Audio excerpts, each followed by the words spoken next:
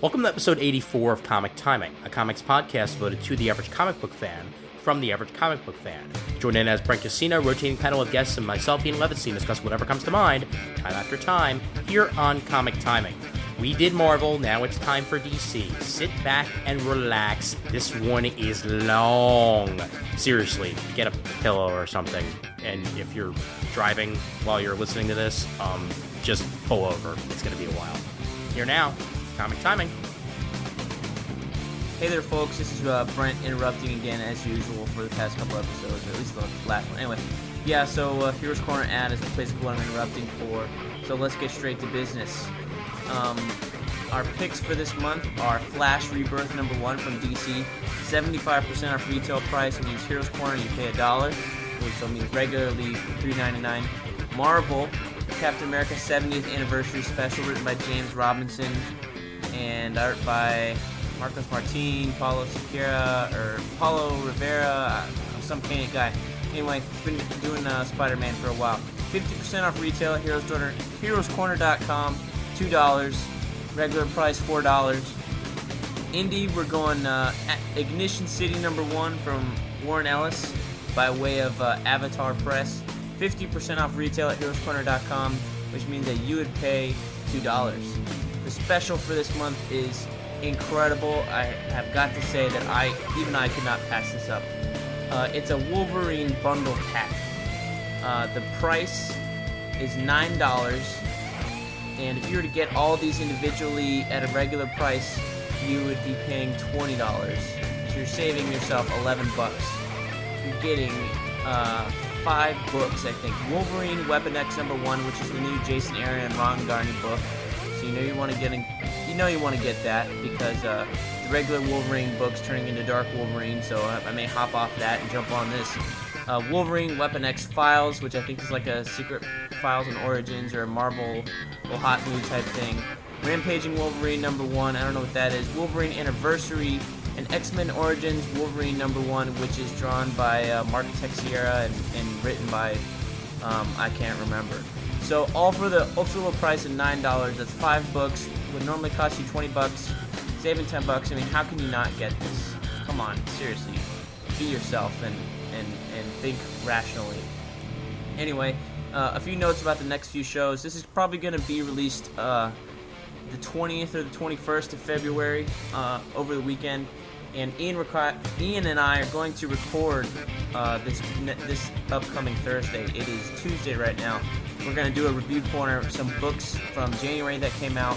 G-Man #1 hasn't come out, but we're going to throw in some other books from February that have come out so far. That way we won't be so far behind when we actually get around to doing the next one. And then, so that will be edited and probably be released right before MegaCon, the last week of February, the 28th, 29th, not 29th, 28th and March 1st. So that will be released then. So that way our MegaCon episodes are fresh and up to date. You won't have anything in the backlog. We'll be all caught up, and you'll get some crazy MegaCon stuff from the room. It'll be Ian, myself, not Raph. Raph had to work. Sorry, Raph. But Brandon Christopher is coming back, the guy who called me man pretty from last year. He hasn't been on the forums or done a podcast, probably because that embarrassed him a lot, because, he called me man pretty, and that's probably pretty embarrassing to him. I mean, I appreciated it. I mean, not awesome to get called man pretty, but anyway, that's beside the point. And another guy named Travis. You'll probably hear some stuff from the CGS guys, Brian Deemer and Brian Chrisman or Pants. Wayne Cordova will be down there, as well as Andrew Sharpar from CGS Forums, and Sean Cummings and Travis Earls from Codename Power. They've been on the show a bunch. I'm sure you're going to hear from those guys, because I'm sure we're going to be hanging out with them, as well as some other people who we don't know yet. So we'll figure out when that comes along, and you'll be listening to it, and you'll enjoy it. So that's what's coming up next for Comic Timing. Don't forget to go to HeroesCorner.com. The coupon code for this month is CTROCKS. CTROCKS, CTROCKS at HeroesCorner.com. Don't forget to look at the Wolverine bundle pack, as well as the Comic Timing picks. And when you're browsing the site, you'll know it's a Comic Timing pick because it'll have our little logo at the bottom and a little blurb about why we picked it. Or you can go to the Comic Timing page on the Heroes Corner site. It's on the right-hand side. It's just a little banner. It's got the Comic Timing logo on it. Just click on it. The old Comic Timing logo, anyway. Click on it, and you'll see all the picks for that month and links to our old shows. So it's pretty cool. So we will see you guys around. Sorry, I'm rambling and not pronunciating and shit. On with the show. It's 4 hours. Seriously, grab a pillow, and I'll see you next week. Hey guys, one more thing I forgot to add. We recorded this the day that Superman Beyond #2 came out in January. So Final Crisis #7 had not come out by this point. So when we're talking about speculation, that's why. Anyway, enjoy the show. Hey there, folks. My name is Ian Levinstein, and welcome to episode 84 of Comic Timing. This is the other year in review episode, the DC episode, and let me introduce first. Back from a long hiatus, it's Brent Casino. What's going on, Brent? Hey, I'm just excited we finally get to talk about the cancellation of Booster Gold. Whoa, what? Oh, yeah. Because the other guys on this call, two of the other guys, believe that whenever Brent talks about a book, it gets canceled. He talks about... More like it wants to talk about a book with Sean and Jim, it gets canceled, so Booster Gold. It's a casino curse, man. It happened. I'm convinced it's all Brent's fault. I blame Brent. I like the way you think, Jim. I like the way you think. I want my Manhunter back, Brent. Hey, I didn't want to talk about Manhunter. We'll talk about that plenty on this episode, but yeah, obviously the Raging Bullets guys, we got Sean, Dr. Norge Whalen on the call. Hey, Sean. Hello. Hey, what's going on? Long time no speak, man. It has been too long. I know. Well, eventually we'll talk about either Y the Last Man or American Virgin. Eventually, I swear to God. I love that we planned an episode together. We plan to record on on two whole series that Jim hasn't read. and the other guy on the call, one of the other guys is Jim. Thank you, Magic Hand, Sensei of the Whatnot Seguin. Hey, how's it going, eh? Not too bad, Jim. Not too bad. And the Magic Hand will give you anything you ask it, if you ask it politely. I could go so many different places with that comment that I'm not going to. Yeah. I was just trying to think of how that relates to his trip to Vegas. When we talk about Booster Gold, right away, that's the first thing I think of. Thank you, Magic Hand. No, thank you, Magic Hand. Jim, I've never heard anyone talk about your Magic Hand before, and can you please keep it on Comic Timing? and the other sick motherfucker on this episode, John Carroll. Hey, John. Hey, I'm sorry. I just got back with Brent's Venusaur. Brent, I gave it a tip. I gave it a couple of bucks. All right, good. And if you want to know anything more about that, listen to the bloopers. So, yeah, we're here talking DC in 2008. Wait, we've been recording this whole time? What? Yes. Yay! Yes, usually once I get on a call, that's when the recording starts. So, yeah. But let's go through the forum thread so we can just talk about DC a little bit here. As we did in 2006 and 2007, Comic Timing reviews the year of 2008 and how it did for Marvel. How satisfied were you with Final Crisis and its build-up / approaching finale? What was your breakout title of 2008? What disappointed you the most out of DC? Give us your favorite writer / artist team of 2008 and your favorite DC character of 2008. Any new titles tickle your fancy? You satisfied with the rise and fall of Batman and Superman and the Flash, for that matter? With the return of Titans, the resurrection of Outsiders and Teen Titans, as well as changes in Justice League and Justice Society, which way does the current structuring of teams in the DCU rub you? And please do not take that the wrong way. Also, why would you do that? Because I know who I'm talking to. Also, please give us your favorite single issues of miniseries of 2008. And did the tie-ins for Final Crisis live up to the title itself? And finally, what are you looking forward to the most in 2009 and the upcoming Final Crisis ramifications, which we will not feel until March. So let it be known and let us discuss 2008 in general. And we will begin, just like we began with Secret Invasion for the Marvel episode, we will begin with Final Crisis and its build-up for DC. And let's go John Carroll first before we go to the DC nutnicks of this episode. So, what was your thoughts on Final Crisis and the build-up and the approach to the build-up of Final Crisis in 2008, John? Zordar! Wrath, is that you? No, I figured I should pop in my head. What was the question again? Oh, what were my thoughts about the build-up? Yeah, and the ramifications of Final Crisis in general. I don't think we'll know fully what the ramifications are until March or April, because Final Crisis has existed completely outside of DC continuity as we know it, except for really the tie-in to Batman, because none of the other titles have had anything to do with it. So we're not going to know anything about it till then. The build-up, the less said about the abortion known as Countdown, the better. That's kind of like picking up a. Well, I'm not going to go there. Jim knows where I would go with this. Uh-oh. This story's Logan can tell you, Mr. Magic King. But remember, Sean and Jim like Countdown because they like everything. Okay, I'm probably the fourth biggest DC horror you're going to find after these two and John Mayo. And I thought it was an abortion, the second biggest abortion I've encountered next to the Bush presidency. Ouch! You're just saying that because Obama's finally in office. And? Well, okay. Well, in Final Crisis, I mean, how satisfied have you been with Final Crisis so far? I have been deeply amazed at how surprised I've been, especially the last two issues. Because really, I thought issue 5 was a big turnaround because he finally gave you a good action scene. Mm-hmm. And it started tying things together. Issue 6 has really done that as well.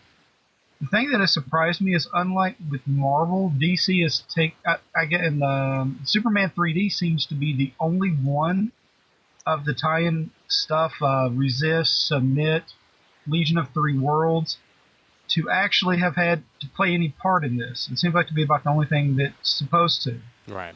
But I mean, that's what's been surprising, is none of the tie-ins have had anything at all to do with it, which has surprised me in some ways.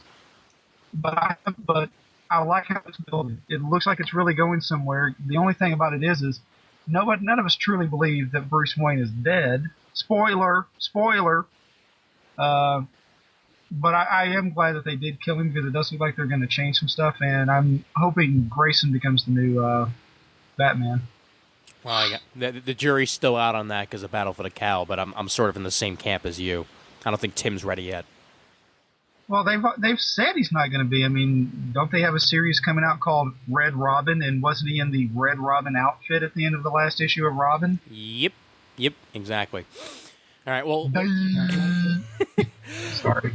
It's okay. It's perfectly fine. Have you taken a look at any of the solicitations for Battle for the Cowl, though? Actually, I've kind of been avoiding that for my own sake. Azrael. Okay. But, I won't say anything here. That's not Azrael, because it's not John Paul Valley, damn it. I don't care. He's fucking... There were more Azraels than Jean Paul Valley. The only one that counts is Valley. Well, there was a history. Well, wasn't one of the ex-Manhunters going to be that? It seemed like they were doing that in the Manhunter Yeah, series? they were going to do that, and I actually wish they had gone that route with it, because that was actually a cool little side story in Manhunter. They may still... Before the second cancellation, it seemed like that's where they were going before the third and final. I mean, the third and final one, they didn't say anything at all, but the second one seemed like that's what they were prepping for. Well, I guess was it Mark Shaw? That's who I was thinking of, Mark Shaw. Yeah, absolutely, and I thought that was a cool little side story for it. Right, and we'll certainly find out for sure in a little bit once we get the whole Azrael series coming out. But I sort of think it might be following him, or it could be resurrected John Paul Valley, considering people seem to come back to life a lot in the DC universe. So not as bad as Marvel. You don't kill as many people. Yeah. Well, and on a side note, did anybody happen to see the? Well, I don't want to spoil it if you guys haven't, but did anybody happen to see the toys that let slip for Blackest Night? Yep. No, I didn't. You didn't? Well, they're in the solicitations. Okay. They give away one of the characters, but they just don't show them. Yeah. Well, I won't spoil it for you yet, Jim. But if these two are going to be as involved as it looks, Blackest Night is going to be interesting. Cool. Can you send that to me through the Skype real quick so I can see what you're talking about, because I haven't seen the solicitation.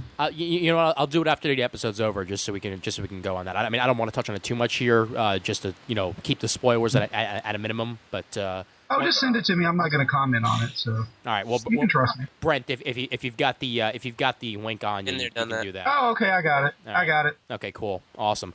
Well, Yeah. let's roll over to Sean then. Final Crisis, its lead up, and what it's done so far. How satisfied have you been?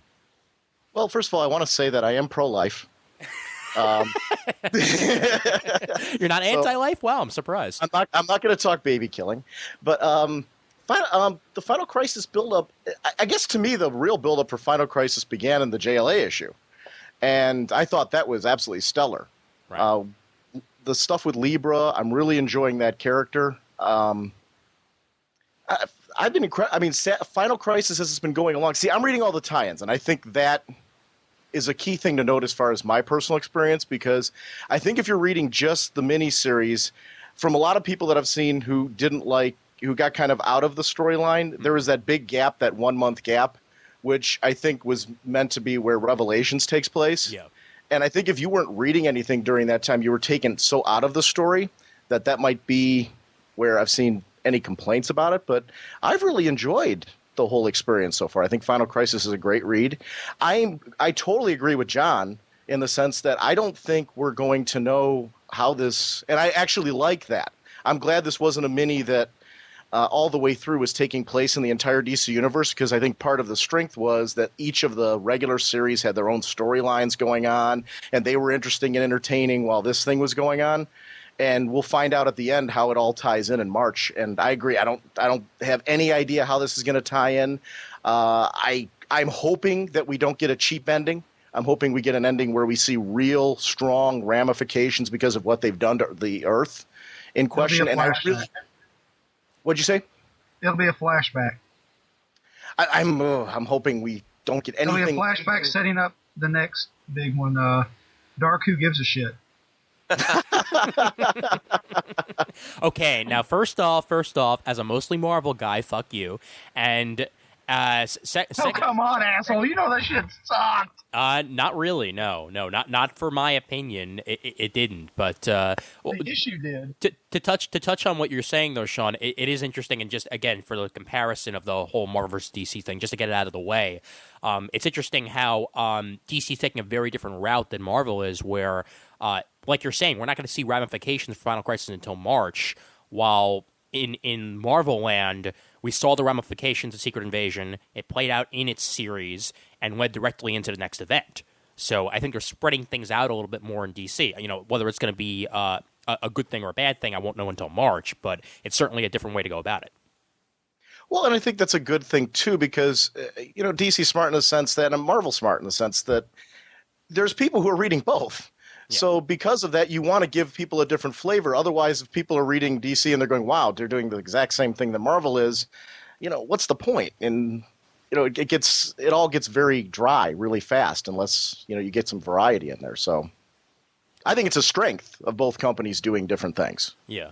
Well, how many reads do you think it takes Final Crisis, though, until you finally understand it? Because, I mean, you're a firm believer of this, and so am I, that to understand Morrison, you either need to be drunk or read it 3 times, and some people are on the positive side of that and some people are on the negative side. But it does take at least 3 or 4 readings until eventually you're like, oh, so that's why this happened. And that's where we are with Final Crisis. I mean, is that a benefit of Final Crisis or is that a detriment?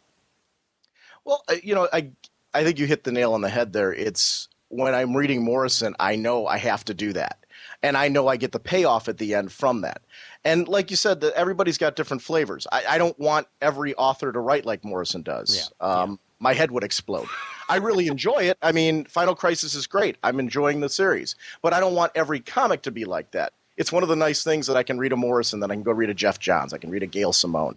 I can read a Fabian Iciez on Robin. We can keep kind of like, running around different authors, and you get very different flavors.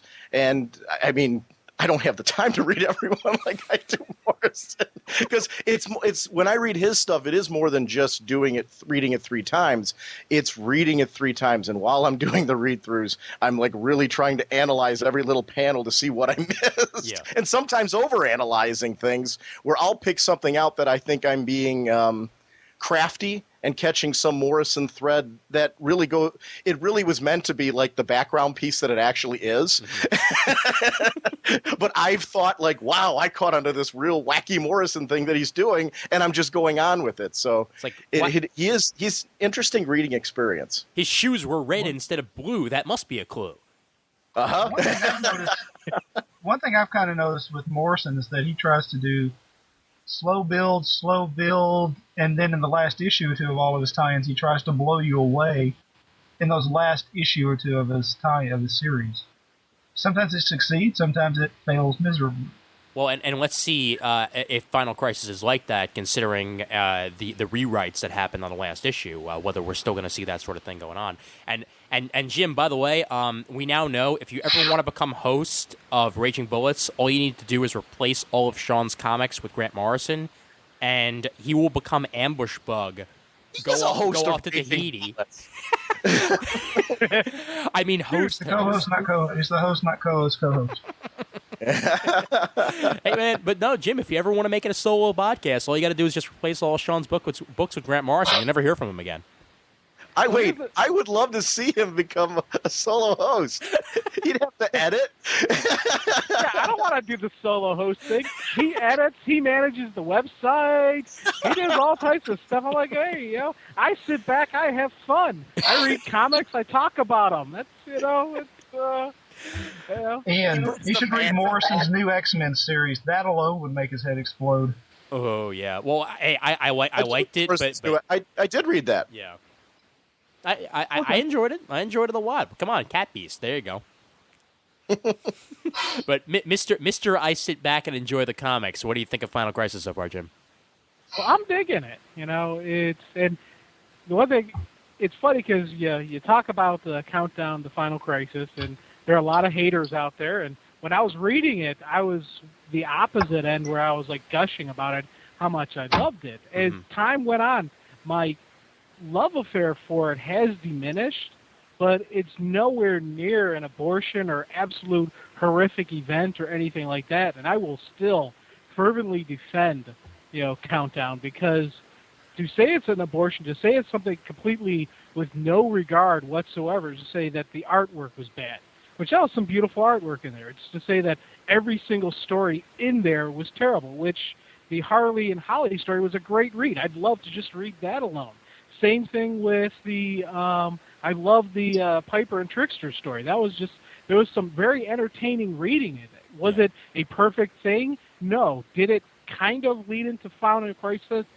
Yeah, kind of. It wasn't a clean, perfect, mesh flow through that I think they had in their heads that they wanted to. But I don't know. I kind of, if you're not, it's weird because it's, I sit there and I'm like, I did like it and I do still enjoy it, not as much as before, but it was still enjoyable reading. I thought it was a pretty good lead into what they're doing. And the current story arc, just to reiterate some of the stuff Sean said, I like the fact that this is a mystery building, and it's, with each issue we're getting more, and there's, even when we answer more questions, there's still more questions out there. And the fact that we're not going to get the full story or see the full ramifications for a couple months until all the monthly titles catch up, I think is a good move on their part, because when they first came out with Countdown, they said it was going to be the spine, and they realized that you can't tie in all these monthly things into one synchronized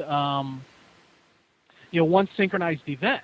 So now they're letting the books tell their own story at their own speed, and then we'll eventually have the tie-ins for the Countdown, for the continuity people. So I like how they're doing this. This is, for me, very enjoyable read. I like, getting my mystery piece by piece, and I don't know, I'm enjoying it. Well, you hit the nail right on the head, though, Jim, about the whole letting the writers finish their own stories before having to worry about Final Crisis, because with the distinguished competition, like for instance Captain Britain and MI13, that was telling its own story, but it still had Secret Invasion involved. I liked it. It's just that Secret Invasion was still going on. With what's going on in the books right now, Justice League is doing their own thing with the whole Milestone universe. not really having anything to do with Final Crisis. Birds of Prey, even though it's ending, is doing their own thing. The Bat books, R.I.P. and all that jazz, are still in essence telling their own stories. But eventually, everything's going to tie together into one neat package. But people still get to finish the stories that they were telling before having to deal with Final Crisis. I think that's definitely a positive. And Ian, it's not even like Green Lantern, I know, is not in March. We're not going to find out how Green Lantern ties into Final Crisis. Yeah. I know they were saying that's going to be closer to summer. I think they said May or June. That I'm totally throwing that off the top of my head, so I might be wrong on the date in that. But I know Green Lantern was not going to be one of the titles that we would find out how it ties in until a little bit later.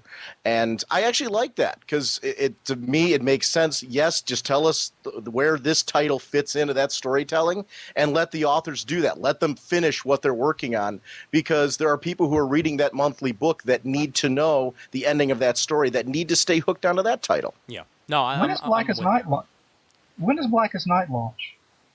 Soon, doesn't it? I think in March, if I'm remembering correctly.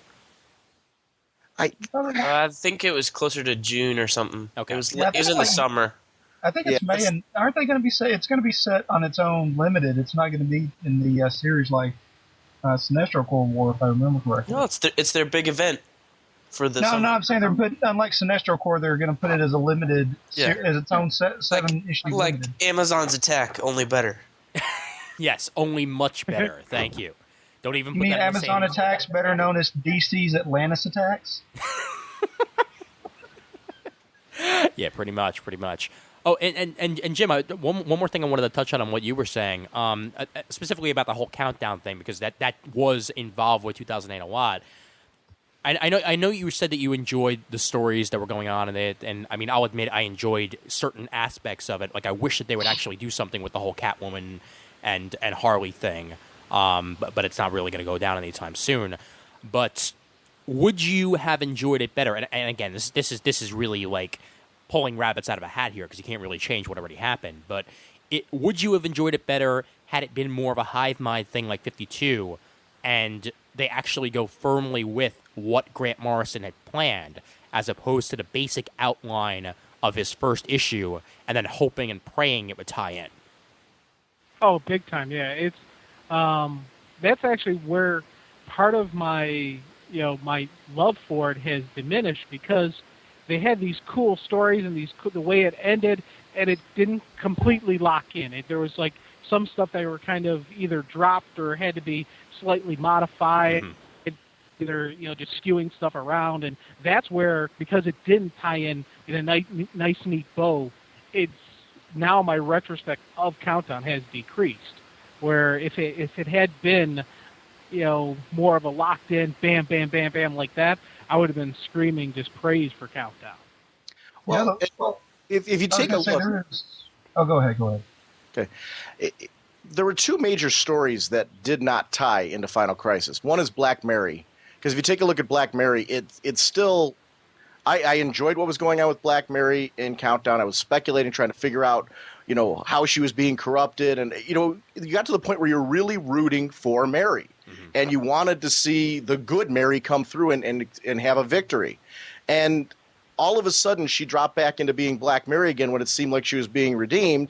And then we've got her in Final Crisis being controlled by Desaad, and it's really not clear when that happened. And that's something for me. I was really enjoying the whole Black Mary thread. I was rooting for her, and to have her instantly turn back to being Black Mary, and now in Final Crisis we've got her controlled by Desaad, but there's no reference to Eclipso. That's one thing for me. I'm not like pissed about it, but it was a thread I was enjoying. It's something I'm hoping at some point in some storytelling, and it's not going to obviously be in this book, but I'm wondering if afterwards we might see some explanation as to how those events coincide, because it really was something in Countdown Weekly I was really into her tale.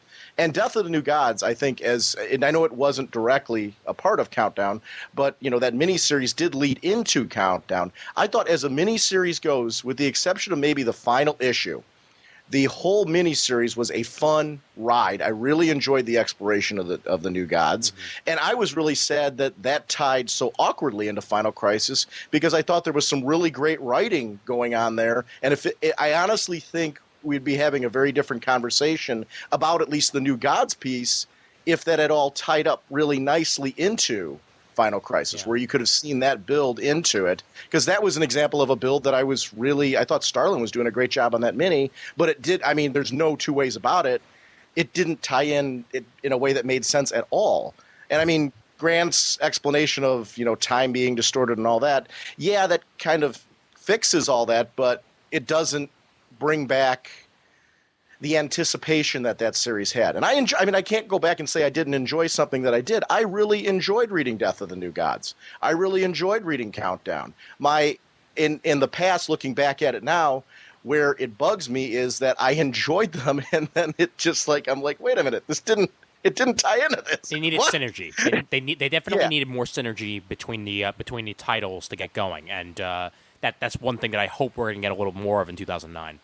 Well, what bugs me about it though is that, like what Sean's saying with Black Mary, she's taken over by Desaad and has this new look, and you don't even get any indication of where it came from. I mean, sure, there's a whole month in between, 3 and 4 or something, or 4 and 5, whatever it was.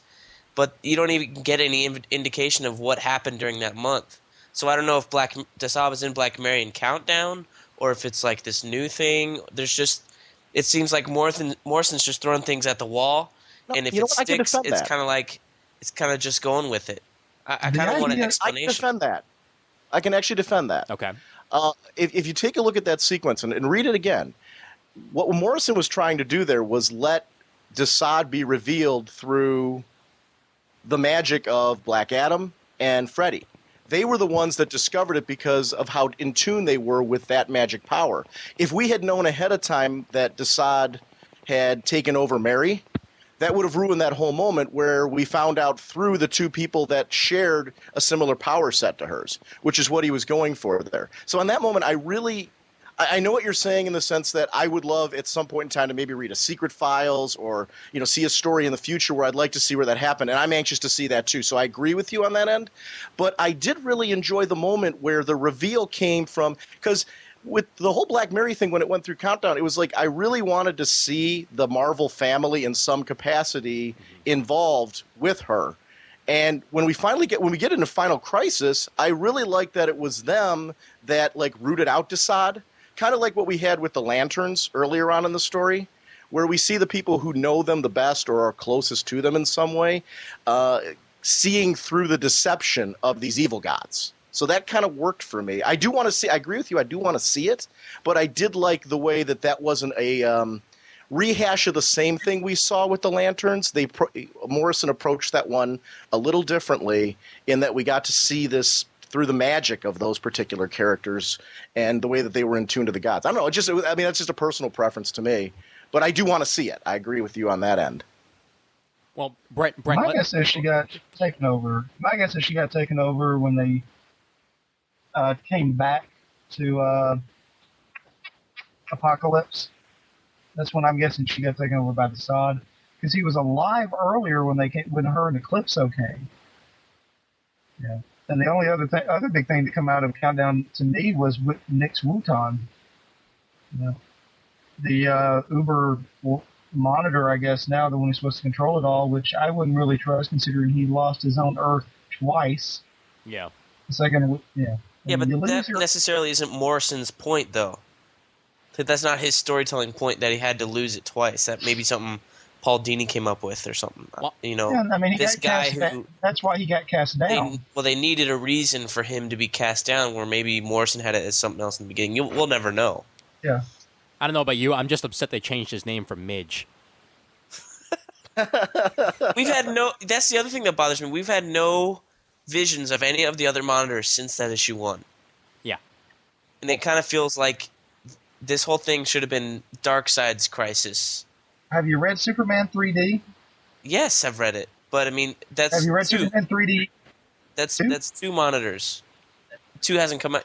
Number 2 hasn't come out yet. But, I mean, we have Nix Wutan. You have issue number 1 where they have all the monitors and stuff. And then that one girl monitor comes in the third issue, speaks to Superman, and then leaves the main narrative of Final Crisis, right? So there's 2 guys in Final Crisis. If you just read the main 7 issues, there are 2 guys that leave the narrative and come back at some point, and you don't know where they've been. I agree with John. It's out. Read Superman Beyond 3D #2. It will make sense of all that. I haven't read it yet. No, Okay. just I know, but that's why I don't want to spoil it for you. I don't want to ruin it for you. It makes a lot more sense of that, and I agree with John. And I'll bite my tongue on that because I really don't want to ruin it for you. But I'm with you. I wanted to know that as well. That's the issue where we start to see that. Okay. Well, the other guy I had an issue with, though, and all of his issues are out, so I can't say I haven't read it, is Batman.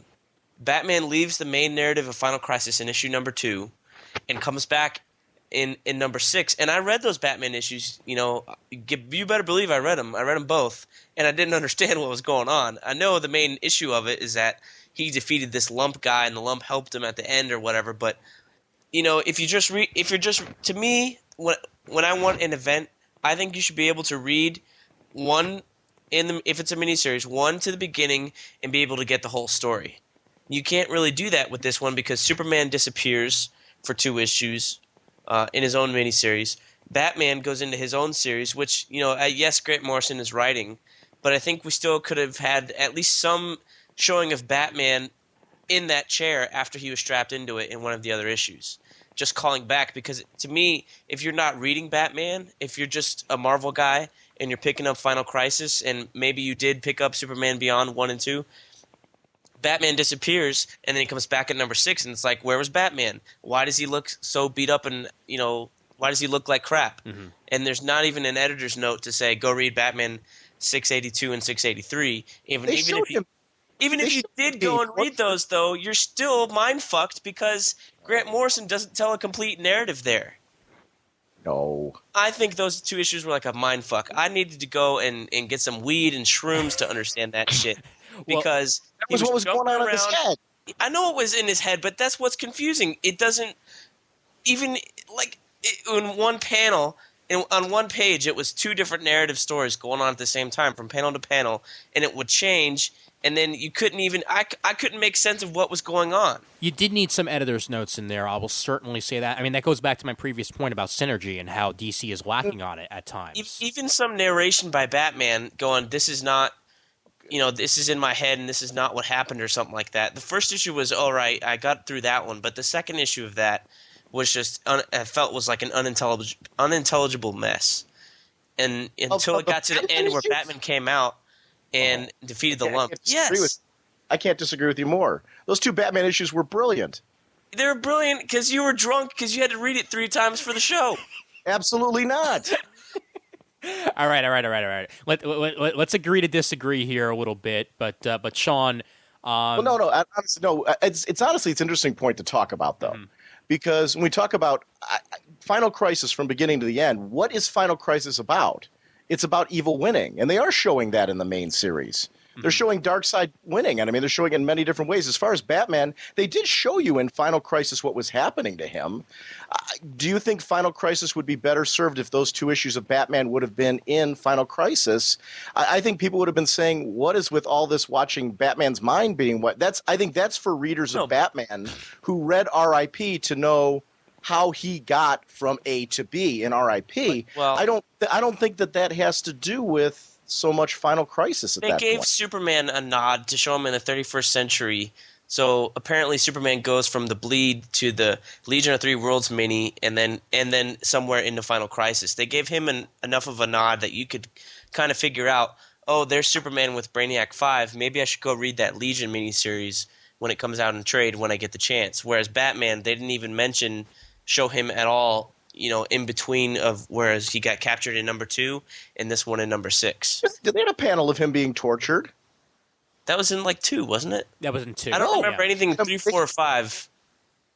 They absolutely did, and I want to say it was issue 5.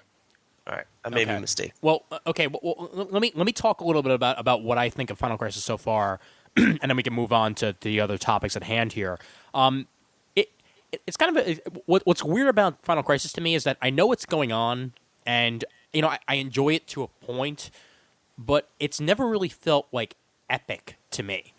And I know that it's an event book, and that it should be sort of going to that, but it's probably because it's Grant Morrison, where you do have to like read into things, and you have to read it once or twice, or 3 times, or 5 times, or 12 times to actually really get everything in your head. But when issue 6 came out, and I mean, again, I hate comparing things here, but when the last issue of Secret Invasion came out, and every issue previous to that, I had to run to the comic store to pick it up because I couldn't wait to see what happened next. When issue 6 of Final Crisis came out, originally I thought it was on my Heroes Corner order, and then I realized it wasn't, and I got to pick it up at the shop. And I was thinking, like, let's see, should I make a special trip out to the comic shop to get number 6, or can I wait? And I realized I can wait for this because it's not really like I'm not really clamoring to read it. I mean, I'll read it, and I'm sure I'll enjoy it, but it's not something that I've quote unquote been looking forward to. It hasn't been my top of the stack book when it's come out, and DC is putting a lot of their future on this title, and from what I've seen online and what I've seen from people that I've talked to and stuff like that, a lot of people were in my boat that it's not a top of the stack book. Now, is it because things are going slow? Is it because we're not going to see ramifications for a while? I'm not sure. I just know that I'm enjoying it, but not nearly as much as I was hoping for when I started reading this. It's gotten better as it goes along. That much I'll certainly say. I will agree with you there, but I think part of maybe your problem, and maybe this is mine too, is that, I read Crisis on Infinite Earths, the original, that was great. It was something new. Yeah. Something we hadn't seen before. Infinite Crisis was a sequel of sorts. You had the return of familiar characters from the first miniseries. Had the return of an Anti-Monitor. It was a true sequel. You know what I mean? It had the Red Skies and everything. So it was still something new in that it was stuff you hadn't seen in 20 years. You know what I mean? From the original Crisis. So it wasn't anything brand new. But with this one, it just seems like it's just another Darkseid story. Mm-hmm. And it's not really – it doesn't really relate anything for the original Crises, though, from Infinite or original Crisis on Infinite Earths, other than the monitors that have been in, brief glimpses. And even for being, to me, just another Darkseid story, he's barely even in it at all. Well, heaven forbid Marvel Zombies have to do something beyond a surface read. Okay, that's not – but that's not really what I'm talking about, John. I mean, what I'm talking about – is the difference between something that feels epic and feels like it's going to have immediate ramifications versus something that is a slow read and you're not going to really feel it right away. That's the difference. I'm not talking about. Also, how much of that is burnout? How much of that is the fact that for the last 5 or so years, both of the major companies have had event after event after event after event, and we're burned the hell out. I'll give you that. I'll certainly give you that. That could certainly play into it. Sean, I know you've been trying to say something for the last couple of minutes. They are destroying the entire main Earth that DC's running on. I mean, as far as like big events, I mean, I don't know how much bigger you can get from that. I mean, if issue 6 is any indication on what they could possibly be doing here, they might be taking everybody off of this Earth and abandoning it.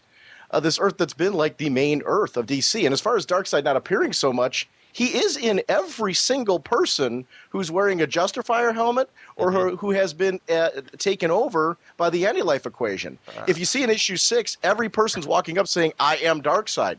We've seen him taking over people left and right throughout this entire series. So, I mean, I don't know how much more active the fella can get than that.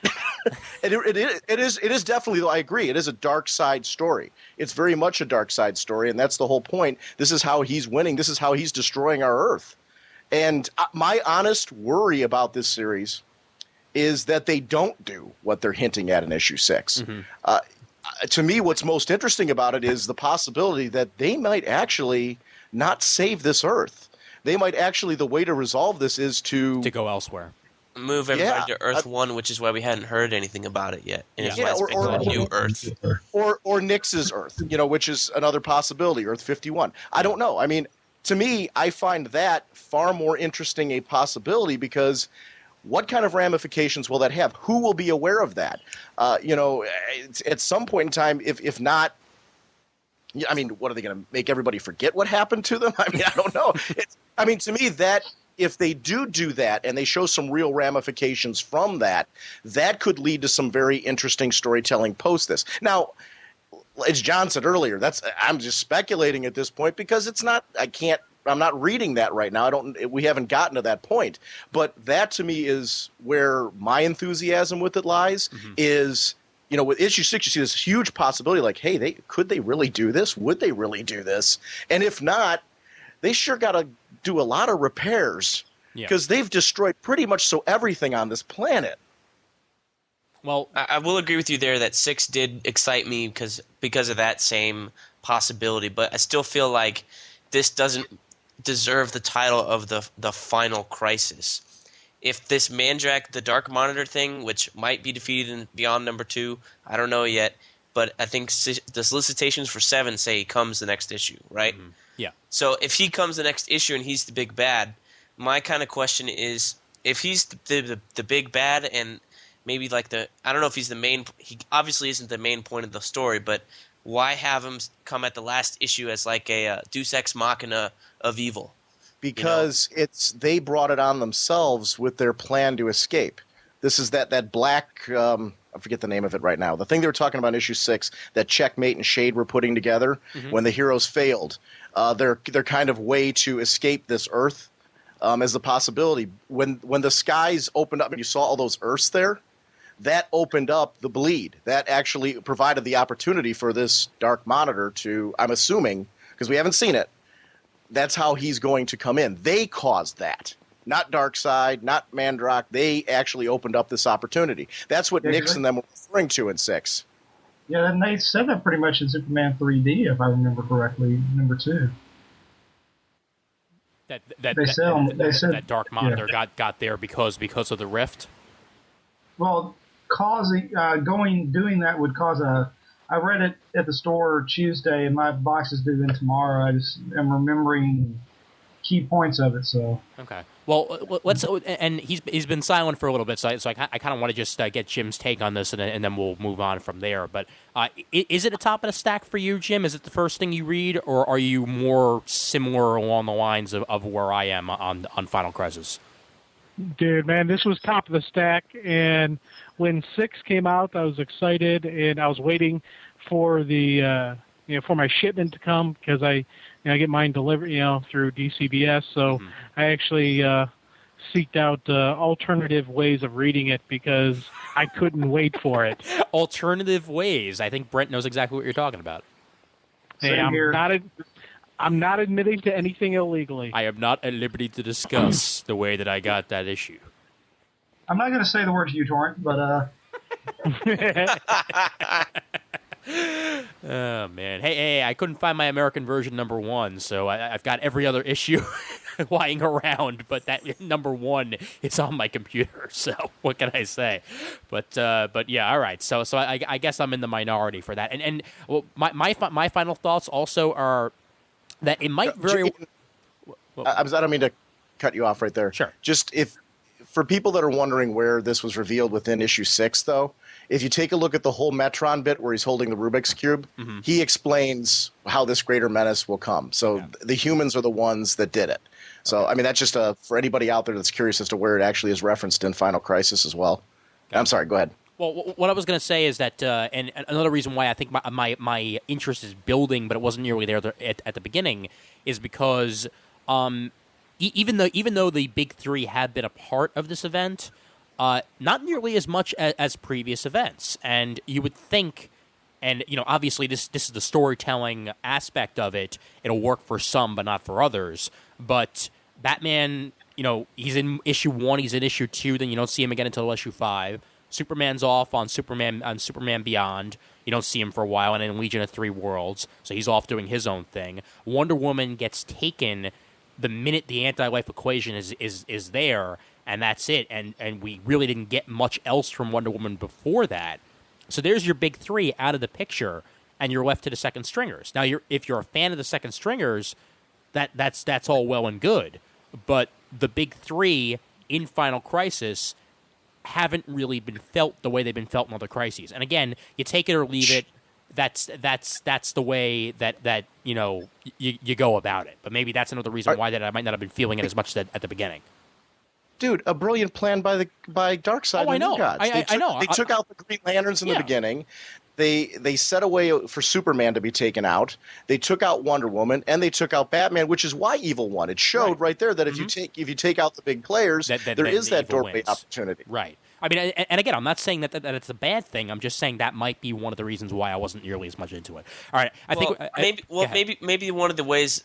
I'm feeling kind of the same way you are, but one of the ways I'm not feeling as much into it has to do with Marvel's book coming out every month on schedule, basically with the same artist, and then here you have DC who had maybe some lead time or something, knew the artist they were getting into, and then seeing him fall through halfway into the book and not even on the last minute. And then to see another artist come on the 6th issue, Marco Rudy pencils. I think he penciled those Black Canary pages in the Satellite. And then we have Doug Mahnke helping out on number 6 and doing all of number 7. I think kind of takes the wind out of the sails for me a little bit. So, I mean, and I'm still enjoying the story and I'm still enjoying the art, but it seems to me that somebody at DC is not scheduling or getting what Marvel has done with its event by finding an artist that's fast enough and skilled enough to do it, or maybe they scheduled Lionel Francis Yu months of time to get a head start. Well, and I understand the rewrites and stuff. I understand that may have something to do with it, but no, I'm not excusing that. What I'm saying is I honestly think it's the people scheduling it that made a decision to say, hey, wait a minute. We scheduled J.G. Jones, and J.G. Jones has admitted this. He couldn't keep up with the pace. So they brought in – I mean, would you have rather that they delayed the book and not brought in a guest artist? Which, I mean, and I'm not saying you're right or wrong either way. I mean, that's your opinion. In my case, I'm glad they brought in, Carlos Pacheco, and they brought in other artists because it kept the book close to on time with very few exceptions. I mean, that one month off was supposed to be there from the get-go. So that wasn't a delay. That was actually supposed to be there. The only real delays have been towards the end here slightly. No, they were still a month after that month off that they planned that we didn't get an issue, I think. Yeah. No? No, because Resist and Submit were late, and that was why. They were supposed to come out during that month off, and instead they came out about a month later. Which led right into the issue. But still, we really didn't see anything for an entire month, and that's why, some people's attention waned because there was absolutely no Final Crisis to follow. Maybe that was a part of it, but as I reread Civil War over the summer, and rereading that and having the same artist consistently for all 7 issues was kind of nice. So, looking back, I can see Marvel's reasoning for delaying that off, even though, we kind of talked about it on here and talked about elsewhere how people were angry and they were upset and stuff. But, I can see the reasoning for having a quality artist like Steve McNiven and like J.G. Jones, whose work I really enjoy. But having a quality artist on a big event, I can understand that. But, the scheduling thing, you either got to give or take. And it seems like DC still wants to have that quality artist, and J.G. Jones is great, but it seems like nobody hit them in the head going, hey, we might have some scheduling issues here. Can we figure something out? I don't know. That's just me. All right. Well, I think at this point, we're almost beating a dead horse, so I think we can probably move on to hear from or a dead bat. Or a dead bat. Right. Sean, you want to have your final thoughts on this before we move on? I mean, the only thing is, I can totally see what Brent's saying, and it becomes an issue of, do you prefer to have the main artist on it, or do you prefer to have the book shipped sooner? Yeah. And I can't say Brent's wrong, because I read Civil War. I liked that about Civil War as well. So I definitely agree with that concept. But in this particular case, I really needed this book to keep moving. So I'm glad that they made the decision that they did. Now, I do agree with Brent. I would love to have seen J.G. Jones complete all the pages all the way through, because he's a stellar artist and I really like it. So I can't argue that point, except that my preference would have been not to delay the book further. They had to do something. So I'm glad that they decided to make the move to bring in the fill-in artist. That works for me. But I can see Brent's side of it, and I have it's not contradicting him. It's just a preference thing. And in the future, just have Doug Mahnke do it all. The end. Hey, I'm totally for that. Had Doug Mahnke been doing it from the beginning, I would have been a happy camper. So that's where I'm going on that, because Doug Mahnke is like the same sort of artist that Marvel has going for them. He's fast and he can get stuff out as amazing as if he was given lead time. So there's my take, I guess. But let's move on to happier trails. Let's move on to the actual I guess best ofs and worst ofs of 2008. We'll start off first with the breakout title of 2008, and we'll go with Jim first here. And it could be Final Crisis related. It could be just a regular book that you've been reading in 2008, DC related. What was your breakout title? You can include Wildstorm and Vertigo if you want to. Breakout title, I gotta say, is Secret Six. Ooh. That's just that just hit from the beginning, and it just blam, from day one, from issue one, has just been nothing but goodness for me. So Ragdoll. Yeah. Don't make me throw up in my mouth anymore, Mr. Levinstein. That last reveal. Oh my God, I love that. I didn't read the most recent issue yet. It's waiting for me at home. Don't spoil anything. And we won't spoil it, but I absolutely loved it. Okay. Jim is Throw Junior. up a little in your mouth, you'll go a little verklempt. Talks amongst yourselves. Yeah. Oh dear. And you got At home. You think you're not at home? Were you in the apartment or at your parents' house? No. I'm at my apartment. Well, the Heroes Corner shipment goes to my parents' place though, because they actually have a super that I can trust if it goes to the wrong people. So I've only been here so long. But what are the you got any other titles you want to bring up, Jim? Teen Titans for me. We've seen, this was one of my favorite titles I had, and then when Johns left, it kind of was like, I don't know what's going on. Now McKeever's on there. I'm just loving what he's doing. It took he took him a couple issues to get his mojo going, but now he's got the groove going. He's changing things around. He's making it his title, his team, his way, and I'm just so Titans happy that I'm just giddy like a little schoolgirl. So that would be the two big ones for me that I was like, oh my God, yes. Well, I have to agree with you there. Teen Titans has been great. Yeah. Well, especially with the redemption of Wonder Girl. Yeah. Definitely, really seeing growth and, development of Wonder Girl. And same thing can be said for Supergirl. We're seeing her in her title. She's maturing. We're seeing really cool stuff coming from Robin. I always got to talk about Robin because I love that. But, yeah, there's been a lot of just, some really cool, we're seeing the groundwork laying down for some future development and storylines coming out. And that's what I'm liking, the fact that the writers are laying down the plan and everything's building. It's that, one story arc's building on the next story arc, building on the next story arc with callbacks to previous stuff, and even callbacks to stuff other writers did in that line. So, that's where I'm at. McKeever's a great writer too. I mean, he understands the history of comic books and is able to call back things without it feeling out of place. And that's really what I love. Like, especially when he went back to that future storyline. When he went back to the future timeline. Originally, when I was thinking about that, I'm like, well, okay, this was Johns' baby. Why is he going back there? It's not really his thing. But the way he went about it, I think it worked great. Oh, definitely. Go to a story that the Titans fans loved, and not change or twist or distort what was done, build off of that. And we saw these characters, kind of how he sees the characters, how he sees they would deal with it. And then from there, those were huge launching points for the character development and growth to who they are now. So, yeah, that whole Titans, of the future, then the Titans East story, and just all these things, just boom, boom, boom, boom, those were just some great stuff. Amen to that. Jim, I just got through rereading the one of the original, the one that originally came out of that trade. I got it from Deemer when he was selling some stuff. And when you go back and reread that, especially the parts where Superboy's in the future, you get the feeling that maybe the crisis that they were talking about that formed the Titans West, the future ones, was an infinite crisis like we all thought. Maybe it's this crisis. Oh yeah, and that's the cool thing with what we're seeing from all these different stuff, and it's still, there may even be another Crisis after Final Crisis that they're talking about. Final Crisis. Right. Super duper final.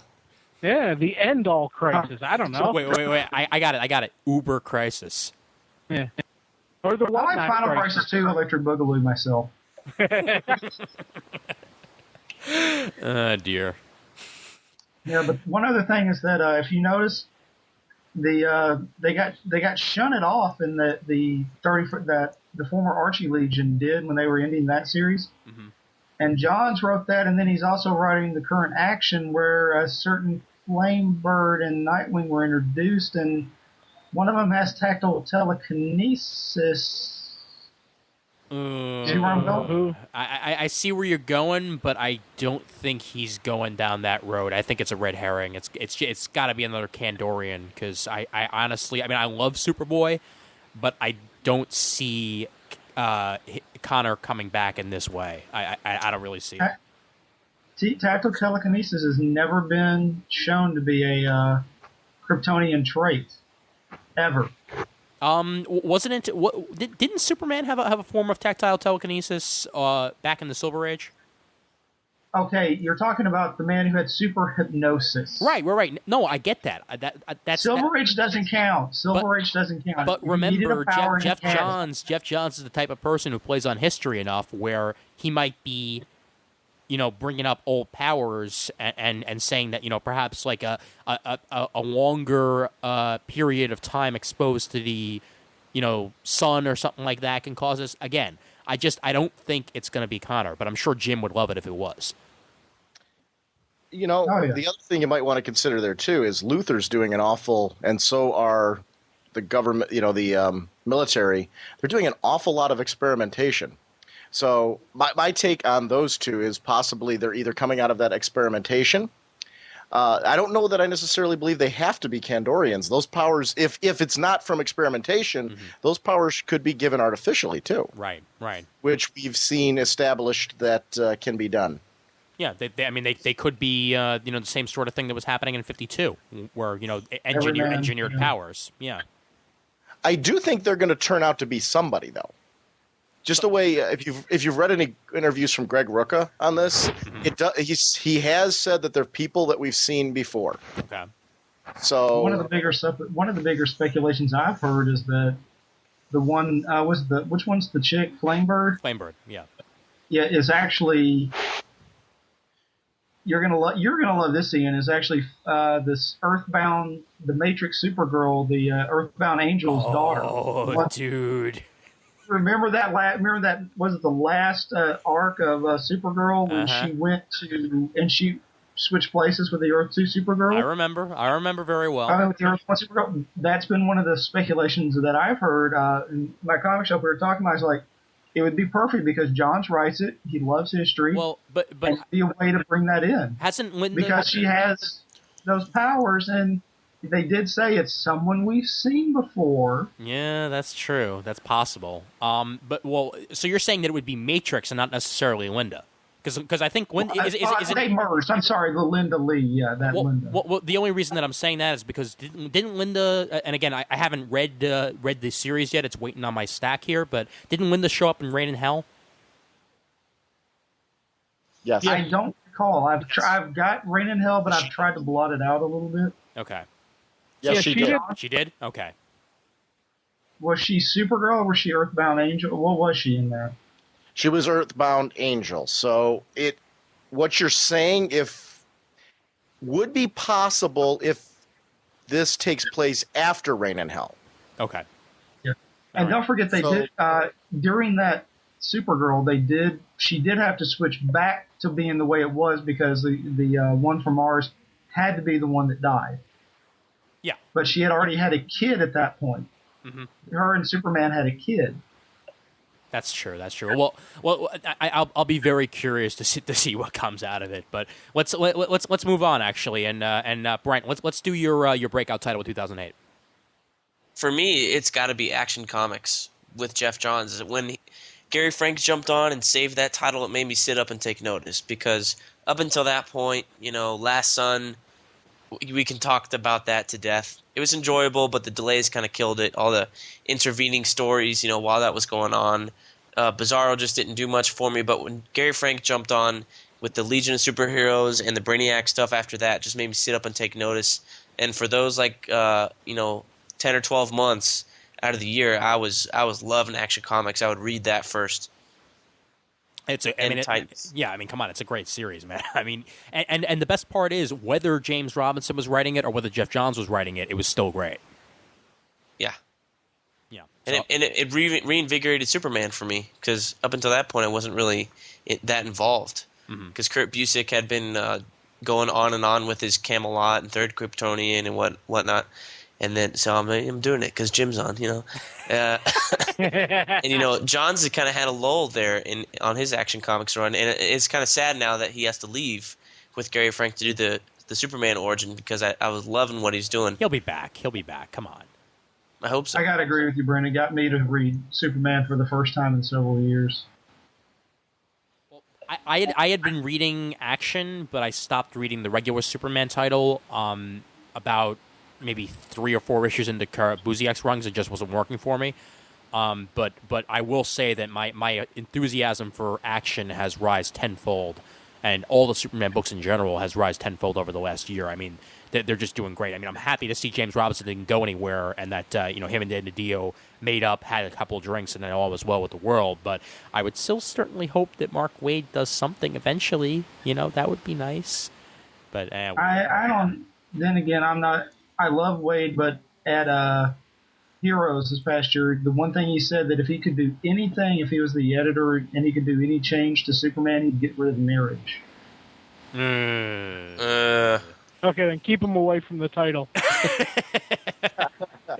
No. See, I hope that was a great. joke, because they've kind of put in the last couple of issues since Spider-Man has kind of done away with that. It felt like they were putting more of a focus on Lois and Clark to show that this was something that could work in comics. I thought. Yeah. I don't remember where it was exactly. It may have been in Superman and not in Action Comics, but I thought it worked pretty well there. Oh, but it's great. I mean, he can make a deal with Etrigan the demon, and say that the marriage never happened, and Etrigan will do a couple rhymes, and then all of a sudden he'll wake up and he'll be a teenager at the Kent farm. Is that how we're getting back Jonathan? Yes. I think you'd have to do something like what Wally did, but then he'd remember, and then Batman would figure it out, and all of a sudden they'd be married again, and Lois would be pissed. Wait. That was the Flash. That was the Flash. I'm sorry. Wait. Wally West is going to marry Superman? I'm confused. No, Wally West quit, didn't he? For now. I haven't even read that. Series end, by the way. Does anybody know what that series did? Okay, because I stopped reading during the Water arc, that whole Water series. I quit. Well, let's move on to John's favorite of 2008. I would have said Checkmate, but then Rucka got off, and then they had that. For me, the best of the year, I'm going to have to go with echoing Secret Six, echoing Action, but for me, it was actually going to be Legion of Superheroes. That was wow. That's an interesting choice, because I know that the reaction's been kind of mixed on Shooter's whole thing. Well, this sounds really bad. I mean, I hate to say this, but everybody that's a Legion fan, if you're a Legion, has always said, my Legion is the Legion that was Superboy in the Legion of Superheroes. Ian, you've always said that your Green Lantern is Kyle Rayner. Mm-hmm. So, I mean, the Archie Legion, I don't know if you're a big fan of them, but I mean, for me, the Legion that I got introduced in and I fell in love with and has caused me to go back and get all the other Legions that I can has been the current one. I've liked how they've done everything, and I've loved how they've developed the characters. I love where they're going. I mean, making Princess Projectra basically a bitch that's killing everybody. Dream Girl and Brainy, I love how they're doing that. The Cosmic Boy being Cosmic Boy with Saturn Girl. I think it's just been it's shown the strengths and the weaknesses of every character. I mean, going in, I mean, every character, I hate to say this, is true to who they are and what they're doing. And it's also very written in these times in which the characters are more snarky and more sarcastic. And I mean, think about it. How did they get Brainiac to figure out how to generate the power to beat the planet that came in? They basically insulted him and told him that they knew he couldn't do it. And, of course, what's Brainiac going to do? He's going to figure out how to do it. Mm-hmm. So for me, I mean, the series that's been the best that I've enjoyed consistently every month has been Legion of Superheroes. Right after that has got to be Birds of Prey. They've done a lot of good stuff with that series this year. Yeah, Bedard did a good job picking up from where Simone left off. Yeah, I mean, I loved the news where they were out in California when they and the whole thing about with her confronting Joker and confronting her demons and how that's going to end, and then it's going to tie into the next little mini arc that they're going to do with the Battle for the Cowl and some other stuff. I mean, that series has done a lot this year. I mean, both of those series I think have been the best consistently every month. Where they've not been, I mean, admittedly they haven't been great every month, but they've been very good every month. And for me, you can be great 4 months of the year and suck donkeys the other 7 and maybe not come out the 12th. But when you're consistently good every month, month in and month out, that's what makes, to me, a great series. If you're consistently very good every month, then that's what you should do. And I got to tell you, I got a chuckle out of the whole Platinum Flats thing with like eBuy and like what was it like U-Space and God, that was funny. MyTube and all those other things. I'm like, yeah, that's not too far from the truth, is it? No. No. Yeah, I'm surprised they didn't go after Jeff Bezos at all in that either. That surprised me more. Actually, this whole cabal of companies is actually what got Steve Jobs sick. I thought it was the realization that he was losing, that the iPod had topped out. Oh. Wah, wah, wah. All right, Sean, your turn. Breakout title of 2008. I actually do have one for Vertigo, one for Wildstorm, and one for DC. Wow, what a shock! Yeah. Well, I mean, you mentioned the other imprints. I mean, I know. I'm just making fun as always because right away I'm just thinking of top bullets. Yeah, I have my top 502. But I mean, they really are very different. Like, you know, if you look at Vertigo, that's my mature title, and House of Mystery is easily my favorite. You know what though? I love Air, but for me, this series showcases the best of Matthew Sturgis. Mm-hmm. And, you know, issue 10 was a blast. We get to see classic Abel and Goldie, and new readers get a chance to learn. And I don't want to spoil too much of it, how these tragic characters work. It really is great to see, like, these nods to the classic for longtime Vertigo fans, but then something new with this story of the house and how there's one character that seems to know a little bit more about the place, but she wasn't even aware of it. And all of a sudden, like, she's like, wait a minute, this thing that, like, I had designed as like an actual living, breathing thing, and I'm a part of it right now. And how these characters find hope who've been trapped in this house, find hope in this one person that they might actually escape this thing that they've tried to escape multiple times and it's gone horribly wrong. So, that it's kind of got a hook for me. Top 10 season 2 from Wildstorm. I got to pick that up eventually. Anybody who is brave enough to follow Alan Moore and do a really great job of it, is Xander Cannon and Gene Howe, what they're doing over on that book. It's really great because if you never read the rest of the top 10 series, it's a brand new story. You can totally follow along, but yet there's hooks and things in there for classic top 10 fans. Same characters? It doesn't ignore. Yes. Okay, good. But there's new characters as well. So there's a little bit of a hook for everybody in that book, which I really like. So it is something though that's very. I wouldn't let people who said, "Well, I never read any of the America's Best stuff." Don't let that shy you away from this. It's a great contained miniseries on its own. It's real edgy. It has to do with what happens when the police force of these people that Ian is talking about, the classic characters that were a part of Top 10, all of a sudden find that their police precinct is being run by this new chief, and this new chief sends in somebody new to the team who, is like his stoolie, and it gets into that whole little intrigue of who do you trust, who do you not, what are the cliques in the police force. It's really just well done character development, and it's the same twisted stuff that Alan Moore was doing, but yet it's got a unique flavor of its own. It's a great book. But Sean, yes, how many issues of that have they come out with? I read the first one. I haven't read any since. 3. Okay, yeah, because they set a lot of that up. Ian, you got to read that first issue. They set everything up in that first issue. You read that, you'll be able. It's like, okay, everything, boom. Okay, well, I'll see if I can pick it up for on the cheap at New York Comic Con or something, because I'd love to be able to catch myself up on that. And there's a neat little mystery that starts right in the beginning that brings them in, and it's good police drama. But it's at one point in time they've got to, and I don't want to go too crazy in it. They've got to arrest a house that's possessed, and I'll leave it at that because you can read the rest of it and actually see how that goes and why that's actually in play.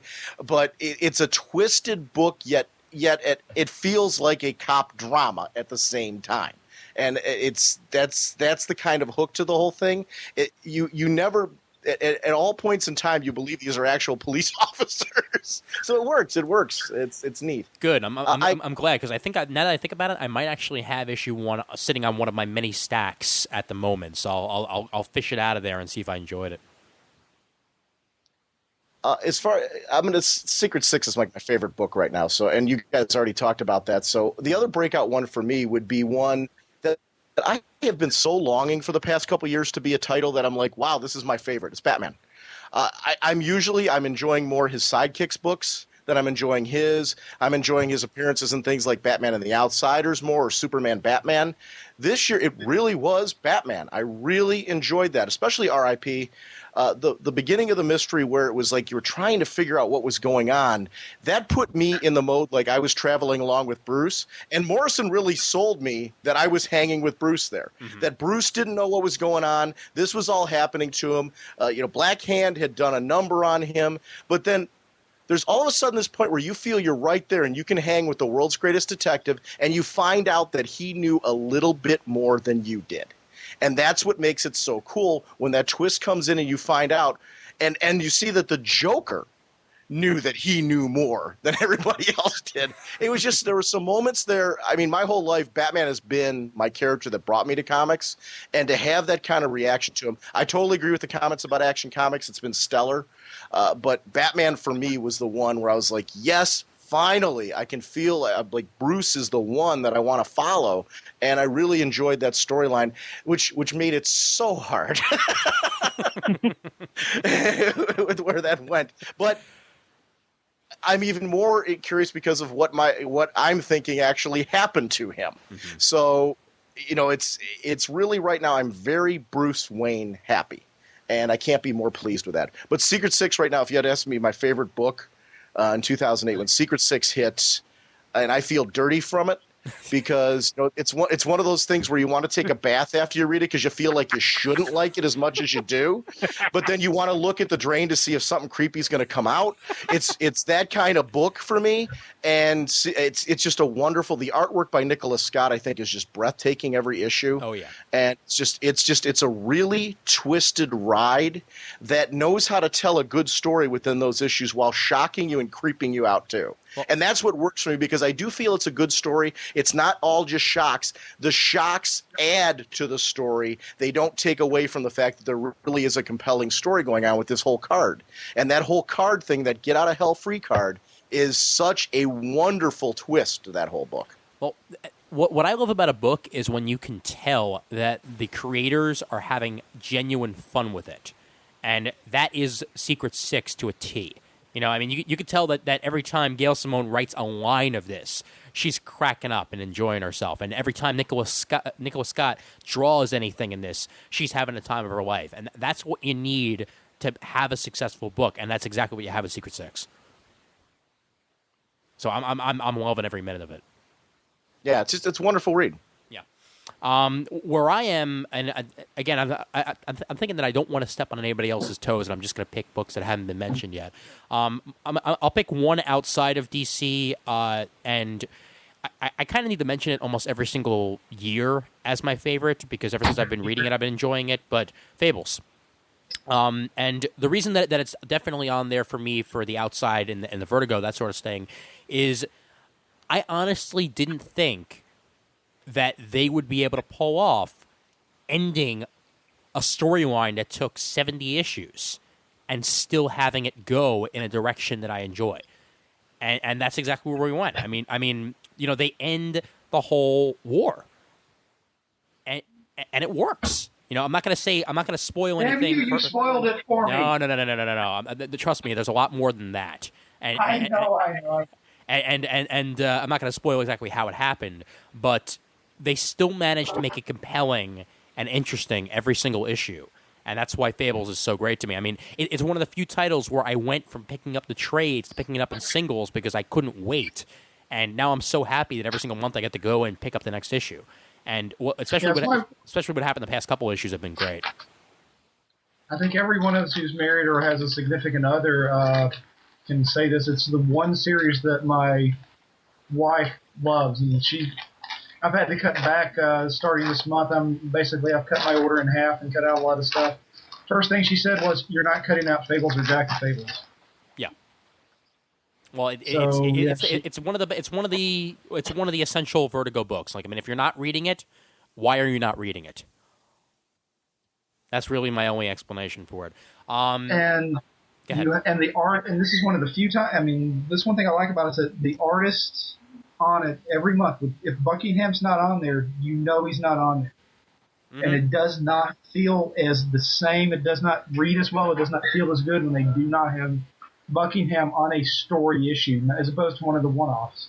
Yeah, well, how about the fact that when Buckingham draws, he has that like tapestry in between all of the scenes. I mean, that's so gorgeous, and I mean, it's not something that anybody else really does on the book, but it feels like a storybook when he adds that in, and it's just such a lovely extra touch that makes the book so great.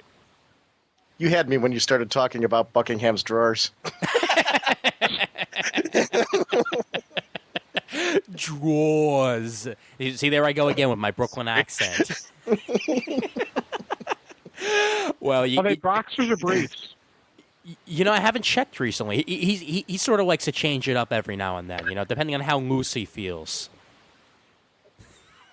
Whether he feels like being bound or not. All right, I'm done.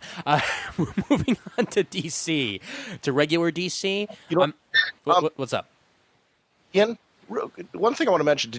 Are any of you reading the Johnny DC stuff at all? Like Tiny Titans, Power Shazam? I pick it up when I can. Supergirl? I pick up Tiny Titans when I can, and it's a laugh riot every time I do. Yeah, because Tiny Titans is brilliant. I mean, that's one of those titles I didn't mention. We were talking about it, but I mean, as far as breakout titles of 2008, I didn't miss an issue of it because it's hysterical, and I do think it's something people looking for all ages fare. It's a great read. I read the first issue and I didn't laugh once, so I figured it wasn't for me. I haven't been picking it up, but I do think DC's making a huge mistake in not putting more of that stuff out in digests. Yeah. Like they did the Batman event. I know the Batman adventures you can still find in that, but they need to put some of the newer stuff in that. Well, like Marvel does. Marvel puts that stuff out like right away. They're all ages material, and it's at book fairs for kids. And this stuff should be at book fairs for the exact. I agree with you 100%. Are you letting your kids pick up the Ant-Man digest, the irredeemable Ant-Man digest? You're just never going to let that go. You're never going to let that go, are you, Brent? I'm not. It's hilarious. Yeah, it's like, they put out nice, friendly, kid-friendly books set over at Marvel and Digest, and then all of a sudden, Irredeemable Ant-Man by Kirkman slips in there, where the one issue where he's like, where he's oogling the breasts of Ms. Marvel is just on the top of her shower head. On the top of her shower head. Something I would definitely introduce to kids. But it's great that now I officially know that Brent Cassina's inner child died a long time ago, that he didn't laugh at Tiny Titans. It's official. Dead and buried. Ian's like fishing for it, and like there's silence. I know. We all threw you Wait, we collectively threw you under the bus. Yeah. Welcome to the bus. I was coughing, so I was muting my microphone. What's interesting about it though is that sort of added to the statement that there was no laughter to accompany it. Just proves that Brent's inner child just no longer exists. All right, moving to DC. You're there for everybody else. When they need a little somebody to pick them up or something like that. Mm-hmm. And the second you need somebody, we all threw you under the bus. You're all dead. Look. All I can say to this is this.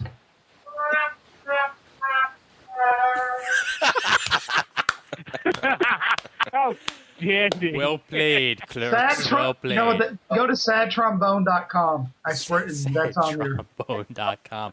There's also a chirpingcrickets.com or something like that I know that Wheel Laporte plays every now and then whenever he needs a chirping cricket. But for DC, I would definitely go with Nightwing for my breakout title. Tomasi made me care about the character again. And for a while there, things were floundering a little bit, and he made the character of Dick Grayson back into the hero that he used to be. And not just a second stringer, not just a former sidekick, but a hero. And, moving him to New York was a great idea. The whole thing about living in the cloisters, I absolutely adore. And his supporting cast, I actually care about again. And it's been one hell of a ride. And the art's been gorgeous. I mean, Don Kramer is outstanding, as is any of the issues that have been done by really any other artist on the book. They just have a wonderful cabal of artists drawing that, and Nightwing's just hitting it out of the park for me every issue. Pete Tomasi's writing made me really pissed that they're ending that title, or at least his run on it. Mm-hmm. I agree, definitely. I hope he's writing a Bat book in the future after Battle for the Kel. He's writing Outsiders. Well, I mean, like one of the main Bat books. Okay. Well, who knows? One of the ones that a Bat person in it. Yes, one that matters. Thank you, John. Well, hey, I mean, I'm definitely going to be reading Outsiders with Tomasi on it. I'll say that. Yeah, I'm sticking on for that. And Lee Garrett art, I liked it. I liked his art in those Batman issues. May not have liked the story, but I liked his art. Yeah. And Tomasi's stuff in general, like Green Lantern Corps, it seems to be anything he's writing is just solid. He's a really solid writer. Yeah, Green Lantern Corps has been really great too. Well, that ties into what I said about Simone, is that it hasn't been great, but it's been very good every month. Well, and I think it shows that he used to be an editor too, with the way that he writes. I mean, it's clean. He knows how to get to the point and drive it there. And that's something that some writers seem to get lost on. But Tomasi always knows what to write at the right time. And that just comes with the experience that he's had working for DC over the years. So that's also. Sure. Go ahead. I was going to say that you could say the same thing about Mark Waid and several other writers. I mean, that we love. Yeah, if they were a lot, I guess because they learn how to know what to do. Mm-hmm. No, it's true. It's definitely true. And from there, let's go from happy to sad. What disappointed you the most out of DC? And this is a very general topic. It could be really anything from cancellations to arcs to people leaving a title, anything like that, anything you really want to bring up. And we will go to Brent here first. Well, speaking of getting shoved under the bus, I'm going to have to vote for Batman and the Outsiders, because it felt like, 12 issues in, they went, oh, crap, Batman's dying. We just retitled this book so it would sell. Let me think of something really quickly. Okay, we're going to have a special and have Adam Cooper draw it to bring people to it, and we're going to go back to the old name. No, we're not. We're going to add another word. The. It's going to be The Outsiders, not just Outsiders. Totally different than the last book, I promise. That the is a very important the. It was really good when Chuck Dixon was on it. Yeah. I was loving that book when Chuck Dixon was on it. More than I really didn't dig his Robin stuff when he came back for that, but man, I was digging Batman and the Outsiders. And then once he left, it's been enjoyable, but it feels like it's kind of been left hanging there out in the dark. And they killed Rimac. Yeah, and he was the one thing that was really cool from Chuck Dixon's arc. Yeah, and it's gone. Well, and Frank Thierry, he's sort of known for this. I mean, he over in Marvel, he's the one who did that frickin' Weapon X arc where he killed off random people in like concentration camps for no reason. Like, I mean, he killed off Maggot from the 90s, and for a while the status of Cecilia Reyes was unknown because of him. So this is far from the first time he's killed off characters because he didn't like them. Well, speaking of Frank Thierry and disappointments, I'm going to have to go again with Gotham Underground. I wasn't expecting much, but again, I wasn't expecting much, and it seems I was kind of rewarded for not expecting much because I didn't feel like I got much. So what you're saying is you weren't expecting much? Yeah. Okay, just wanted to make sure that you weren't expecting much. No, I wasn't. Expecting much? Nope. What were you going to say there, John? I was going to ask, was Maggot killed in that crucifixion thing? Was that when they also got Jubilee and all them? No. This was the, I think it was called Neverland, the concentration camps. Oh, okay. I got it. I remember. That was during his whole Weapon X thing back when Cable was still Agent X and all that crud. Oh, God. Sorry. Yeah, I know. Yeah, that can just be forgotten. How about that? Let's put it this way. I've got a friend who's got a lot of comics from the 90s he offered to give to me. And I'm a whore. I'll take just about any comics that you'll give me, and I wouldn't even take those. Good for you. And Sean, what was? I know that disappointments are hard for you to bring up, but what's your most disappointing thing out of DC? It's not true at all. I love how I get misrepresented like that. Oh, come on. What? Because I'm not afraid to admit I like comics. I know. Yet again, I'm only teasing. But no, I mean, big disappointments would be the fact that series like Manhunter and series like Blue Beetle, which I think have respectable numbers if you look across comics, forgetting the big company and all that, didn't continue on, because I think that they were books that, especially like Blue Beetle, one of the guys in our forums, the great Mr. Chibi, made a wonderful comment. They just released this cartoon, Batman Brave and the Bold, where Blue Beetle's having multiple appearances, and you cancel the guy's book. Yeah, we talked about that when we talked about the Blue Beetle issue we reviewed on here, a review corner. We talked about that at length, yeah. Took the words right out of my mouth, Sean. I mean, it didn't make any sense at all. He's a great character. I'm adoring him in Titans, which I'm thrilled with that, because I think Sean McKeever really gets what's great about the character. And, so I'm hoping that maybe at some point we might see another opportunity for this character in a solo title. But he's got a wonderful supporting cast that I think is very interesting. Manhunter's the same thing. It's a book that I've really enjoyed all the way through. They supported it for so long, and I really think it's a title that's still, I think it keeps a consistently steady audience base. And it's really sad that now some of these great titles that fall outside of the big DC books can't hang. That's probably one of my biggest frustrations right now. It's why that I think we keep getting event-itis is because they tend to sell more. And unfortunately, titles like these two that we're talking about right now, I'd add Birds of Prey to the mix, but I really think that's story-driven. Yeah. So, I mean, I love Birds of Prey. I've adored that. And it's hard for me not to add that to that mix. But because I haven't seen what's going to come out afterwards, I want to see what those titles look like that are coming post-Battle for the Cowl. Then I might add Birds of Prey into that mix. I don't know. But for right now, it's really those two are the ones that I'm just really disappointed that are not going to be with me, because they're books that they've added something very different to my reading every month, and I'm going to miss having that flavor in my stack. Well, and what definitely disappoints me, specifically about Manhunter, is that they bring it back after being gone for a year. They bring it back with the original, with the same numbering that they previously had, and with no fanfare at all. There were no promos in any of the books, no house ads. And it just sort of showed up. And I would think that a title that was championed by the fans like this, that DC would want to pump and make sure that it actually succeeds. But they sort of just put it out there and threw it under the bus.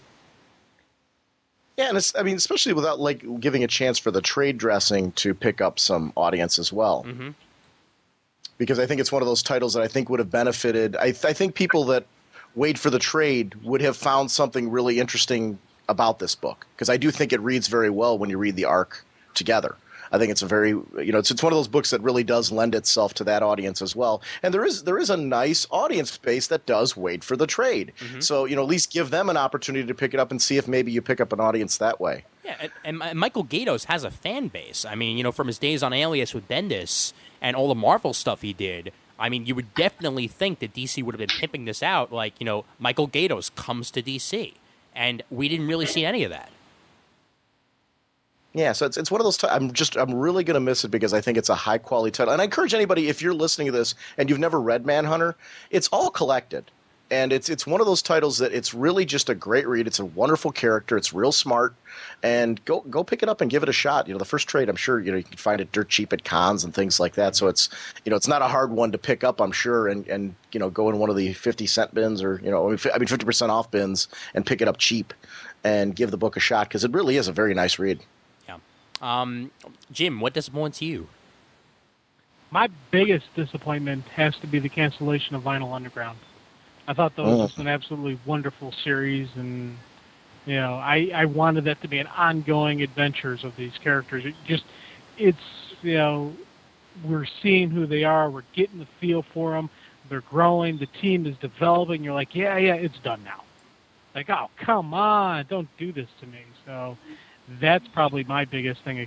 Including also echoing Sean's comments on the cancellation of Beetle and Manhunter. I understand why the company they have to have their line that they have X number of titles and whatnot, but I wish they could just, go out there and just, let's keep pushing these things out. So I understand why they can't do it, but I wish they could. Can you tell us a little bit about Vinyl Underground? Because I've never picked it up, and I'm curious. Oh, dude, man, it's a great mystery. There's a little bit of twist of the perverted in it. There's a little bit of twisted of the going on, but overall it is a giant, kind of mystery development. It's one of those things where you're going to get a piece of the story here, a piece of the story here, piece of the story there within different story arcs. So they're definitely story arcs building on each other. It's Paranormal Investigations is what it is. It's Okay. Cy Spencer, the writer, did some writing for Torchwood. So I think fans of Torchwood would actually find a lot. It's not a Torchwood clone, but you can find a flavor like that. It takes place in London. It's got that kind of it's got that whole vibe going on with it. It's real edgy. It's definitely Vertigo. So it's one of those where you're going to see all kinds of creepy things, and it ran for 12 issues. And it's collected in 2 trades. I know the most recent one was just released at the end of last year. It's the Vinyl Underground Pretty Dead Things, Volume 2. And so it collects issues 6 through 12. And it really, if you pick up both volumes, you can get the complete story. And it did end with a really nice ending. So it's one of those for people who are looking for something bookended. That series did that. I would say any fans of Torchwood or X-Files, that kind of vibe would really enjoy it. Well, you sold me with Torchwood because I've been waiting for something to sort of fill that gap. I mean, I'm like, I think I've got about maybe like 10 episodes left of Angel before I run out of that series. So now that I'm like nearing the end of my television, I might have a comic book to fill that gap. So maybe I'll pick up Volume 1 of Velvet of the Underground to sort of see what's going on there. And Cy Spencer did do some of the writing on Torchwood, so it is definitely you'll feel that right when you read it. Awesome. Well, good. Then I'm definitely going to have to go and get it. I mean, yeah, well, this is another one, too, that you can probably pick up on the cheap in the maybe 50% off trade bins or something like that. So, all right, cool. Definitely. I'll give it a go. John, disappointment. Biggest disappointment, DC's implosion, getting rid. I never read Blue Beetle except at the very beginning. I always heard good things about it, but I'll be honest, it never really captured my imagination, so I didn't really read it. The Death of Manhunter, I liked that series. I got to enjoy it. I think they came back with a bad story arc to try and get fans in on it. Of course, the way it ended was great, except making her son. Now I'm not going to reveal anything other than say she was a cougar at the end of it. But really, the cancellation that disappointed me the most was it wasn't Shadowpact, even though I love that, was what they did to Greg Rucka's checkmate.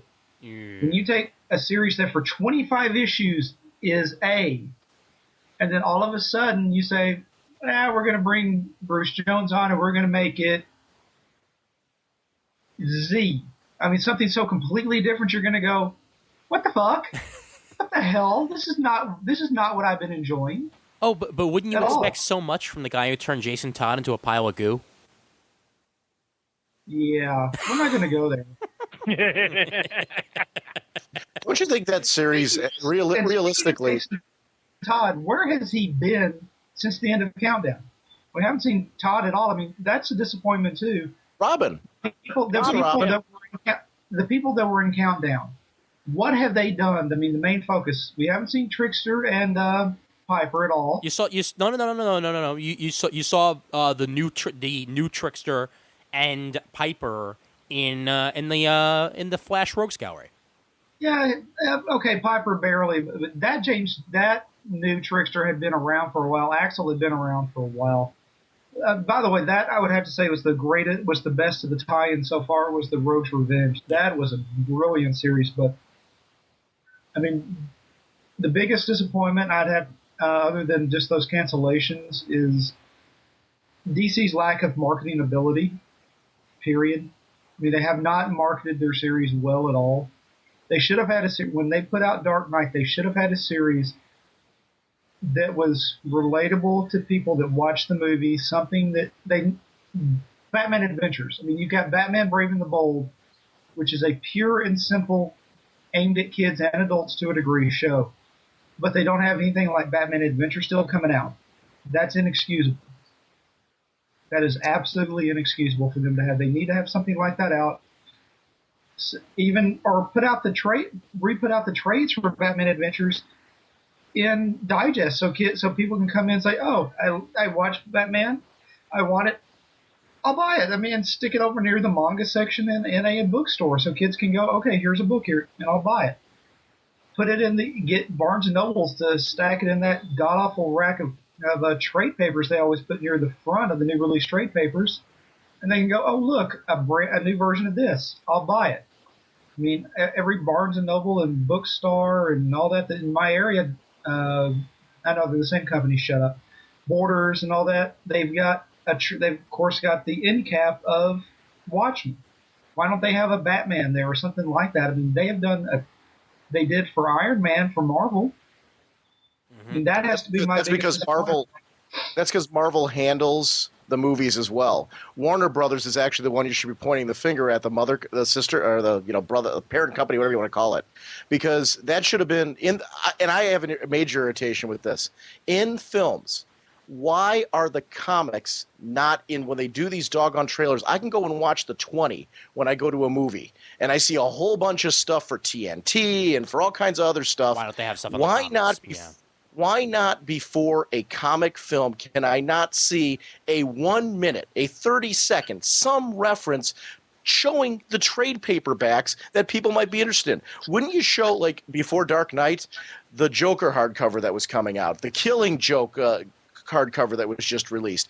Selections of things. Hey, if you like this, why don't you go check these books out? Even in the credits at the end, why wouldn't they have something like that? Put it as an insert. Put an insert into the damn DVD or Blu-ray. Mm-hmm. Well, they did with the Batman Begins DVD. Like, actually, what I'm saying is like that, like the mini trade paperback that they included in the special edition of the Batman Begins DVD. They should have been handing that out for free at comic shops.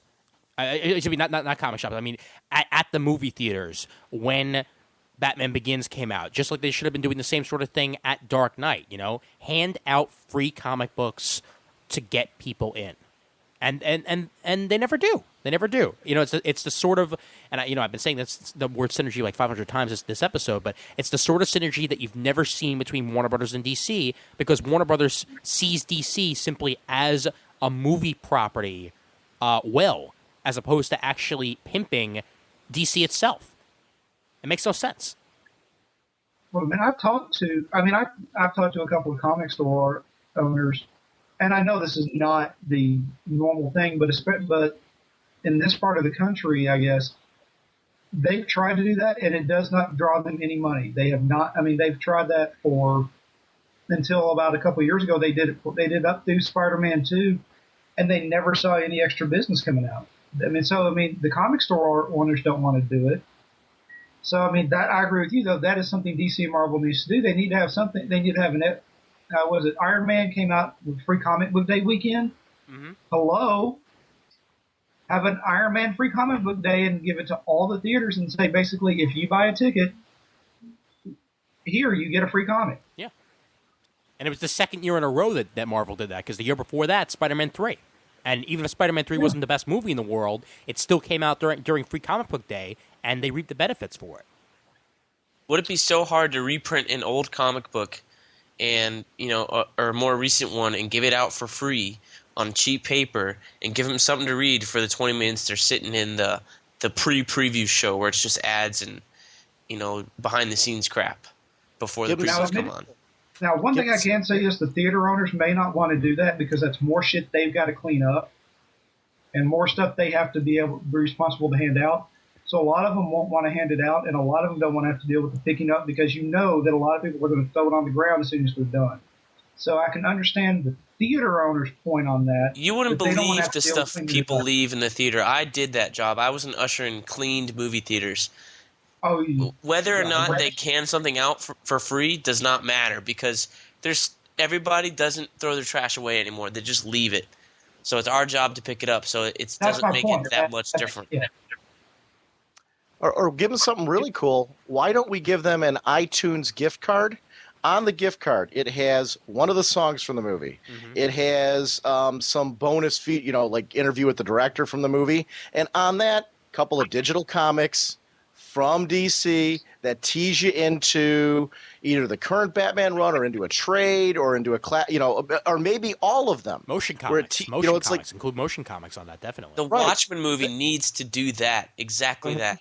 Give away Chapter 1 of the motion comics on iTunes for free. Mm-hmm. I mean, they kind of did it in July when it first came out, but they throw some at them when the movie comes out. Because I've been buying those things like crazy.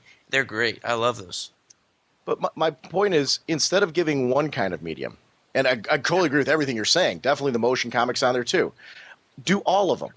Tie it directly into the movie so they care right away. Because part of the reason why they're throwing it away is they're taking a look at that comic and they're saying, well, this isn't the movie. Okay, I get that. So include movie things on there so that way they actually do download it and take a look at it and all that. But on there you include the various different things, and maybe that person isn't into the regular comics.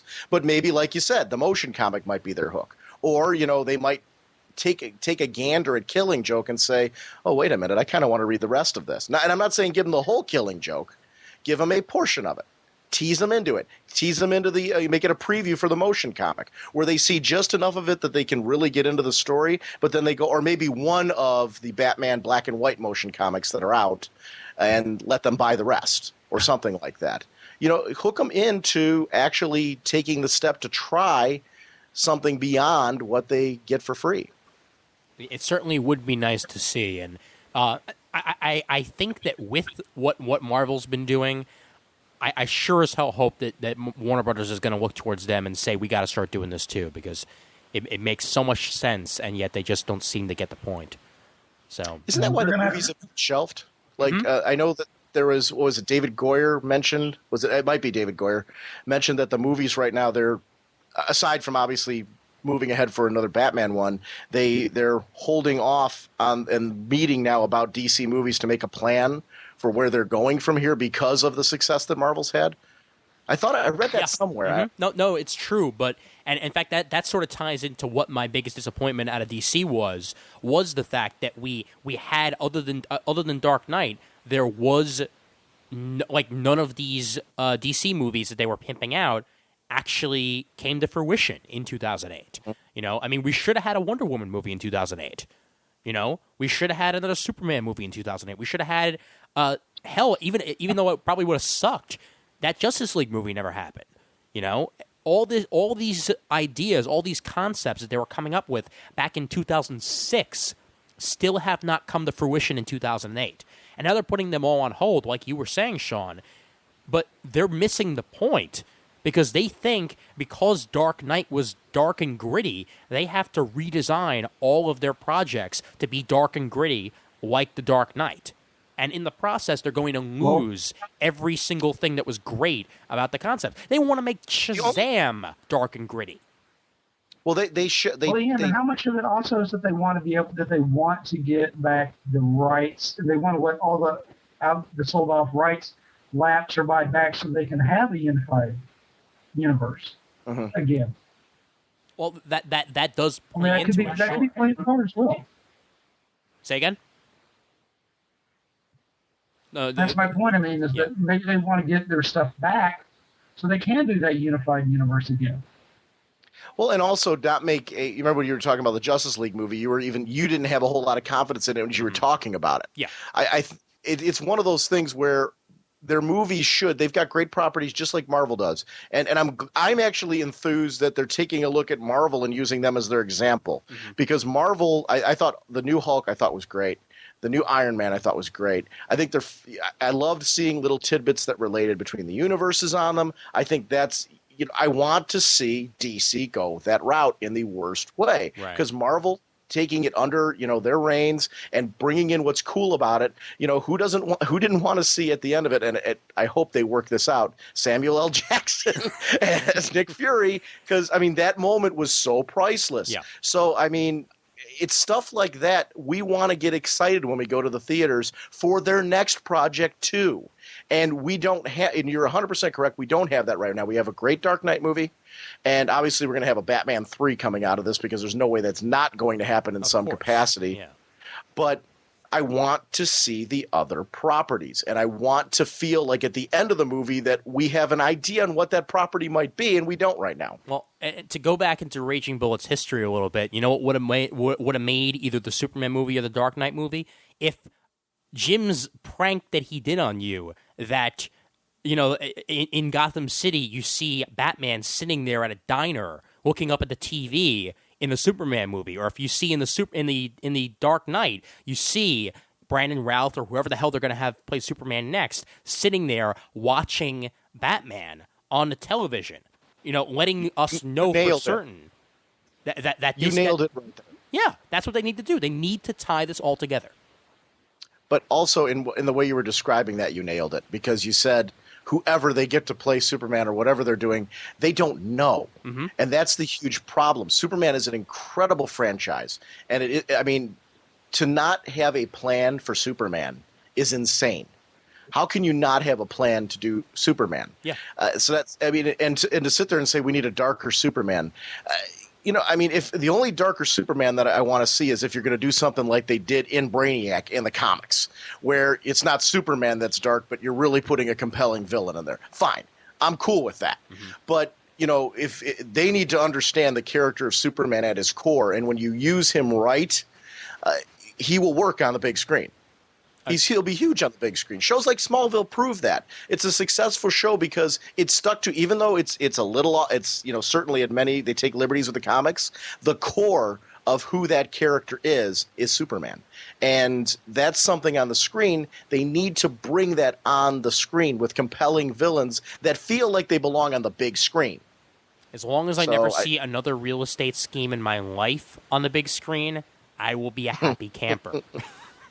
That it's like he's gonna buy airspace next time. No, oh God, yes. It'll be Lex Luthor trying to buy Mars and make condos. No, I don't think Dr. Manhattan would like that. Yeah, he'll get a neighbor out of it.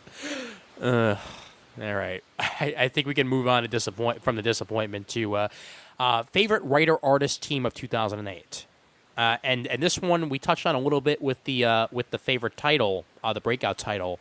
But what was your favorite team of 2008? Who clicked together the best in 2008 for you? And I'm going to go first this time because I haven't yet. I'm going to go with Johns / Alex Ross and Dale Eaglesham on JSA, because talk about a well-oiled machine. This year, it has been them. I mean, with this whole Kingdom Come arc, and the art has been superb. that whenever Eaglesham has drawn an issue, it's just been iconic.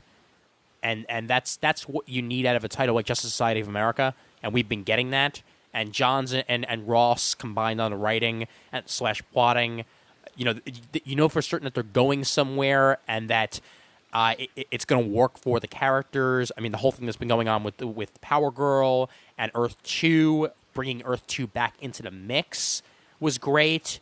And every time it's been drawn, and I can even add Jerry Ordway into this mix, where that team has just been such a well-oiled machine that it works every single time, and it makes Justice Society of America one of my favorite books.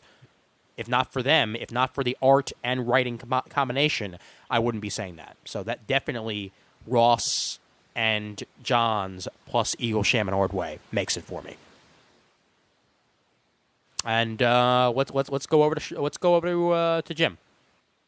Ooh, well, I think you kind of all know who my favorite writer is. That's kind of easy. It's got to be always going to be Gail Simone.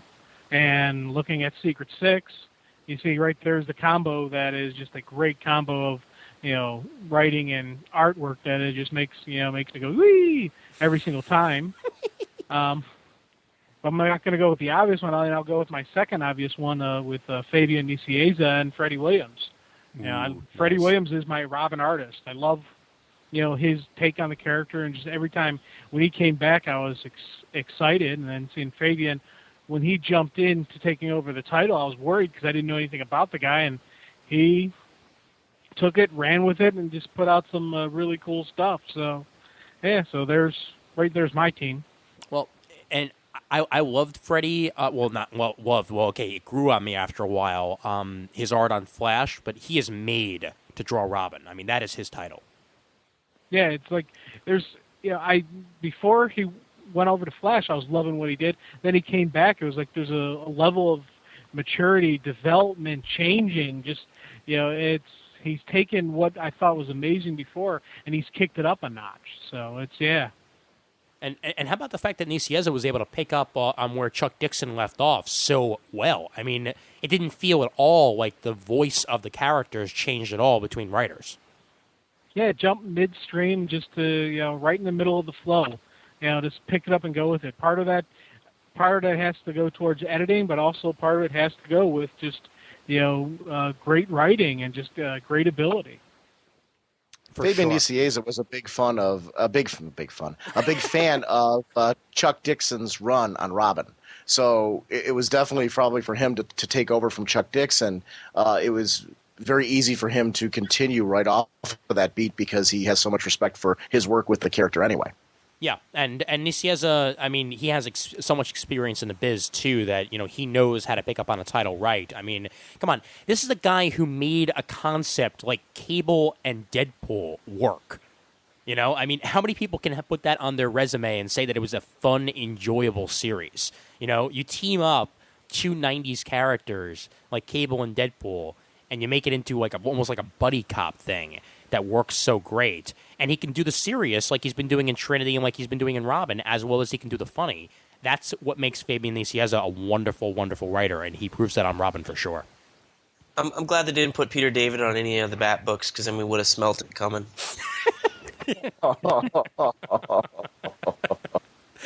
I love Peter David, but yeah, it is kind of true, isn't it? What? The Peter David curse. Come on, man, John. What are they canceled again? Yeah, She-Hulk. She-Hulk got canceled. Yeah. So yeah, it continues. Oh, Brent, you can do a BK's Bullet. Whatever you do, Brent, never do one on X Factor, or I will know where you live. All right, what's your favorite team, Brent? I'm gonna have to mention Eddie Barrows and McKeever on Titans. Great stuff. Dang it, what was the other one? I think Ed Benes has gotten a lot better with McDuffie on Justice League. Been really strong. That is the Ed Benes team. Considering I know that there's multiple people who draw him. Oh, whatever. I can't tell. Well, he just started inking his own work or something, and it's been clicking for me. Mm-hmm. But really, this year, it's got to be Johns and Ivan Rice. I mean, we had an absence of Ivan Rice with the Omega Lanterns, with the Alpha Lanterns. You know, it just wasn't the same with Mike McCone filling in. Rice comes back on and does 7 issues of the Secret Origin. Great story. You know, Rice. I think I'm saying like an Asian name or something. Rice. Rice or Reyes? Rice Patties. Ivan Rice. Whatever. Reyes. Okay. He leaves, and Shane Davis comes in for that special for the Red Lanterns. Does an okay job, but when Ivan Rice comes back, you know, it's like, wow, this is great. You know, I'm really into the story now. I just think him and Johns on that title are that book, and I don't want to see him leave it. I mean, I'm wondering who's going to draw Blackest Night, personally, but I know Ivan Rice is going to be involved in some capacity. Yeah, and I mean, those two seem to get each other so well. You know, like whatever Johns writes, it's always accompanied so well by Rice or Reyes or Reese. Just the detail that he puts into his pencils and stuff is great. Yeah, and you've seen like actual like advancement with him too. Like I mean, when you look at the beginning of his work on Green Lantern, and hell, even like the fill-in stuff he did on Final Crisis, and you compare that to now, Infinite Crisis, and you compare it to now. I mean, it's like it's almost two different artists. Well, even his old Superman stuff, or Action Comics, whatever book he was doing on that, and looking at his stuff now, it's just a world of difference. Yeah, no, I totally agree, man. It's great to see advancement on people, so I'm way in that camp with you. John, your turn. Well, Johns and Ben Skyver, I'd have to say, were right up there.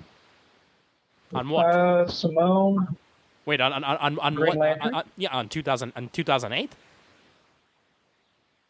Weren't they on Green Lantern? Not in 2008, no. And Ben Skyver. Oh, I guess a acid flashback or it's getting me. This sounds bad. I don't pay attention to art unless it's bad, or it just really doesn't hit me as good, and I don't like it. I hate to say it, Brent. I really don't care for Rice's art. Ah, I don't know why. I just don't. I mean, I love. It sounds bad, but I love the art that Ben Skyver does. I love the art that currently is on JSA. I have to agree with you completely on that, Ian. I don't know why I am, but I have to. And I love the art on Secret Six and the combination of the writing. I mean, those to me have been the best this year from DC with combination artist writing. Following, because I mean, else has really been outstanding to me. I mean, the people I like they haven't put up good stuff this year. I mean, Starlin hasn't done very good work, and so I mean that's the only other guy really that's done a lot of DC artwork that I normally like. So for me, I'd have to agree with you, Brandon. Ian, and say that JSA without a doubt. Yeah, and I mean it does the Justice Society justice. No pun intended. Seriously, no pun intended. I had no idea I was saying that until after it came out of my mouth. All right, Mr. Whalen, give us your favorite writer team. The art fits. Yes. Gail Simone, Nicholas Scott, Doug Hazelwood, Jason Wright, colorist on Secret Six. And I've got to add the colorist in there. Secret Six, this whole art team just really gels with what the writing's doing. What's really important to me is to reactions to dialogue, because there are humor moments in there that really need to be paid off by the reactions of the characters. There are some scenes that are just twisted as can be that I want to know what they're using for photo reference. It's absolutely nuts, some of the stuff going on there, but the action sequences as well, I think, are just breathtaking. They're really beautiful action sequences. It just keeps the whole series going, but it is actually interesting to watch when the characters are just talking. They actually draw really great, really fun sequences of characters that are having just dialogue sequences, and I really enjoy them. I happen to be looking right now at Secret Six number 3, and it's the part where we start seeing Tarantula and getting to know her whole story, and we see this all of a sudden, this film noir flashback of hers when she was with the FBI, and the coloring changes to show that, and that's what adds that whole mist to the whole thing. It's a very cool art team that I think is just trying to play. They're really taking this book and making it look like a top tier like it's Batman, it's Superman, Wonder Woman, something like that. They're putting that book out there with that kind of quality, and that's what I really appreciate. The other book I want to talk about real quick, I didn't talk about this. Jim and I recorded our Raging Oscars, and it's a book that I really think has improved greatly. Supergirl. I think the stuff that's the writing of Sterling Gates, the art by Jamal Igle and Keith Champagne, I totally agreed before. Brent mentioned Action Comics. Amen. Totally agree. Supergirl is one of those books that when we've been seeing this new Krypton crossover, boy, is that a beautiful book. When you see that all the way through, Keith Champagne and Jamal Igle are really doing some very cool things together with that character. I am very interested in Supergirl again. She's become a compelling character. It's interesting to see where she's going to go in this whole journey. I like the fact that her reactions to events are very realistic, and she's put through some really serious emotional trauma in that she has to face her past and a present that she's really had a hard journey to get to. So, and make a decision as far as where she stands, and it's not the easiest decision in the world. And I really like that. It feels very real for me. It looks very real in the art. Her reactions visually look very real, and I love what they're doing with. They've got Superman in there and the whole cast, and obviously, 10 gazillion Kryptonians. It's a good-looking, beautiful book that I think a lot of times, Robinson and John's books get a ton of praise, and deservedly so, but this is a book that I don't hear people talking about a lot, and I really think it fits just as well in as those other two books do when you take a look at New Krypton as a whole. And isn't it great how they're all visually compatible? I mean, even though the artists are different, basically everybody looks, enough alike between the artists where it doesn't feel like Superman is drawn one way by one and not by the others. I mean, everybody, it feels like one cohesive unit. Amen. I totally agree. It's been very visually pleasing. Definitely. John, I'm sorry. Did I cut you off there? No, I was just going to say I completely agree with what he said. I had actually dropped off after the first two issues of the previous arc before Jamal jumped on, because I had been getting sick and tired of basically Super Whiner Girl, because she had been basically whining and everything for about a year or two, and it just was getting on my nerves. But and I had dropped off in the Cancer Kiddish arc, and when I heard Jamal was coming back, I decided to give it a try, and I actually enjoyed it, and I jumped back on. I'm not going to go back and get those issues that I've missed, but that has been a good book. That's been an excellent book this whole year, the whole 3 years almost it's been around. Definitely. I mean, this last year especially, it's been a very good book, especially once Jamal took over. I mean, I think it took a while for Supergirl to really catch its legs, and now that it has, now that they're actually working it into the Superman universe as opposed to trying to make it a separate book, that was the best idea they could have made. Giving her a real spot in the Superman family. Yeah, I think they're making a mistake. I think this particular Kara needs to be on a team. The only problem is there's no real team where she would fit in. Because that way she can be around teenagers, because, I mean, they've really set this Supergirl as a teenager who's learning her way through. And normally you'd say, okay, stick her in Teen Titans, but they've already got Bombshell and they've got Wonder Girl. So it's like, do we really need another superpowered person in here? But I think they need to maybe stick her they need to give her a good team-up book. I think maybe we'll see that after this year. And I mean after the next 12 issues, because I think that's right. She's supposed to be in the Justice League too. She's supposed to be in the new Justice League book. Right. Yeah. Yeah. Well, as I say it. Yeah. Go ahead. Sorry, we're all talking at once here. Let's try to not cut each other off. I was just gonna say as I said it, it came in my head. So, edit. Well, and Sean, going back to what you said earlier about Secret Six, I think the best example of the whole, great art, even though they're just having a conversation, walking out of the convenience store in issue 1, where after that whole, beat 'em up, that Deadshot like trying to convince Catman that you're about the whole good guy thing, not really going to work for you. But that's the great thing about it is with all the stuff going on around them, some of the most interesting artwork is actually just it's their faces. It tells the whole story, and they actually feel real. It feels like there's actors playing them.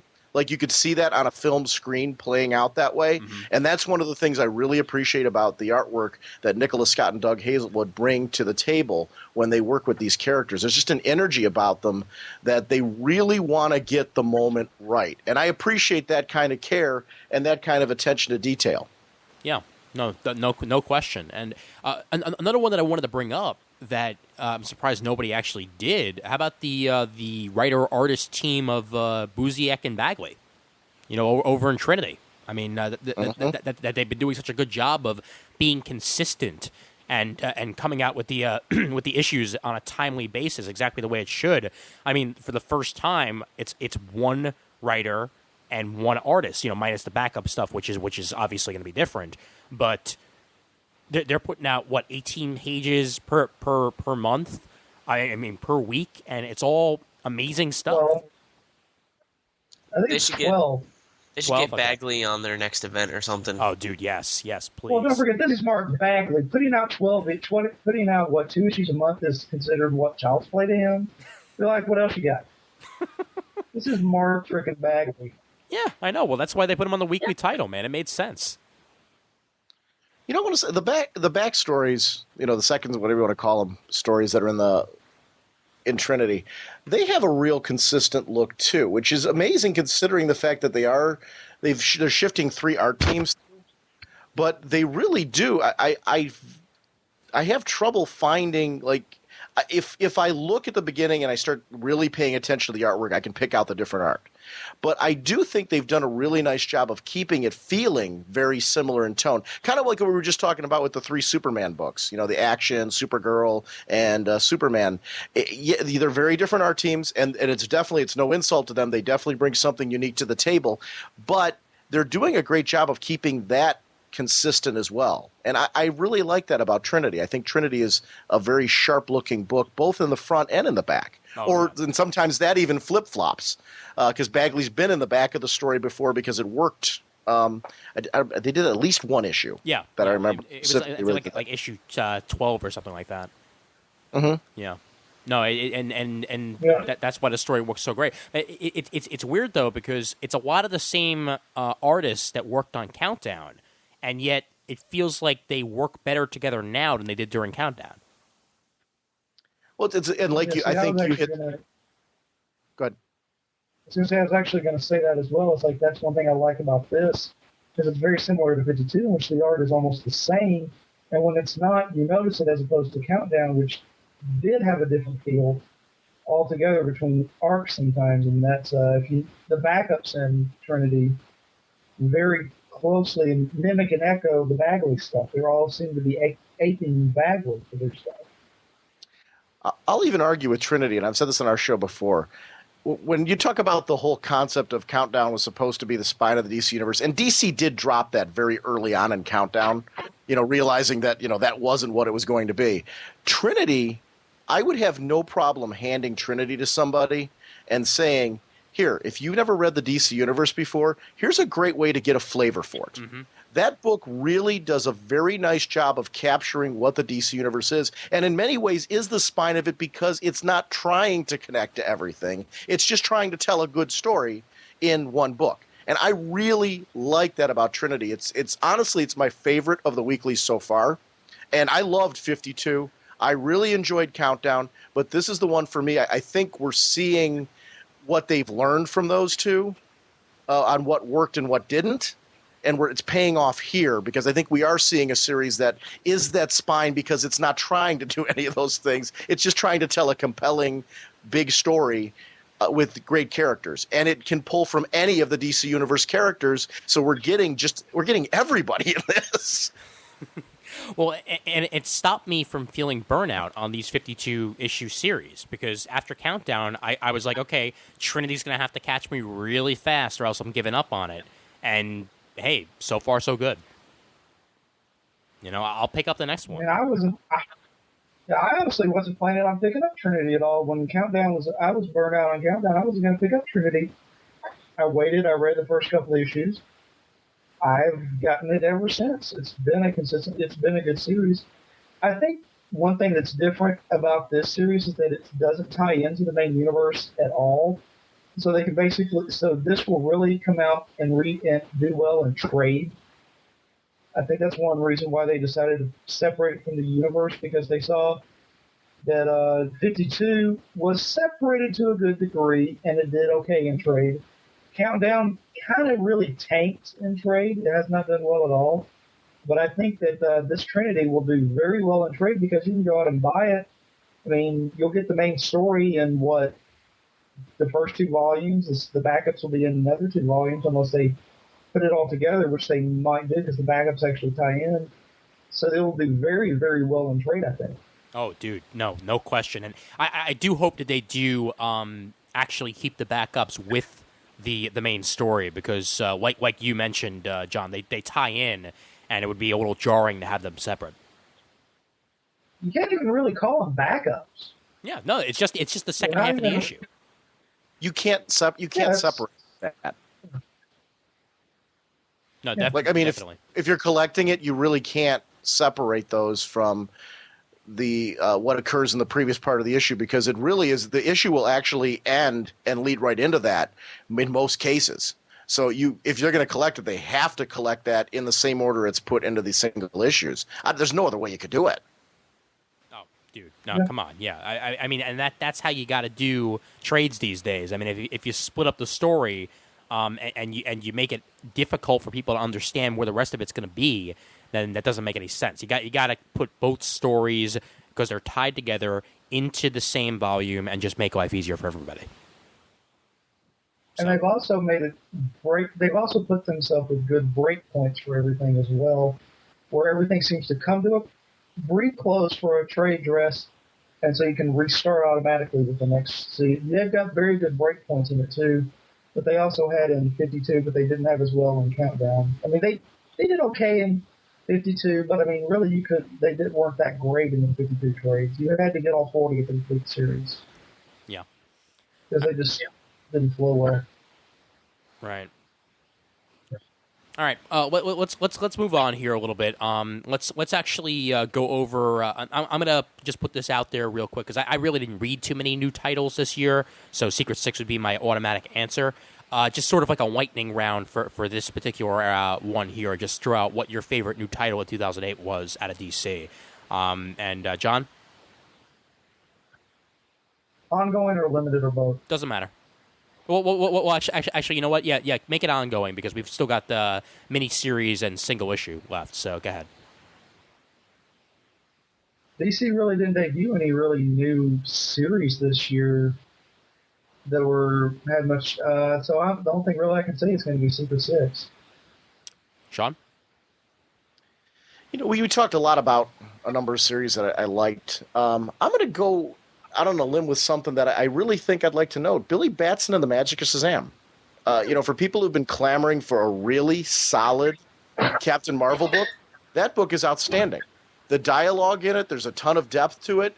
It's a proof that all ages, and I think Marvel's understood this with the Marvel Adventures titles, all ages does not have to necessarily mean dumbed down, uninteresting stories. You can get really solid, great all ages storytelling that really aren't kids' books, they're all ages books. They're for everybody. Anybody can read them, anybody can enjoy them, and that Billy Batson and the Magic Shazam is one of those titles that I think is just an everybody book. So I'm going to throw that one out there just as a title that surprised me with how much I enjoyed it and how much it made me understand the amount of depth you can put into an all-ages book. Now, is this tied into the Jeff Smith one at all, or is this just a separate universe? It's considered to spin off of that. Okay. So they that Jeff Smith story that was a nod to the classic story. This spins off of that same thing. So it's got Mary Marvel from that story.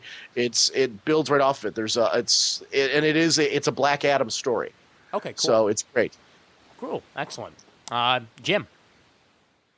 Well, new series is it's Secret Six is the new series. I'm going to echo Sean's take on the Billy Batson stuff. It's actually made me want to seek out the Jeff Smith stuff. So yeah. And So, Brent? no- I really don't think I've picked up any of their new ongoing titles. They've all been minis. Secret Six is an ongoing. I'm not picking that up, and anything else is a mini. So, You're not picking Secret Six, though? I Bad. liked Villains United, and I read the first miniseries, but that first miniseries just didn't do it for me. I don't know. I'm weird. Yeah, well, I don't disagree, so that's fine. Sorry, you set yourself up with that. All right, moving on to the whole thing here. Let's go favorite single issue and favorite miniseries. Single issue could be a one-shot, or it could just be one specific issue from a series that you've been reading that stood out for you. And then obviously miniseries is limited series or miniseries, either way you want to put it. So favorite single issue and favorite miniseries. And back to Jim. Back to me? Okay. Back to you. I'm going to throw out the Wonder Woman and, oh, crap, I can't remember what issue number it is, but it's where Nemesis goes and meets Hippolyta. Okay. I really liked, just the interaction and just that character development and growth on it. Plus, I like the fact that he's from Cleveland. Wait, I read that before I listened to your guys' episode on that, and I'm just like, I know he's going to bring this up. I know he's going to bring this up. I know he's going to love it, and I know that that's probably going to be his favorite part. And no, I was pretty right. I was pretty much right. Yeah. It's Sir Thomas of Cleveland. Of Cleveland, yes. Noble man from a noble town. Yeah. And favorite miniseries? Favorite miniseries? Well, currently going on would be Trinity. If I can include Trinity into it, it would be Trinity because it is just a wonderful, fun read that I'm absolutely loving. Yeah, it's a 52-issue miniseries. Yeah. All right, let's go over to John.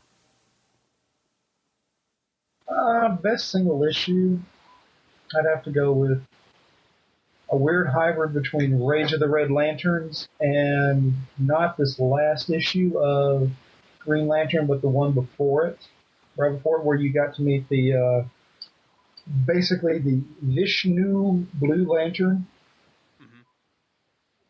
For those two issues, introducing us to the Red Lanterns completely and introducing us to who and what the Blue Lanterns are. That concept is, with expanding the Green Lanterns, I love, and that would have to say the two best single issues because you got to know a lot, and they set up this year's Darkest Night so well. And when it comes to minis, I'd have to definitely go with Rogue's Revenge because it sets up Flash Rebirth. It gives you even more information on the Rogues. It shows that it was the first time you really get the idea that, you know what, maybe there are people that can stand up to Libra and Darkseid and succeed. Because they basically told Libra to go F himself, and they got away with it. And how often does that happen? Until they got blown away by good old Lex, not very often, because it seemed like they were setting them up as every villain had fallen into line except for the Rogues. Well, and it that's who they are. Well, and it proves the Rogues are almost separate from everybody else in the DCU. Whether the rest of the DCU villains are united or not, the Rogues are always going to have each other's back. And, that obviously is shown through in the Rogue's Revenge miniseries, but it shines through in any old issue of Flash, too. These guys are a team of villains, basically. They are almost like a fraternity. Yeah, the only other time I can really say that you got the idea that the villains... There's only been two series where I can say the villains actually could bond and almost like each other to a degree. You get that in Secret Six. Oh, Deadshot and Catman, that tie-in, but also after that I'd have to say the only other time that you really got an idea of villains being united and actually almost caring for each other was in the early JSA Classified when you had that Icicle crossover with basically he's like, okay, we're doing this because we're quasi friends, not because of any other reason. I think they were trying to say the gentleman ghost or something like that, if I remember correctly. Mm-hmm. Yeah, I mean, that's one thing about the Rogues is that you get the idea that they don't necessarily like each other, but they respect each other and they are friends. Anyway, they realize they have to stick together to be able to succeed. Yeah, I mean, that's one reason why Captain Cold was. He's not. None of them are looking forward to Barry coming back because Wally would be good to. I mean, Wally was a lot easier on him and nicer than Barry ever was on the Rogues. Mm-hmm. And then again, I think the only one of these Rogues that are really were villains for Barry were Captain Cold and Heatwave. Everybody else is a new Rogue. Yeah, that's why Barry's a foreign concept to them. Yeah. Yeah. My favorite single issue, I'd say, is definitely Final Crisis Resist. Not only did it bookend Greg Rucka's Checkmate exceptionally well, but it presented just a great Mr. Terrific story thrown in there with Snapper Carr not being annoying, which is always good to see. And that sex scene with Snapper and Cheetah was certainly unexpected and did a really nice job there. And it was a great accompaniment to Final Crisis also. I mean, I've been enjoying Greg Rucka's Final Crisis stuff as much, possibly even more than Grant Morrison's Final Crisis stuff, and Resist was a perfect example of that. The art was gorgeous, and the writing was everything I would expect from a Checkmate story from Greg Rucka, and it really was the final issue of Checkmate for me. I mean, I sort of, even though I picked up the issues, I haven't read most of Bruce Jones stuff because it just wasn't interesting me. But this is the bookend, the proper bookend to the Checkmate series that Greg Rucka was writing, and that's why that's definitely my favorite single issue by far. And miniseries, Terror Titans, that McKeever's doing with Joe Bennett on art. I mean, it's a great Ravager story thrown in with the Terror Titans that were introduced in the Teen Titans series. So it's cool seeing a whole thing with Dreadbolt and his father, and throwing in the whole Darkseid Club and basically filling in the gaps between Final Crisis and what happened at the end of that whole Darkseid Club thing. And most of all, in the most recent issue, the return of Static. And it's great to see Static in the main DC universe, after he was in Milestone for a while, and really not seeing him for years now. And now finally there he is back, and that's what Terror Titans did. And it's sort of an extension of the Teen Titans series, and Sean McKeever's writing it, and Bennett's doing kick-ass job on the art. So that's my favorite by far. Ian, how? Yeah, go ahead. I thought he was never a DC hero. No. He was in Milestone mostly. But yeah, that's what I was thinking. Yeah. But he was great in the DC animated U. God, he was great in that. Oh, of course, yeah. And I mean, that's why it's great to see him actually in the DC universe. But is everybody reading Terror Titans? Oh yeah, no. I am loving it. Oh yeah. Yeah. Waiting for the trade on that one.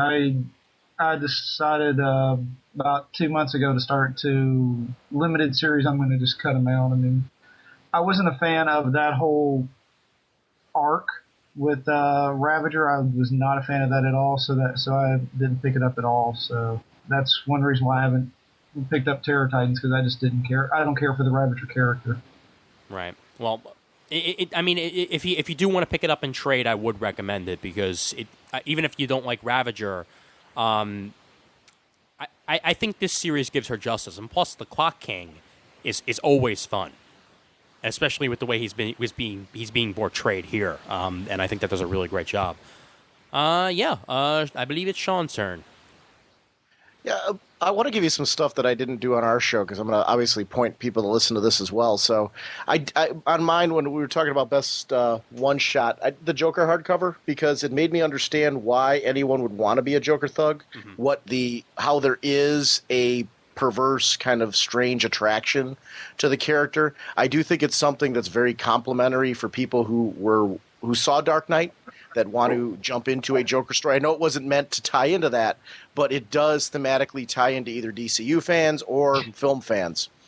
But if I had to pick something else outside of that, and I'm kind of cheating a little here, the JSA specials, I'm a big fan of these one-shots that are expanding on characters. The Magog one, the Kingdom Come one, the Kingdom one, the Kingdom Come Superman one. Those three added so much more depth to me, especially Magog. Jim mentioned it on our show. It really lets you know the character of David, and I thought that was just a very interesting one. Best miniseries, Trinity, I got to agree on. But Ian, you touched on something really cool when you mentioned how good Greg Rucka's stuff was in Final Crisis. And I want to give a nod to, I didn't mention this on our show, Final Crisis Revelations. That month, that gap that we were talking about, that big, huge gap, my go-to book for that was Revelations. Because that was when we were left in Final Crisis with, okay, Anti-Life's out there. This was the book that was showing us what that meant, what it looked like. We got to see people actually under the control of that. We got to see how creepy that was and how widespread and far that was for the first time in Revelations. In that beautiful artwork. That artwork was absolutely gorgeous in that book. It's a great read. It's a real compelling read. And Revelations has been one of those. It's been kind of I agree with your commentary that Rucka's stuff is just as intriguing and interesting. Yeah. And he is adding a lot of depth to this world. And that 30 days that he's filling in Revelations, at least with a section of the DC universe, really to me, I find that to be, it helps me understand the theme of what Darkseid really is doing. So that's a great series. It really is a great mini. Oh, yeah. Hey, Sean? Mm-hmm. Sean, one thing I can say is that Rucka has done a very good job of covering the human aspect of the DCU with the non-superpowered guys. I mean, like he did with, to a large extent, with Checkmate, and also what he did with, the DC Police Department when he did that. I mean, that was damn good stuff. And what he's doing with Revelations and stuff is that he's writing the kind of hidden small guys, the D-list, the E-list. Gotham Guys who we Central. don't pay close attention to. Yeah, Gotham Central. I mean, with that, it was basically, here's the other side of what can happen when a hero takes over, when a hero goes bad. I mean, that's what he tried to set up with Checkmate. I mean, yes, they had superheroes, but as they pointed out, superheroes weren't supposed to be the big thing in Checkmate. Yeah, that was perfect. I got to totally agree with you. That is important because that adds the creep factor to the whole thing.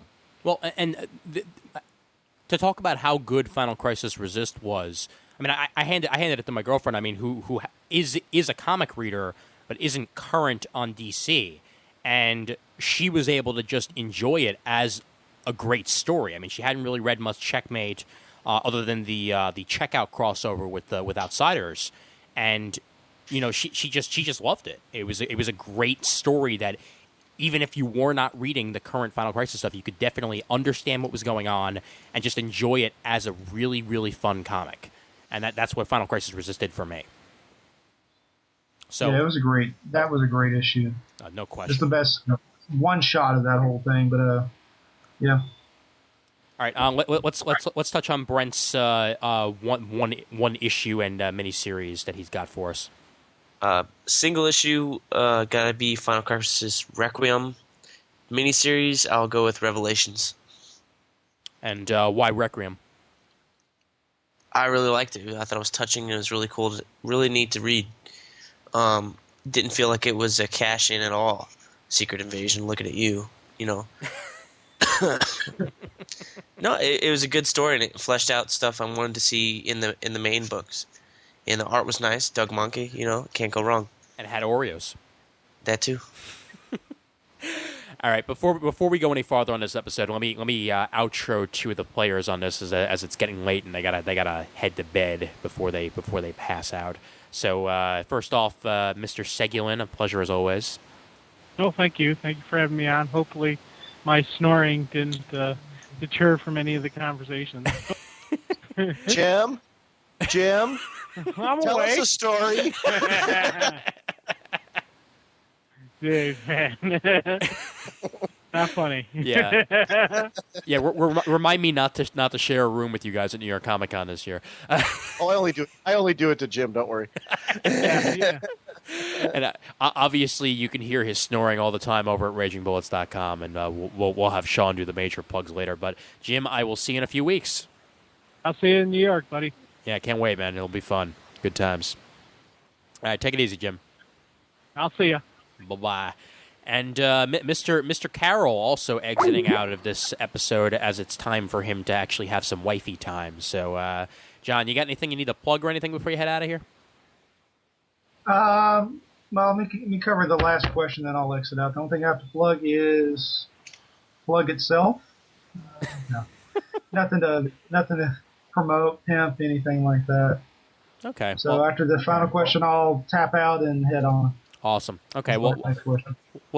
This question is a little heavy, but at the same time, I think it's pretty easy for everybody to understand.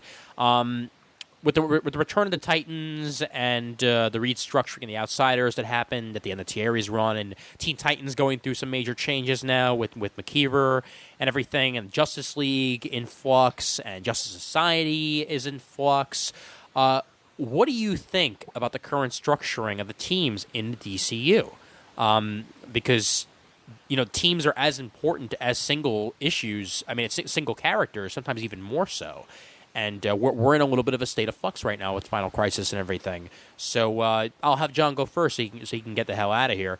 Yeah, John, what do you think? I think Titans is a mistake. Having the Titans itself title is a huge mistake, and it's just a nostalgia grab. It doesn't, because these guys don't really fit a purpose other than to give Nightwing and Donna Troy and Beast Boy a team to play on. When they actually, they probably might fit a little better. Well, actually, they would do well on Outsiders. Outsiders serves a good purpose if they actually get a good team, because you've got those people that will work in the darker edges of the DCU and do some stuff there. Teen Titans, that right now is going into some, like you said, it is really in a state of flux, because the characters are still an outgrowth of Young Justice to a large extent, in which they are still 16, 17, 18, and for a lot of people, the Teen Titans that they remember are 18, 19, 20, 21 when the early 80s. So if they can continue to age the characters, I think Teen Titans will do well, but with the restructuring they're doing now, and if they get some good characters and they have some good stories, it'll be I think that this will develop. Getting rid of Robin out of that is a plus, because it will allow Wonder Girl, Blue Beetle, and Tracy 13, if they bring her in, which I doubt they will, but also Bombshell will allow us to get to know these characters better and potentially get good stories. Justice League, with what's going on with Batman, Supes, and Wonder Woman, you don't know what's going to go on, especially because right before the whole thing with the current series with what's the current characters they're crossing over with? The Milestone, not Archie, Milestone? Yeah, with the Milestone characters being brought in, right before that they pointed out that, Canary and all them, they know about that little hidden room that the big three go into. So that series, when it comes out, Final Crisis, is going to be interesting to see what the lineup is. Are they still going to be a kind of a powerhouse lineup that we like and love? Or are they going to be more of a second stringer team? If they're more of a second stringer team, I think that series is in jeopardy, because every time that they've gone to a second stringer team, unless they write it humorous, it's failed, and it's failed quickly and miserably. Justice Society, after Johns leaves, that first arc is going to have to win some people over. If it does not keep the some of the same numbers, it could be in jeopardy within another 12 to 20 issues. A lot of people are on there for Johns and for the good writing, and if they don't continue the good writing, that series will drop and go away. So, the structuring, and you forgot one big team on there as well, and that's with Green Lantern Corps. Right. And that's about to have the biggest story in DC this next year is Blackest Night. We're going to have all the Lanterns. That's going to be the big story for the next year, is the Lanterns. Yeah, and I mean, I do think that Willingham and Sturgis are going to bring their A game to the table for Justice Society, but obviously there is going to be at least a little bit of change because they are very different people than Alex Ross and Jeff Johns. Well, it's not even Alex Ross and Jeff Johns. I mean, Ross has only really done that one DC special. I mean, he doesn't. I mean, he's basically been the cover artist for that the whole time. Well, he was the plotter all the way throughout, though. Yeah. That would explain a lot. I mean, as we did people here in the credits, I honestly could not stand the last arc because I felt it drug on too long. Because I mean, it was 12 issues that took 16 months to come out. About 14 to 16 months to come out. If it had come out on time, I think it would have been good. But that is the one thing I can say about Eaglesham that I had a problem with, is that series did not come out on time like it should have. What were we going to say there, Sean? Sorry for cutting you off. No, I didn't have anything at that particular point.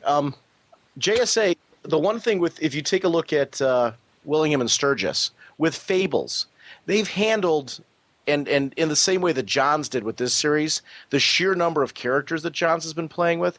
Now, I'm guessing they're going to have to consolidate the team at least a little bit from what they've been doing lately, but maybe not. I don't know. Maybe they'll keep with the same numbers. But they've proven with what they do on that they can handle dealing with that many characters and spotlighting them the way that Jeff Johns has, because that's, to me, has been the strength of this current JSA run with Johns. The characters don't seem to get lost, even though he's had this cast that was crazy huge. I feel like I know Wildcat's son. I feel like I know Liberty Bell and Hourman and their whole MO with this Mr. America guy I really enjoy. There's small little characters that just can't, Citizen Steel. As we're going along, I'm getting to know these people and I'm invested in them, even though they're new to the table. Cyclone is a great example of a character who I find really interesting and fun. Mm-hmm. So I think that Willingham and Sturgis are an interesting choice because I think they have the potential to surprise a lot of people at how well they could potentially do on it. It's not a guarantee. I'm excited for it because of how much I'm enjoying what they do with Fables, with a similar kind of environment, if that makes any sense. I know it's not superhero, but they do deal with a very large cast of characters in that book and seem to make it work. So I think they have the potential to do the same thing here with JSA. And I was a big fan of Shadow Pact.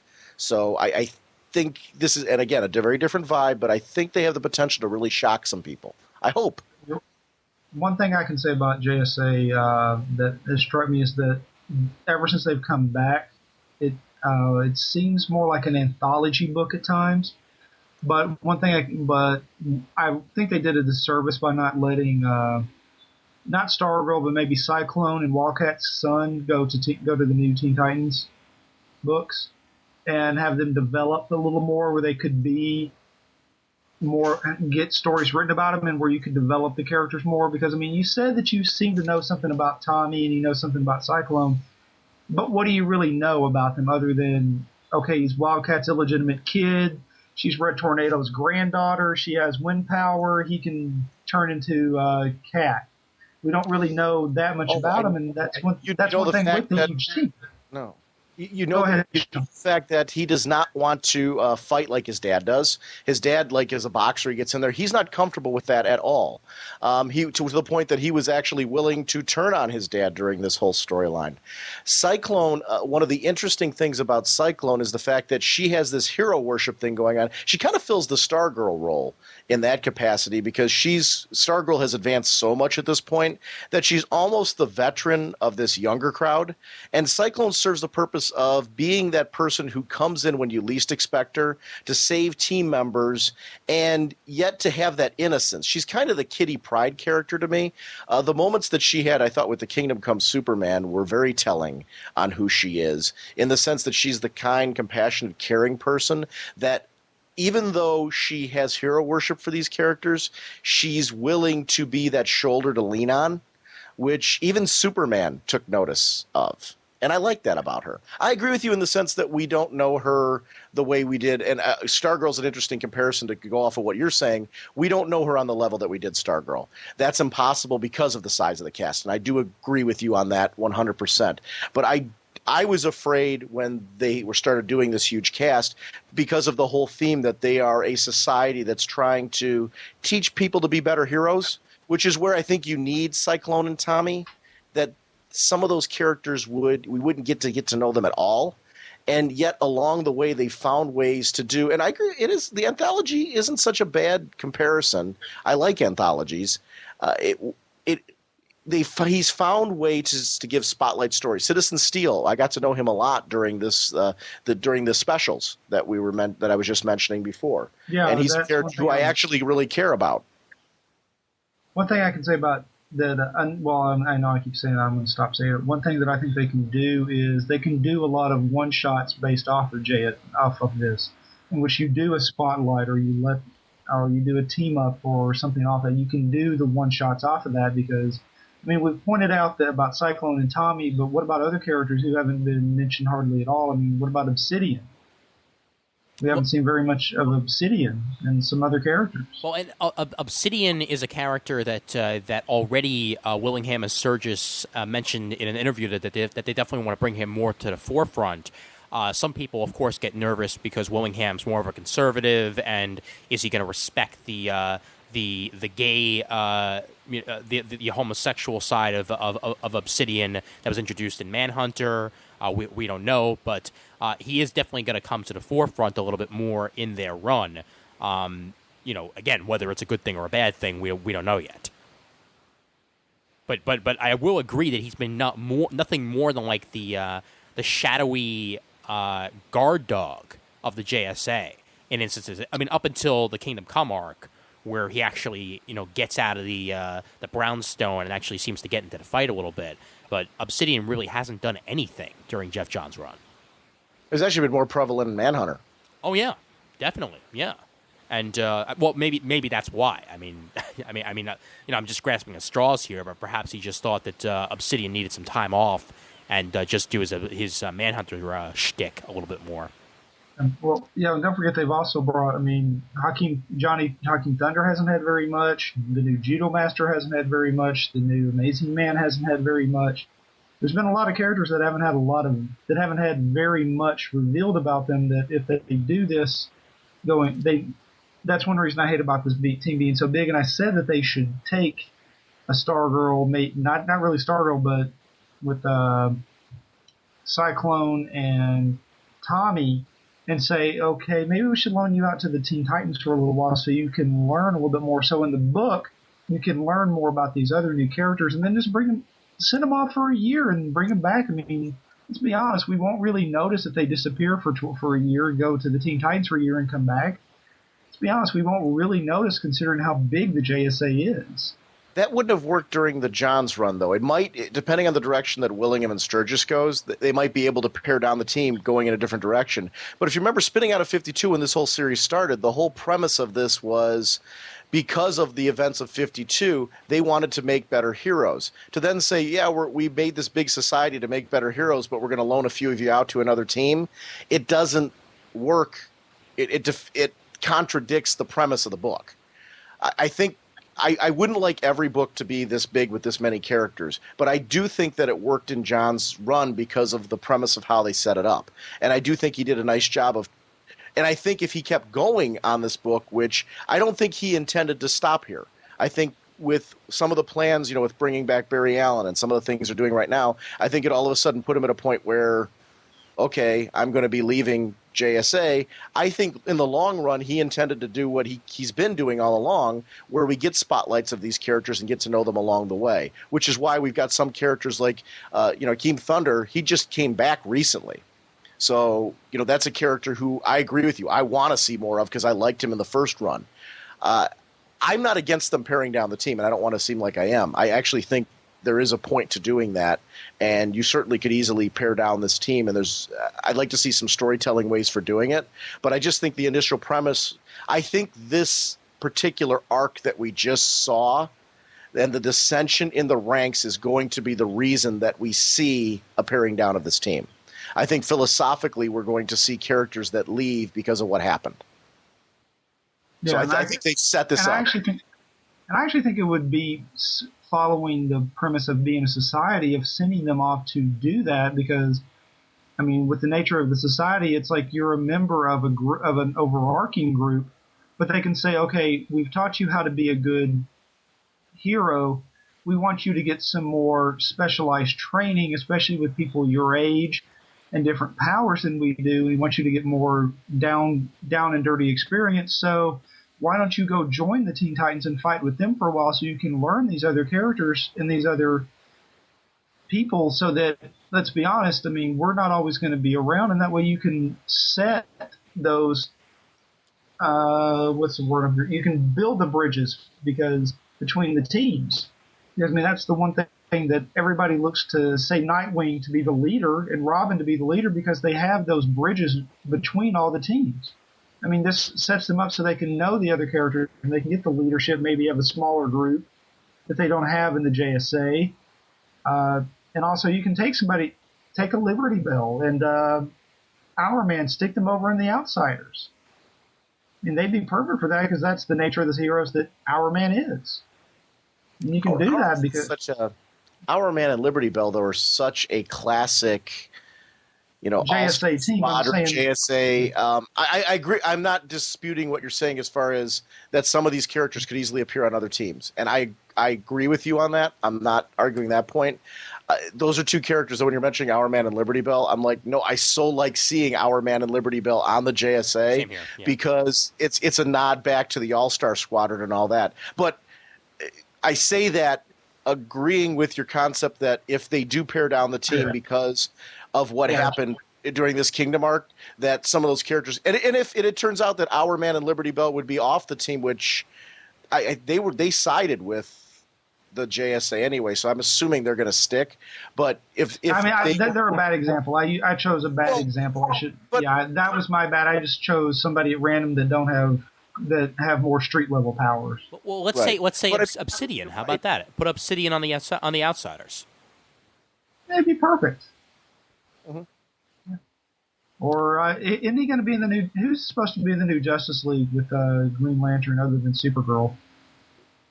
I don't know. Shazam's Freddie Freeman's Captain Marvel's supposed to be on that team. Yeah, back Supergirl's supposed to be on there. Who else? I thought there was a Green Lantern. Yeah, Hal. It's supposed to be Hal. Right. But isn't he going to be Blue Lantern by that point? We don't know. and the speaking of blue, the Blue Starman is going to be on it. Yeah. Oh yeah. Michael. Yeah. Yeah, which should be fun having him back on there, and one or two other characters. No JSA characters are going to be in it though. Kongorilla, thank you, Brent. Thank you. Yeah, because you don't want to have Michael, Thomas, and Obsidian on the same team, especially if you have Willingham write it. Yeah, no, I'd agree. Yeah. All right. Well, I guess. You want to head out at this point, John? That's your call, or you want to wait until yeah, I'm going to head home. I'm going to head out because the wife is giving me dirty looks, and I got to be up in 6 hours. All right, buddy. Well, thanks for hanging on as long as you did, man. And obviously, you're welcome back anytime. All I can say is, got to catch them all, and we're not going to mention Bulbasaur and what he'll do. And yet, by not mentioning it, you mentioned it. Thank you, John. Just throw it in the notes at the end. Come on. All I can say is, Squirtle, Squirtle. Good night, John. And then there were three. Brent, let's get your take on the whole current teams of the DCU. You okay with the restructuring going on? I'm okay with it.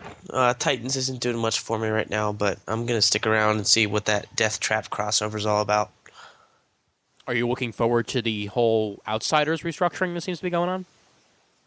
Yeah, I'm interested to see what the Owlman thing's all about. I'll stick around for that. What as to whether it's? Do you think it's Earth 3 Owlman, or do you think there's another Owlman out there? I think they've explicitly said he's not from another Earth, or at least not the Earth 3. So okay, all right. And who do you want on the Teen Titans, by the way? Because I know that not everybody's been announced yet. Oh, they have. Oh, they have? Okay. It's not announced, but on the most recent solicitations that we need to go over for our picks or whatever, they have a cover of the annual and it's got everybody on the team on it. Okay. All right. I got you. With a few exceptions that I think are going to pop on later. Because if you take a look, McKeever, I think, mentioned that it was going to be an 11-member team. Mm-hmm. So there's some characters that haven't been revealed yet on that cover. I know what cover you're talking about, but if you take a look at the Death Trap covers, Yeah. I don't want to spoil anything here, obviously, for that purpose. But for anybody that wants to look at the previews, the annual that he's mentioning, and then if you take a look at the Death Trap covers, it opens up some interesting possibilities on people who could be on that team as well. Well, and again, this might be a little bit of a spoiler, but I know that people were saying that Static was going to be on it, and I mean that's great to see him on a Teen Titans team, like actually in the limelight. So, I do believe he's on it, yeah. Okay, cool. Yeah. And I know that. Well, let's see. I think Miss Martian looked like she was silhouetted, but we don't know for certain on that yet. But and Brett, well, I mean, do you want to see changes on Justice Society with Sturgis and Willingham coming on, or do you want to see the same sort of thing going on? I like the kind of the same sort of thing. I don't want this long drawn out arc though. Shorter stories, I'm interested to see who they pick for the artist because I don't think that's been announced yet. It hasn't been, no. Whether it's someone that they've worked with before, or whether it's someone that is new to DC, I don't know. All I know is that Eaglesham looks like he's going to be either going to Marvel or has something else going on, because I remember how the Dio put it. It's like you're going to have to ask somebody else that question when they asked him where Eaglesham's going next. So that should be fun also. And what about Justice League? Because I know that there's Justice League of America and there's Justice League. So what's the deal? Well, I'm wondering when that Justice League series comes out, because I'll definitely be getting that because I love Mario Castagnoli's art from Trials of Shazam. Yeah. But They haven't given a release date yet for that. yeah, I think I bet they're building up the issues for that one since he does it all digitally himself. I don't know if he does colors or not, but I think he paints it digitally like Howard Porter did for Shazam, which is why they got him on that book to fill in for him. Yeah. Well, he filled in after Howard Porter hurt his hand, right? Yeah. And now Howard Porter's, I think, back to regular drawing on Titans. Titans, yeah. Yeah. And Titans, for that matter. Are you still picking that up? Yeah. Actually, it's gotten a lot better since they ended that Trigon thing. Okay. A little bit better, but still trying to wait and see what happens with it, though. Because, my one issue is stop forgetting that characters are mute. I don't know what's up with that. I didn't read Decision, so that probably had something to come out with that. Yeah. Well, Sean, maybe you can enlighten us a little bit. I mean, isn't he supposed to be mute? You talking about Jericho? Yeah, Jericho. Yeah. Well, Jericho, I believe Jericho was able to talk before he became mute, and I believe when he possesses somebody who has vocal cords, he is able to talk because he was able to before. Okay. It all depends on who he possesses. Now, in his own body, he can't, obviously, because of what Dad did. But my understanding was as long as he possessed a body that had vocal cords, he was able to do it because he at one point in time in his life was able to. Okay. See, I'm specifically asking that, though, because I think at the end of Titans 8, I think it was, or maybe Titans 9, after he's already out of Match's body, he's talking. And that's why it sort of weirded me out there. I don't know whether or not he's healed or whether that was just a slip by Winnick. But a couple times now, when he's been not possessing somebody, he's been talking. And I don't know whether that's just a continuity error or whether he's just all of a sudden no longer a mute. Looking to see. Just a little frustrating. No, you're right. That's all. Yeah. You're right. He is talking in that issue. I wonder why. Yeah. I mean, I hope it comes up at some point. I hope Winnick isn't just like, he got better. Next question. Well, I wonder if it has anything to do with the fact that he died. And came back. If maybe it's considered a different body.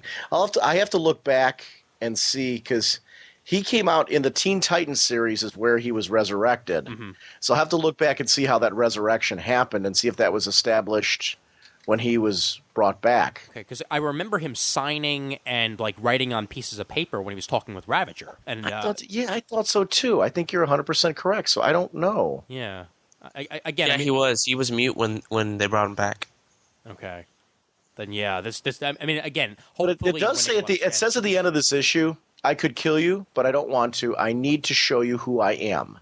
Mhm. And they said Jericho's story is going to be in issue 9. So I'm guessing in issue 9 we're going to get the answers to that. Okay. Yeah. For all we know, it could not even be Jericho.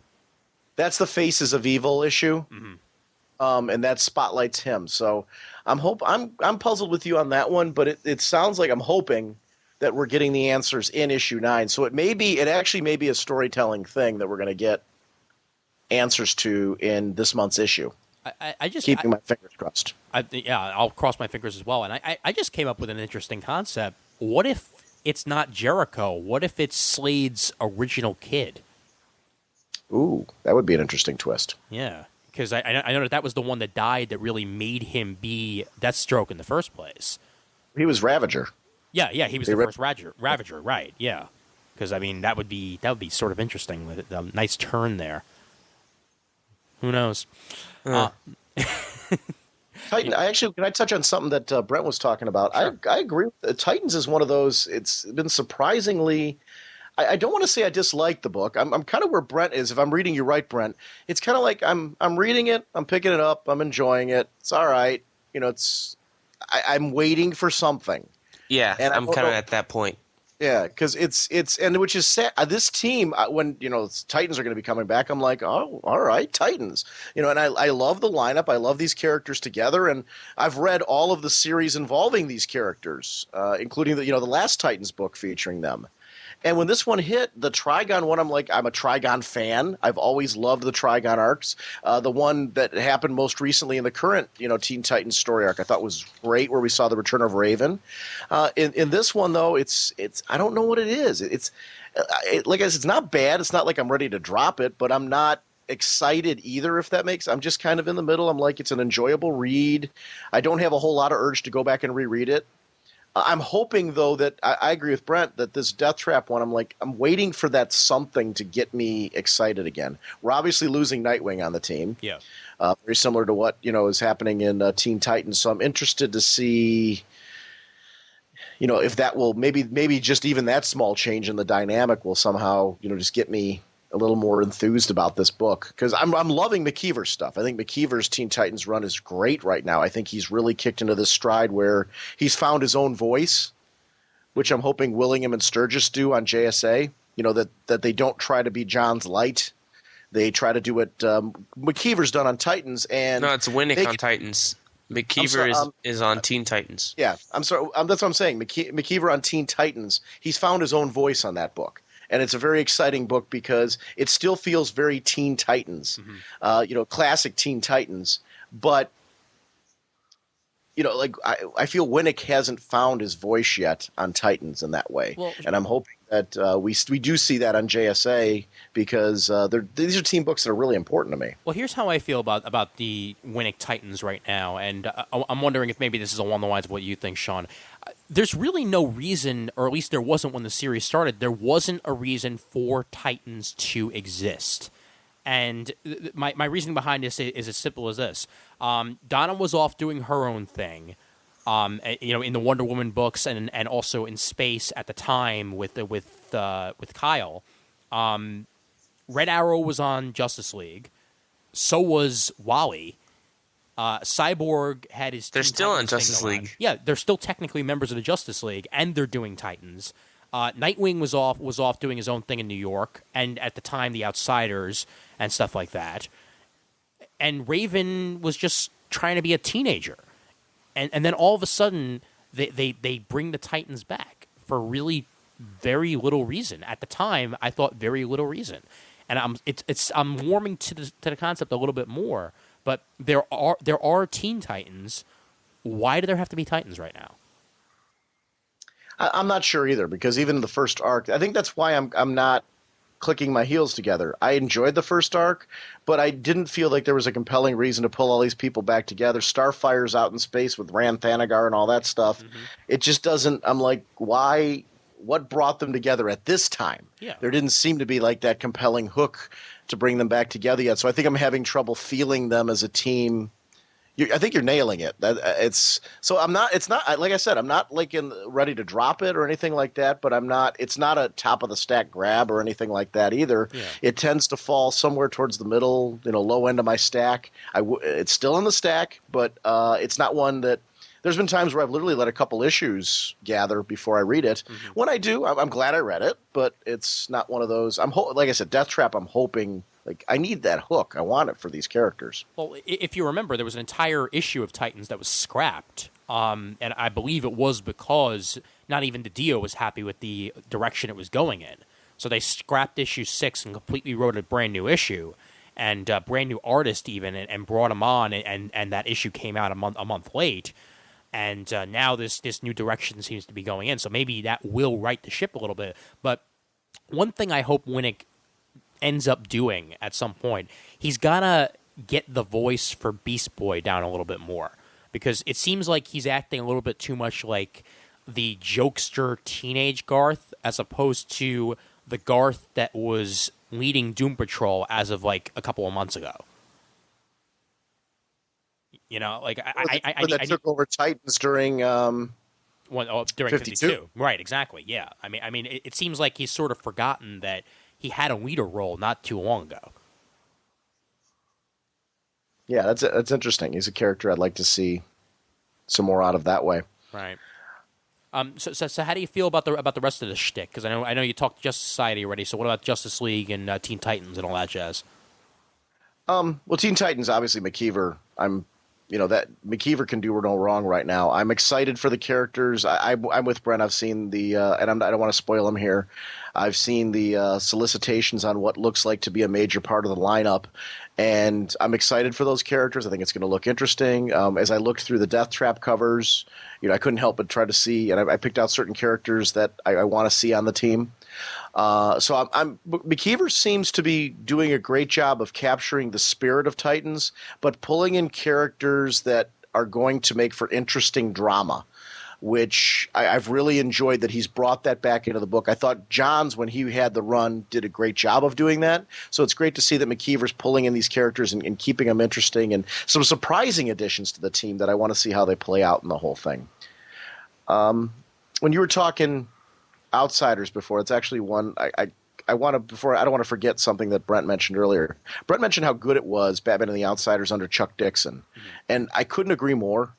Those issues in the beginning, the artwork, the writing from Chuck Dixon, there was something about that. It had a really strong edge to it. Yeah. It felt like what we were talking about. We were saying they go to the dark places. The whole atmosphere and mood and tone and just the way that the issues were structured felt great for that. Some great Martian Manhunter moments and all that. It was really entertaining. I don't have a huge issue with some of the stuff that Thierry did, because it was clear that Thierry was brought in a story-driven manner to try and lead the Outsiders to what would happen with Batman. So his arc, was clearly for the purpose of putting them in that spot. I agree with Brent said that wasn't the same caliber of what Chuck Dixon was doing, because I really liked the direction Chuck was going with this book. Thierry, I thought, did a nice job of leading it to where we were going, but it had lost some of that edge that I was talking about earlier, that the first arc I felt had really strong. I'm glad that they're now giving this book to Tomasi, because Tomasi's proven that he just seems to know how to handle the Bat universe. Mm-hmm. And I think Tomasi taking control of these characters, I want to see who this Owlman is. That's intriguing me. I'm hoping that there is a strong Bat tie, which I'm guessing there is. I don't think that's accidental. But I'm glad they're going back to like a kind of a mixture of the classic team. It looks like Huntress, if I remember correctly from one of the pictures, is going to be on the team, which I'm really, as a Birds of Prey fan, I've always liked Huntress. Take it back. Before she was even on Birds of Prey, when she was appearing in Nightwing and in the various Bat books in that role, she's been a cool character. And I would love to see her on this book. I think she's at that point now where she needs to be at least on a team book. I want to see her monthly, so I'm really excited for her being on there, because I think she'll fit this whole crazy dynamic of a team. But Tomasi, you put Peter Tomasi until he proves me wrong. You put Peter Tomasi on a book, and I'm going to have confidence that I'm going to enjoy it, and that he's going to do something interesting with it because he just knows how to do it. He knows how to get to the core of what makes those characters work. He doesn't try them to be something that they shouldn't be for the style of the title that it is. I think we're going to get true outsiders from Peter Tomasi. So, kind of like what Brett and I were talking about earlier, what we liked so much when Chuck Dixon kicked it off. I think we're going to get some of that flavor back. At least that's my hope. I hope so too. So, and it's hard when you don't have an issue in front of you to talk about, but when you got a name like Tomasi and what he's been doing, his track record's been stellar. So I've just got that confidence right now in that. Justice League, it's interesting. I'm concerned about the big three leaving, but I'm enjoying so much Black Canary running the team. And I'm glad that they had a decent run with the big three before this. Obviously, I think the milestone characters, you're going to take Icon. It's got to be Icon, I'm assuming, that's going to be on this team. Yeah. Because he would fill, obviously, the Superman role because of Superman leaving. I'm curious to see why the big three leave. We talked about them, and I mentioned this on our show. I'm curious to see if there isn't going to be some ramifications over the secret room and some of the fact that they've been puppeteers trying to pull the strings in the background. And because we've seen Canary kick somebody off the team already with Vixen. So, what's going to happen because of this? I might be diving at straws there, but that's something that I'm intrigued to see how that comes about. Is it just going to be strictly out of what's been happening in Final Crisis and in their own books? Or is this going to be driven by something even more than that? We'll find out. Well, I don't know. If I were Black Canary, I would kick him off the team for something like that. I mean, they're basically undermining her command by having that secret room. Right. But even beyond that, if you take a look at that the Milestone story, Superman undermines further after that by continuing to have secret meetings with Icon. So I mean, he didn't get the message. Yeah. And obviously, in Clark's defense, Clark's doing it for the greater good, which fits Superman's MO. So it's not even that he's being out of character, which is what I like about it, because I don't feel like this is like clearly not Superman doing it. No, he's doing what Superman does. He is doing what he feels for the best, and and in this way, he feels like he's doing the right thing. But Black Canary has to make a decision regardless. Very similar to what Vixen went through. Mm-hmm. As readers, I didn't feel at all that Vixen was in the wrong for what she was doing. Her powers changed, and she was utilizing them in that capacity. But Canary made a good call. Vixen is still a compelling character because of it. So I like the reality of that whole situation, that like you can see both sides of it, and it fits. So I'm hoping they play off of that. I'm hoping McDuffie does that versus it being as simple as it just being the Final Crisis events. I wouldn't be mad if he does it off of that, but it would be so much more interesting, I think, to see him actually call them on what they did.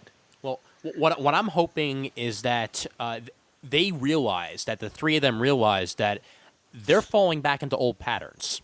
And what I'm specifically talking about is in Infinite Crisis, the main reason that they felt like they were falling apart was because they weren't trusting people.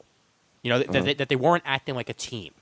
And by having their own little meetings together, basically not including Black Canary in the mix, not including Red Tornado in the mix, not including Black Lightning in the mix, or any other member of the Justice League in the mix for that matter, they are distancing themselves from the team dynamic. And in order for the Justice League to work, everyone needs to be on the same page.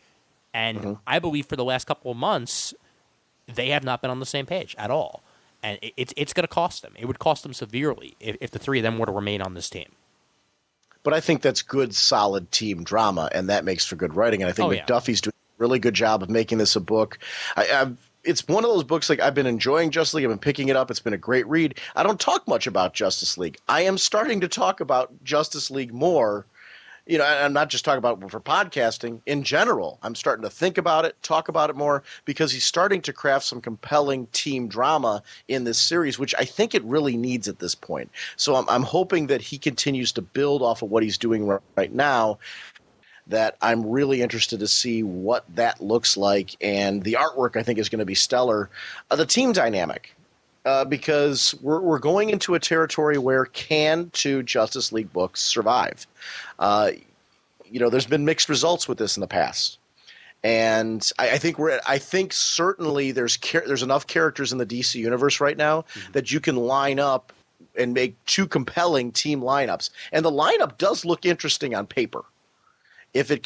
If these characters can be held and be true to who they are and, be utilized in that capacity, similar to what I said about McDuffie right now, where we get some compelling, team stories and dynamics where it's not just, the Justice League fights bad guys and wins or loses, but we also get the interpersonal relationships that they're crafting in these books. I think it'll be an interesting series. I'm hoping it will be. On paper, it looks really good. Yeah. And, I'm hoping that it just pays off the way that it looks. Yeah, and I mean, it's James Robinson, and he's really never let me down.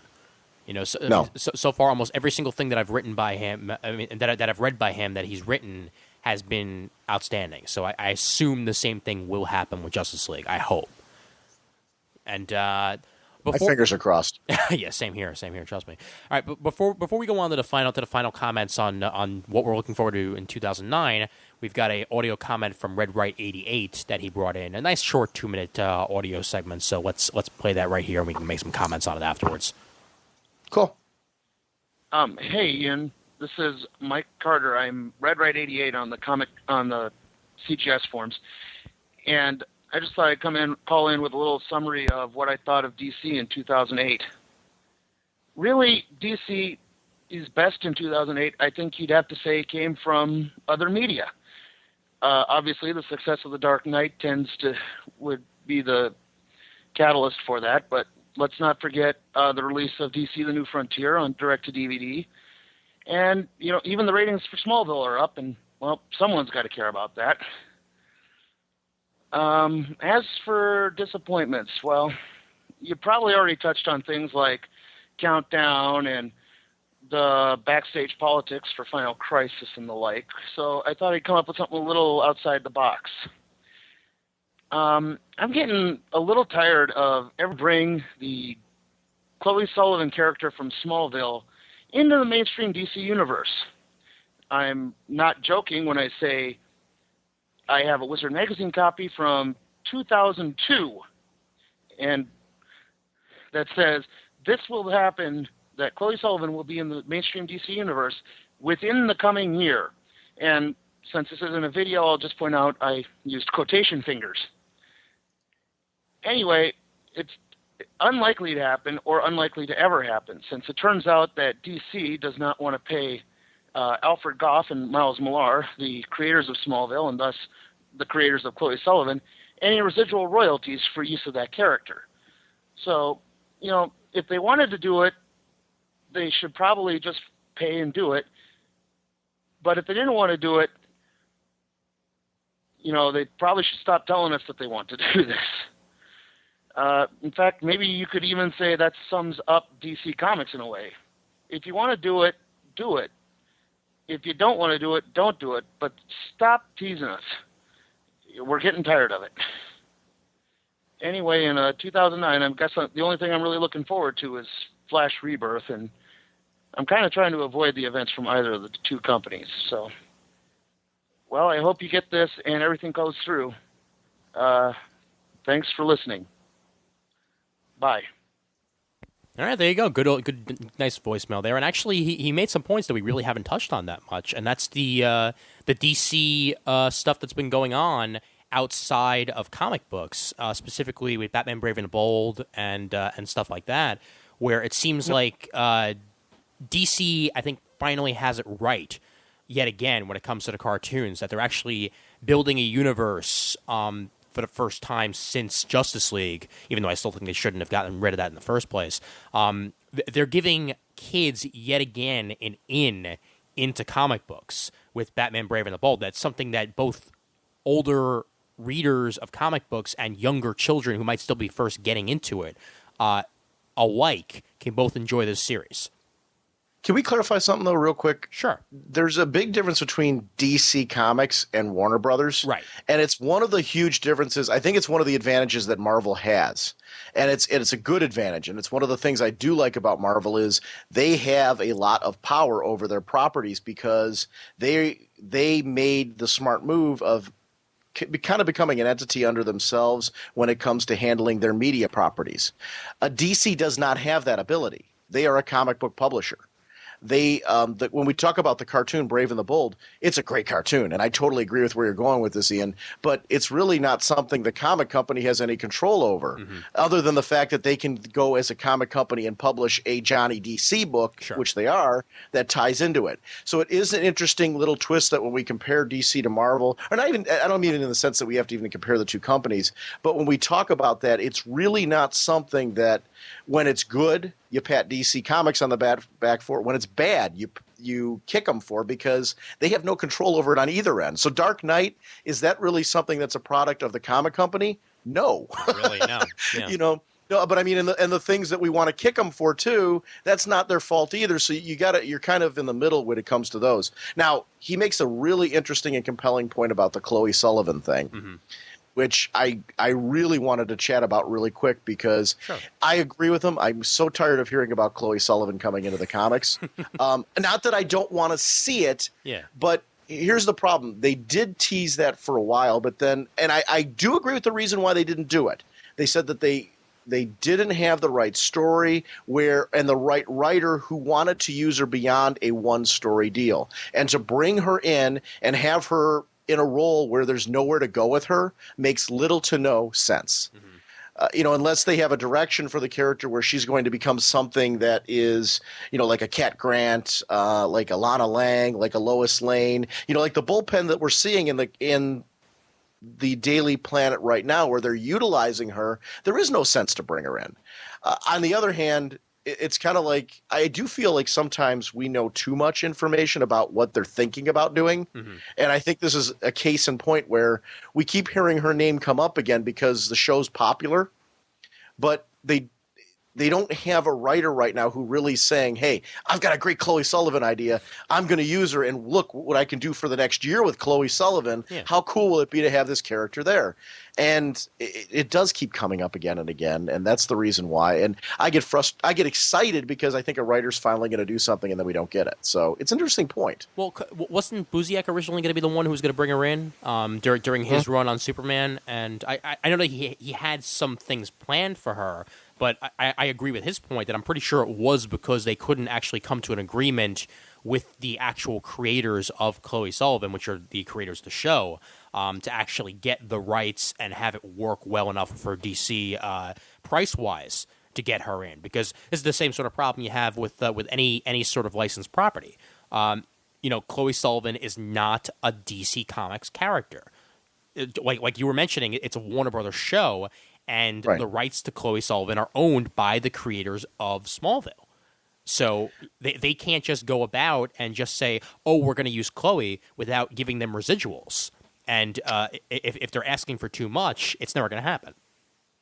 One other speculation I have on that is also, though, that I wonder if the creative changes that we've seen on the Superman books might not have driven that change as well. It's possible. Because I'm wondering – it's clear that this Superman change-up that they did with Johns, Robinson, and now Sterling Gates, that these roots were laid quite early, because they obviously had to make the plan with Richard Donner and do all that. So I'm wondering if some point in time during the Busiek run, they started to discuss that they're going to be going in this direction with the book, which would mean no longer having Busiek on the other book, which means plans to bring Chloe Sullivan in that maybe would have gone somewhere under Busiek would no longer take place because Busiek would no longer be there. And if Johns, Robinson, or if that plan didn't have Chloe Sullivan in it, why would you bring in that character and then have her dropped? Sure, yeah, definitely. I mean, quite frankly, I'd love to see Jeff Johns write Chloe Sullivan in the DCU right, but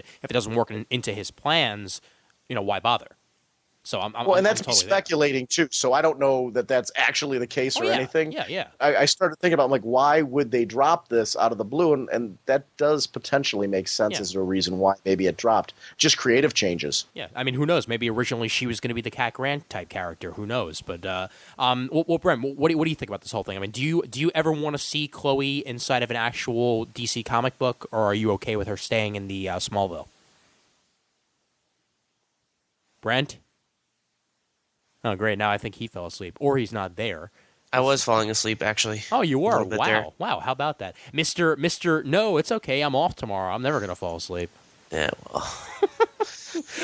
Well, what do you think about the whole idea for Chloe?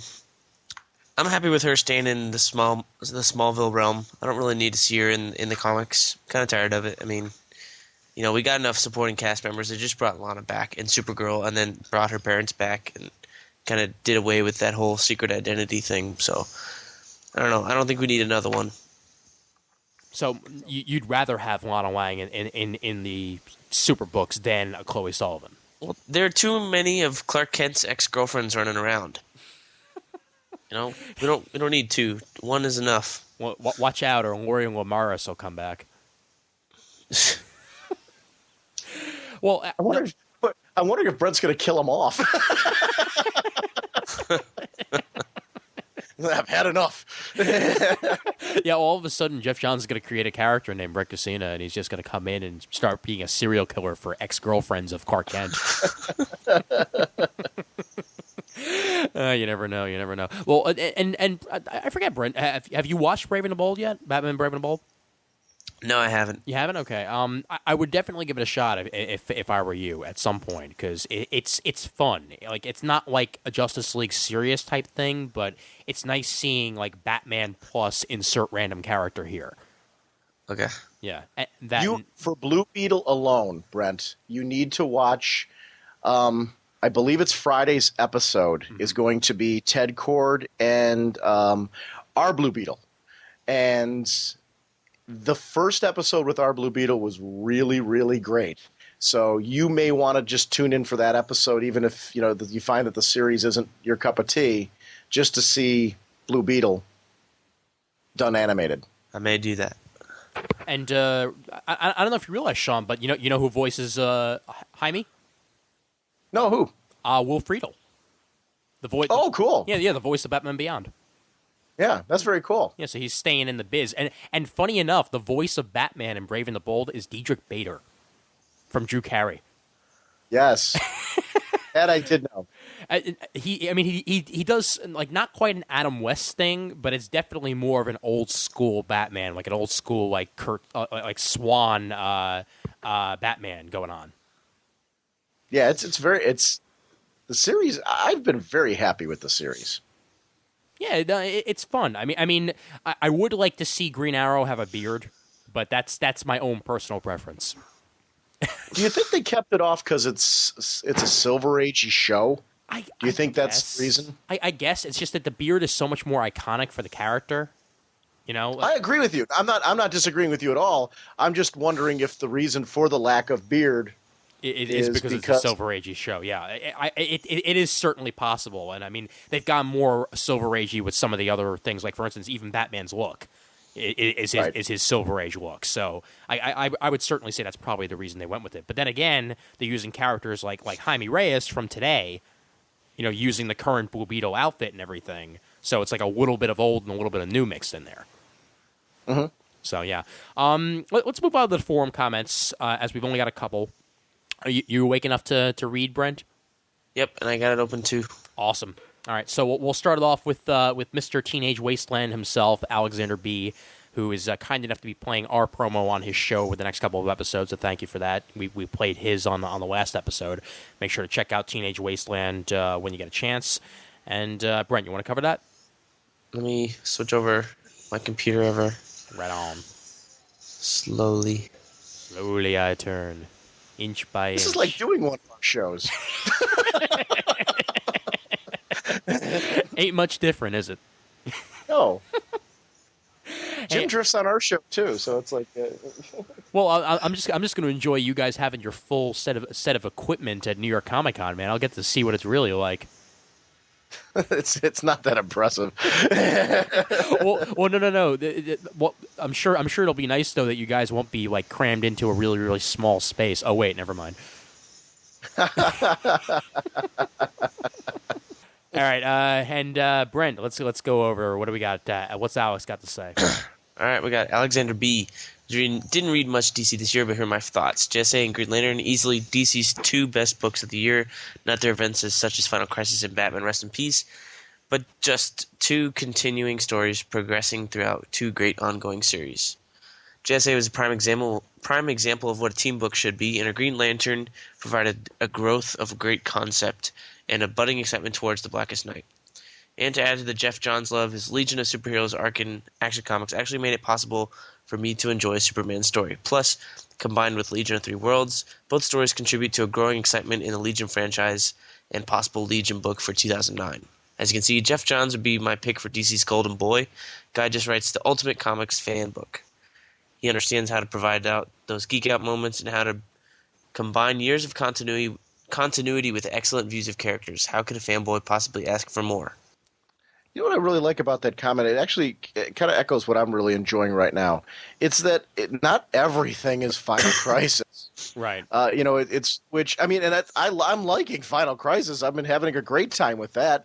But it's really nice that I think that keeps me from getting event-itis at the moment, is because there's so much going on in the regular monthlies that is entertaining me that I feel like I'm just getting a break from Final Crisis. Because Final Crisis by itself, if I was just reading Final Crisis, I'd probably be on suicide watch because it's a very depressing story.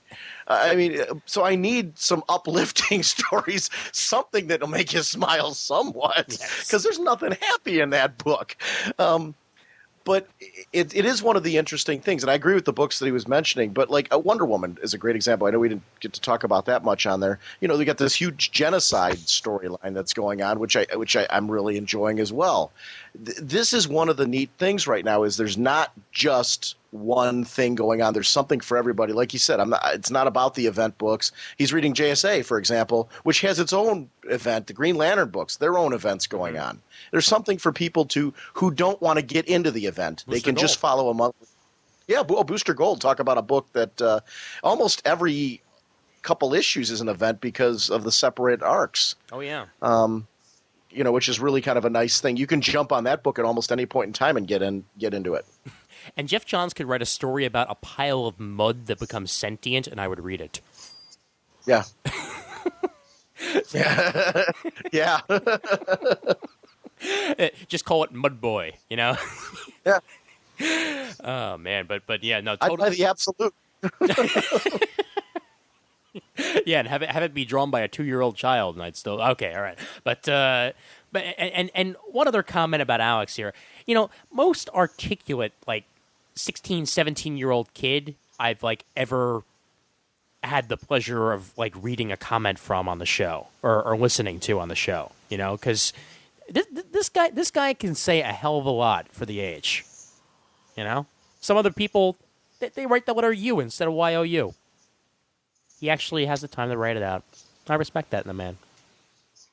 Enough said. I love that I feel like you should be putting your teeth back in right now as you're talking about this. Sonny, hey, these youngins are so good. I used to be him. That's the way I feel now. I mean, crap. Sean, I've been podcasting for 4 years now, you know? And actually more than that. Is it 4 years? Or it might even be 5 at this point. And, like, I remember when people were saying, wow, that 20-year-old kid can really, really do something. Yeah, I'm 25. I'm over the hill now. All right, let's move on to a guy who's been on both of our shows, Mr. Chad Burdett, unknown fanboy. Hey. 2008 was a weird year for me and my reading of comics. During the summer, I fell behind about the time I started ordering from Heroes Corner in my reading and only now working on the full long boxes of comics. Not saying anything bad about Heroes Corner, he's just going behind. Of what I have read, I enjoyed Morrison's work on Batman and really had no problems following R.I.P., but maybe it was because of reading the issues in a row. Also, I've been digging Final Crisis and the subsequent tie-ins, although I have yet to start Revelations or Legion of Three Worlds. Justice Society has been awesome, and I am saddened to see Johns leave the title, but enjoying his work on Green Lantern and Action. Brainiac was an awesome story, even though I saw the ending coming. So did I.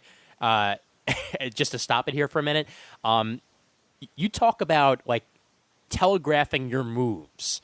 When I saw that picture, that cover of Clark and Jonathan Kent, by the fence, holding the beers, root beer or regular beer, depending on who you ask, I was like, okay, so Jonathan Kent's dying.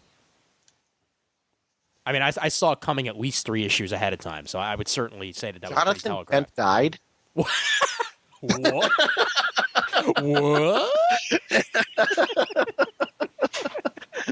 This just in. But honestly, though, I sort of like.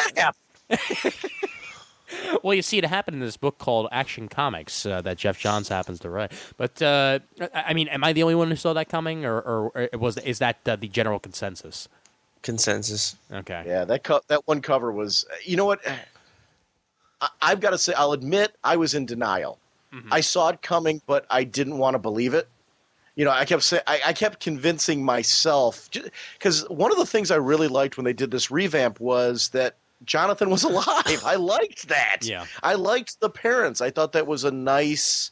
It was an interesting relationship to see explored with Superman as an adult and with Lois, and so I did not want to see it. And I started thinking, I'm like, well, they can't do that. Really, I mean, look how much she's been established, and I got to admit, I'm still torn over the decision. I mean, it was great writing. So I'm not knocking it in any way, shape, or form. It was a great story. Yeah. The way it was handled was great.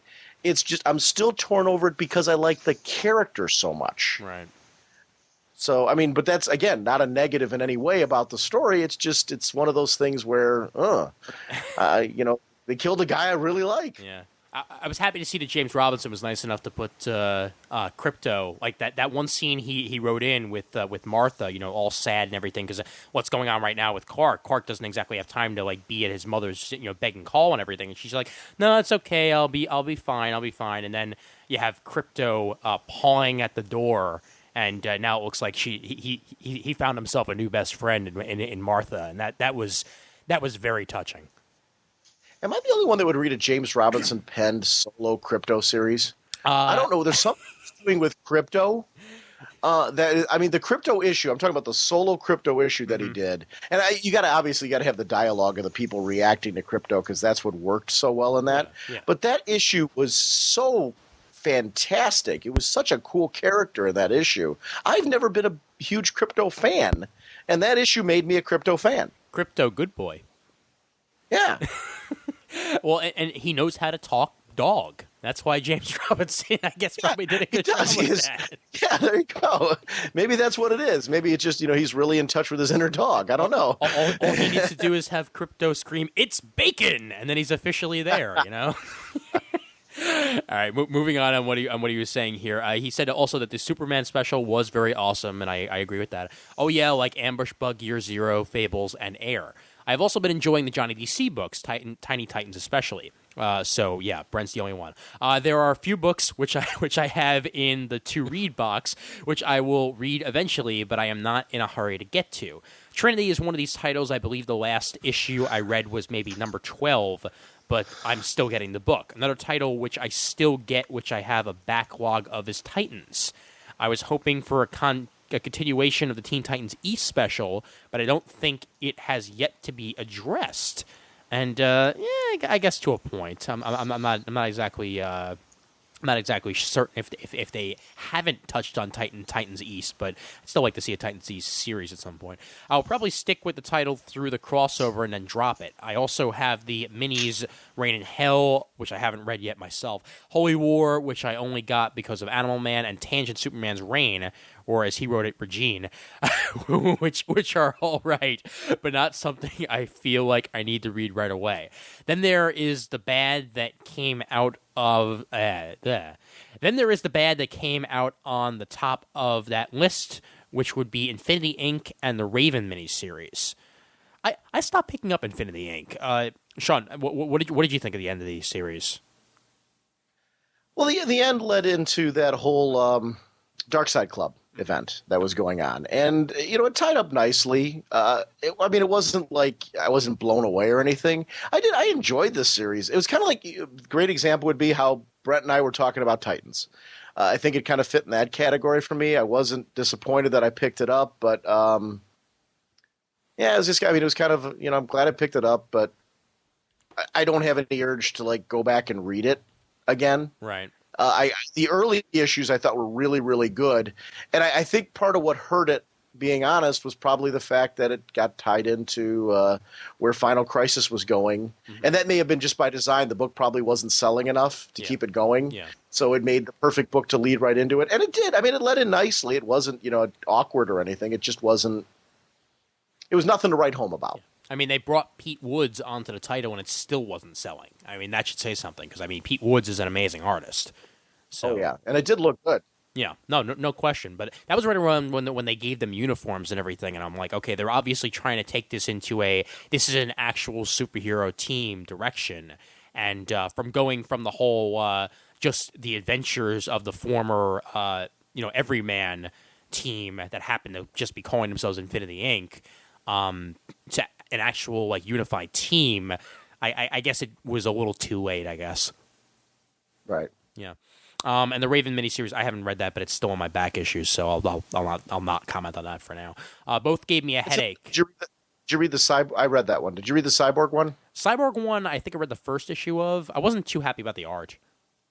Yeah, it was another one of those. It's kind of like, I think for people who don't know a lot about Raven, it was an entertaining diversion. Mm-hmm. But it's another one of those that, like, for anybody that wants a quick little Raven story, it fits into that ball game. I wasn't sad I picked it up, but again, it falls into that kind of quick little diversion category. Right. Yeah. Not going to miss. You're not going to miss anything not reading it. Mm-hmm. But if you want to know a little bit more about Raven and kind of her whole MO at school, it does. It fits for that. Okay. So this all happens before she joined Titans, right? I mean, right. The current Titans, that is. Yeah. It kind of fleshes out some of the with her being younger. Mm-hmm. Like they established in Teen Titans, it plays off of that a great deal. Okay. So, right, cool. and puts her. It actually puts her in school. Good. Okay. So that's everything we missed, basically. All right. Yeah, it's about the gist of it. Okay. Brave and the Bold has also been a disappointment, and will probably drop it sooner than I expected, since I was waiting for the Archie characters to be featured first, which actually now won't even be happening in the Brave and the Bold series. I think they just decided to put that into its own separate thing. So that will not be Brave and the Bold. That's just going to be JMS writing a separate miniseries, if memory serves. No. Yeah. Mm-hmm. Really? Yeah. Say nay. I don't believe you. Yeah, they're branching it out. Into what? Last I heard, and I believe this was one of the Dio's columns about like 3 weeks ago on Newsarama, they mentioned that JMS originally was going to do it inside of Brave and the Bold, and is now going to be doing it in a separate series. I'm not sure if it's going to first launch in Brave and the Bold and then split out, but the full story he was going to be telling is no longer going to be told just straight in Brave and the Bold. Well, I'm going to drop Brave and the Bold then, because I was waiting for 2. Yeah. I mean, again, I could have heard wrong, but that's what I remember hearing. So, See, I like Brave and the Bold, but I agree with the sentiment that I was looking forward to that taking place in Brave and the Bold. Right. I'm wondering what's driving. I wonder if maybe the cartoon isn't driving that decision. It's possible. In the sense that let's keep the main series, except that's not really Batman and everybody either. So yeah, it sounds like the premise of this series, with the Archie characters, was closer to the whole Brave and the Bold concept anyway, because it's going to be Batman and all of them. So right. I guess I'm kind of contradicting myself there and saying, well, no, that doesn't make a whole lot of sense. It would have been the one to do it in. I don't know. Again, for all I know, I could have heard wrong, but I'm pretty certain I read about 3 weeks ago in DiDio's column on Newsarama that they mentioned this. But anybody who wants to back me up or call me out on it, make sure to mention it on the forums, I guess. Flash petered out at the end of Wally's run, which was disappointing, but it was never the same after the 13 issues with Bart as Flash. The Year One books, for the most part, except Green Arrow, have been pretty weak in my opinion. Oh yeah, Countdown sucked, but that is a given. Yeah, pretty much. In 2009, looking forward to seeing what happens in the Batman universe, since he was my gateway into comics. After New Krypton, I'm off to Superman books, which I have been getting since the build-up to Infinite Crisis since I need to make some cuts and not that interested in the characters being featured in the soup's place. Blackest Night, of course, looks to be awesome, and the return of Barry Allen in Flash Rebirth. Yeah, so that's my take on 2008 from what I read. Great show, keep it up. And that's Chad Burdett, Unknown Fanboy, on the forums.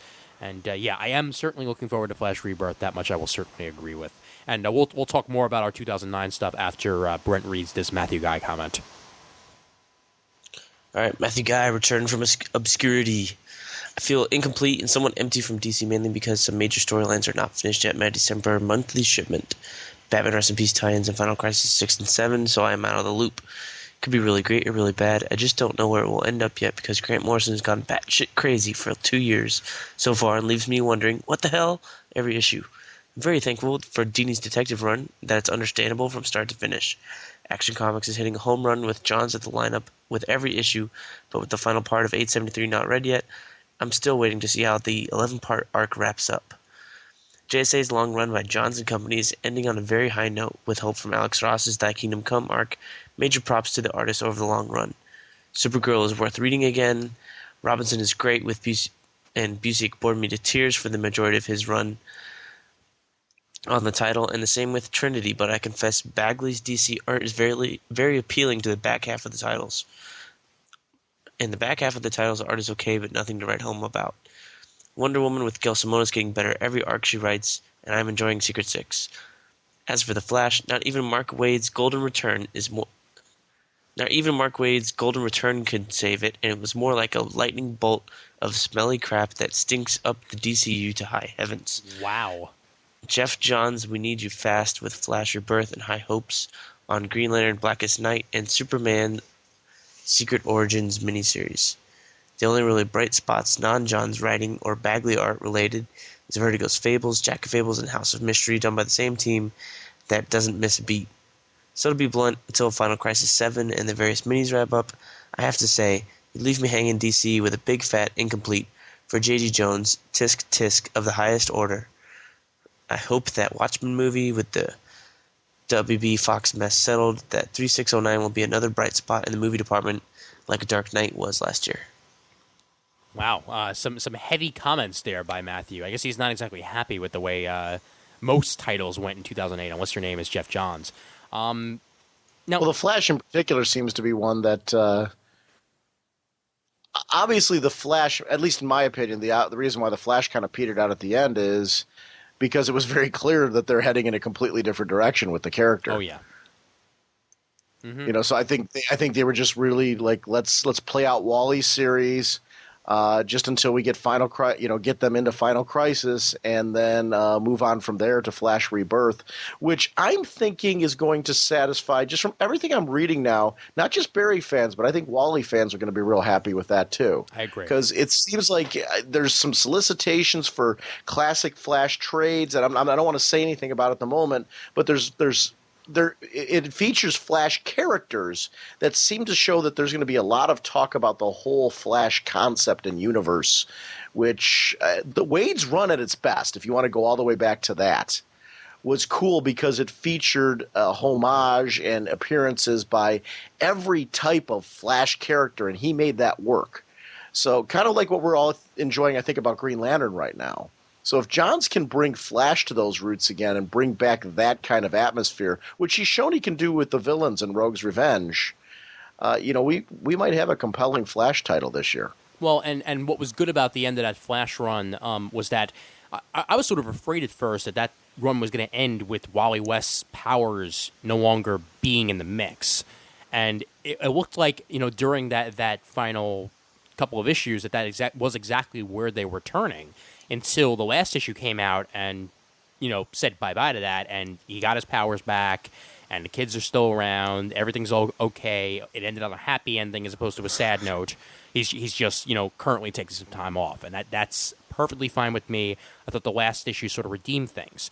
I do agree with you, though, Sean, that I think Flash Rebirth is probably going to give us back the family dynamic, and not only will we have Barry, we will have Wally, and I'm calling it, we're going to have Bart.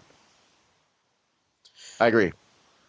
I mean, I almost certainly agree that with the people who think that Bart was in the lightning bolt because nothing else makes sense anymore in Legion of Three Worlds. So I'm pretty certain Bart was in the lightning bolt, and he's going to come back as a kid, possibly taking up the Impulse banner yet again, and being back with the Flash family where he belongs come 2009.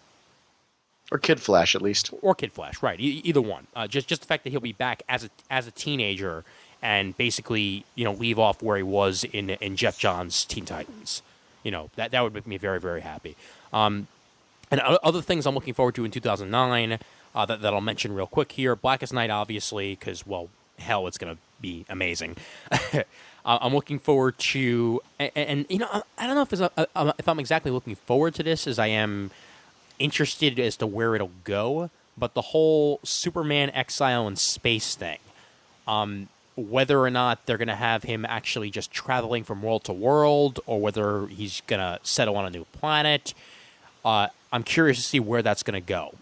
And did you read the end of New Krypton? This month's issue with Lex Luthor on the cover? No, it's in my shipment actually. I believe I haven't had a chance to read it yet. No. Right. I'm not going to spoil anything on it. All I'm going to say is, with trying to keep it as general as possible, that issue convinced me that there's some other possibilities on what might happen with that arc. Okay.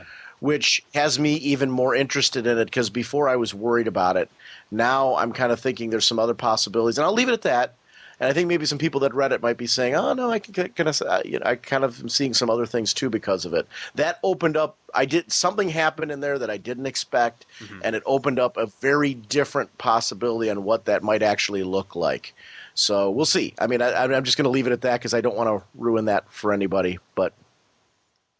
Cool. That's an issue I would highly recommend for people to read if they're curious as to where to speculate on where that might go. Oh yeah, well I've read every single part of New Krypton up until now, so certainly the minute it comes out I'll be reading it. But I am just very, very curious as to where this whole thing's going to go. Plus, to make some predictions about 2009, I believe the secret identity of Superwoman, one of two people is Superwoman, and it's gonna shock and awe people, but part of me is thinking Superwoman might be Cat Grant.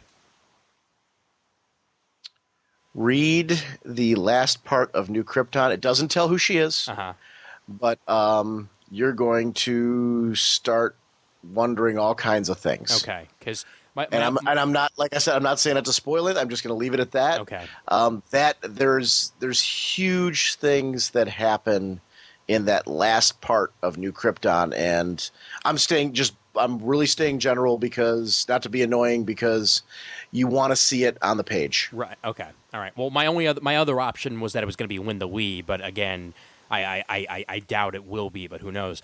And my other things are, I'm looking forward to Dick Grayson and Damian in the Batman and Robin roles, as it looks like that's what it's going to be. What Tim does as Red Robin is going to be pretty interesting, but I'm hoping, and I'm seriously hoping, that Robin, when it comes back, returns, Tim as Robin and everything, and that we finally get to see that issue 150 that did not happen, because if anything deserves 150 issues, it's Robin, and they ended it right before the milestone issue. So it'd be nice if they respected the title and gave it that 150th issue eventually. So that's really all I'm looking forward to in 2009. Oh, and Legion actually being, one coherent Legion would be nice. All right, so let's move on from there to Brent. Your predictions for 2009. Black. Ist. Night. Just black. Just black? That's it? Mm-hmm. Like black superheroes? No, like Blackest Night. Oh, okay. All right. Well, when you just say black, I'm thinking like what? Black Lightning? What? I don't know. That's what I'm predicting. Blackulas? It's gonna be great. It's gonna be great. I want a Blackula and Blackest Night. That'd be fun. All right. Any other predictions or comments? Azrael's gonna be cool. Wow, what a shock coming from you. That's like saying the sun's coming up tomorrow. I'm excited for Azrael. I really am. That's another one that it's a concept that I think in the right hands can be really interesting. So I'm looking forward to. I always liked Azrael. Yeah. So to see an Azrael back, I think is going to be an interesting dynamic. Yeah, definitely. Well, okay. Well, Sean, what else are you looking forward to in 2009? What's going on with Batman, and specifically Bruce Wayne. Oh yeah. Because I totally am convinced that we're going to see some very interesting Bruce Wayne reveals this year. So that's kind of what I'm anticipating. I mean, that's purely speculation. I'm not spoiling anything because Lord knows what they're doing. Well, especially after that Tony Daniels poster. I will say with Final Crisis 6 and the way things were handled, it made me think a whole bunch of things. And I'm hoping that they pay off the way that it looks like it is. So, which could make for some interesting storytelling. But what about Battle for the Cowl? How do you guys feel about that? That's going to be one that's penned by Tony Daniel, right? With art by him. It's art by Tony Daniel, yeah, isn't it? Yeah, yeah. He's writing and drawing it. Yeah. It's a 3-issue series, and then there's the support pieces that are outside, like Azrael, just like we were mentioning. Are you guys excited for that? What are your thoughts on it? Do you think we are going to get a new Batman of this? Yes. What do you think? I do think that there's definitely going to be a new Batman, but whether it is what I think it's going to be, whether it's going to be Dick Grayson, I'm not sure. But again, looking at all the options that were on that Tony Daniel poster, I mean, one of them looked like it could have been Two-Face Batman.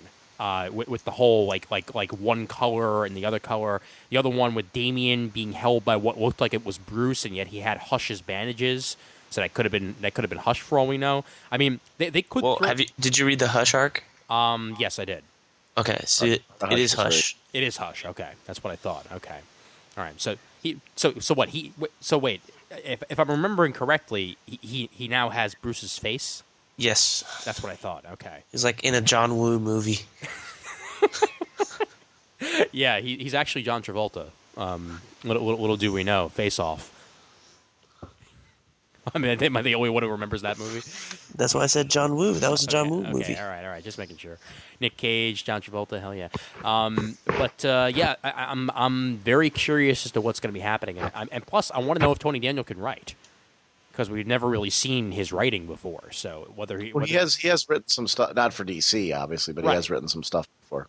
So we just need to see him. This is a very big project for him to take on, just in the sense that it's really going to either establish something new or tie up something. So I'm really interested. I'm interested to see what this whole Bat universe is going to look like outside of this. I am really glad that the cancellations of Robin, Nightwing, and Birds of Prey were story driven. That that in whatever series are going to spit out, it looks like they're going to be replacement series for those versus. So I'm guessing, and my hope is that the Greg Rucka series is going to involve some female Gotham characters, which I'm guessing. Batwoman would be at this, the head of one of those. Batwoman's a given. I mean, with all the talk, when are we going to get a Batwoman series? When are we going to get a Batwoman series? It's got to be now. Right. Yeah. I'm excited for it because Tony Daniel's drawing it. I really love his art. Oh yeah. I just sent you a link from his blog, and every once in a while he posts pencils up there. Just the pencils he puts on his pages are just amazing. Oh my god! Yeah. Whoa, that looks really, really good. That's and looking at that right now, is that? That's Tim and one of the girls from the Batman of All Nations. Yeah, well, yeah. That superhero club that he used to. That he used to be a part of, yeah. That mystery club. Right. Well, the reason I couldn't tell if it was Tim actually is because it looks like Tim. That's a little different. Mask for Tim than I'm used to. He's got a little bit of a Nightwing thing going on. Yeah, and he draws Tim pretty old. Yeah. He draws him like an older 17, Well, which he probably is by now, but I'm not sure. Yeah, he had a growth spurt. Let's put it that way. All right, I think we've exhausted every option here, and a nice short episode with Sean on. So I think things are good as always. We can always Guys, we survived this island. We can never go back, Sean. We can never go back to the island. You know it's bad when two people couldn't even survive the episode. Oh, what's even funnier though? And I don't mean that as a knock on them in either way. Oh, I know. I think there's something wrong with us. well, listen to this, okay? For the Marvel episode, and again, it's out by now when you guys are listening to this, but it started out with Sean Pryor, myself, Jason Wood, Brandon Christopher, Indigo Fire, Raph, and there might have been a sixth in there too. For the life of me, and Marvel's Patrick. So there were 6 people on the call. Sean Pryor dropped out after 40 minutes, so because he had to go. So that was number 1. Then eventually Wood dropped out. That was number 2. Then Marvelous Patrick dropped out. By the end, it was Brandon, Raph, and myself. And it was about 3.5 hours. We don't know how to do I'm glad you're short doing this shows. one. Yeah, I know. So much for that idea. We do not know how to do short shows. It is not in our nature. Why you only get one every 2 weeks, folks? So much for that idea, too. Be grateful. Yes, exactly. And for that matter, speaking of long shows, what do you got upcoming, Sean? It's like, well, don't we? Well, by the time they'll listen to this, we will have already released our Raging Oscars episode, which will be nice because we can actually, when I edit that together, I can lead it right into this for people because I tried to throw in some things that kind of go beyond what I did on that. So this would be like a nice sequel to listen to. So it kind of blends in nicely that way. We're also going to do Flash Rogues. We're going to be joined by one of our listeners and chat about Flash Rogues. I'm going to try to release some episodes from the New York Comic Con when we're there. We'll see how that works out. I'd like to release some like mini ones direct from the show. Yeah. And then after the New York Comic Con, the 2 weeks afterwards are going to be devoted to Batman the Long Halloween. Ooh. We're going to be doing that cover to cover. It was supposed to be our 150th episode, but just timing wise, it didn't work out. And we had the listener one lined up first for Flash Rogues, so it'll be probably 152, 153. I'm guessing because 151 is going to be the New York Comic Con stuff. Okay. So that one I'm guessing because it's a whole year's worth. It was 13 issues, but 2 of them were prestige formats. So we're going to cover all 15 issues, and it's a stellar series. So I can't wait to talk about it. Jim's never read it. So Neither have I, for that it'll be matter. interesting. Yeah, it's a phenomenal series, and it's really one that I wanted to do with the fact that we were crossing the 150 line as just kind of an epic to note it. And it's a huge series, but it's very cool. And a lot of it was inspiration for what we saw in the Nolan movies. In the Absolute version, in the beginning, Christopher Nolan and David Goyer are having a discussion about Long Halloween and the elements that are pulled from it. And you can see elements of it in both Begins and in Dark Knight.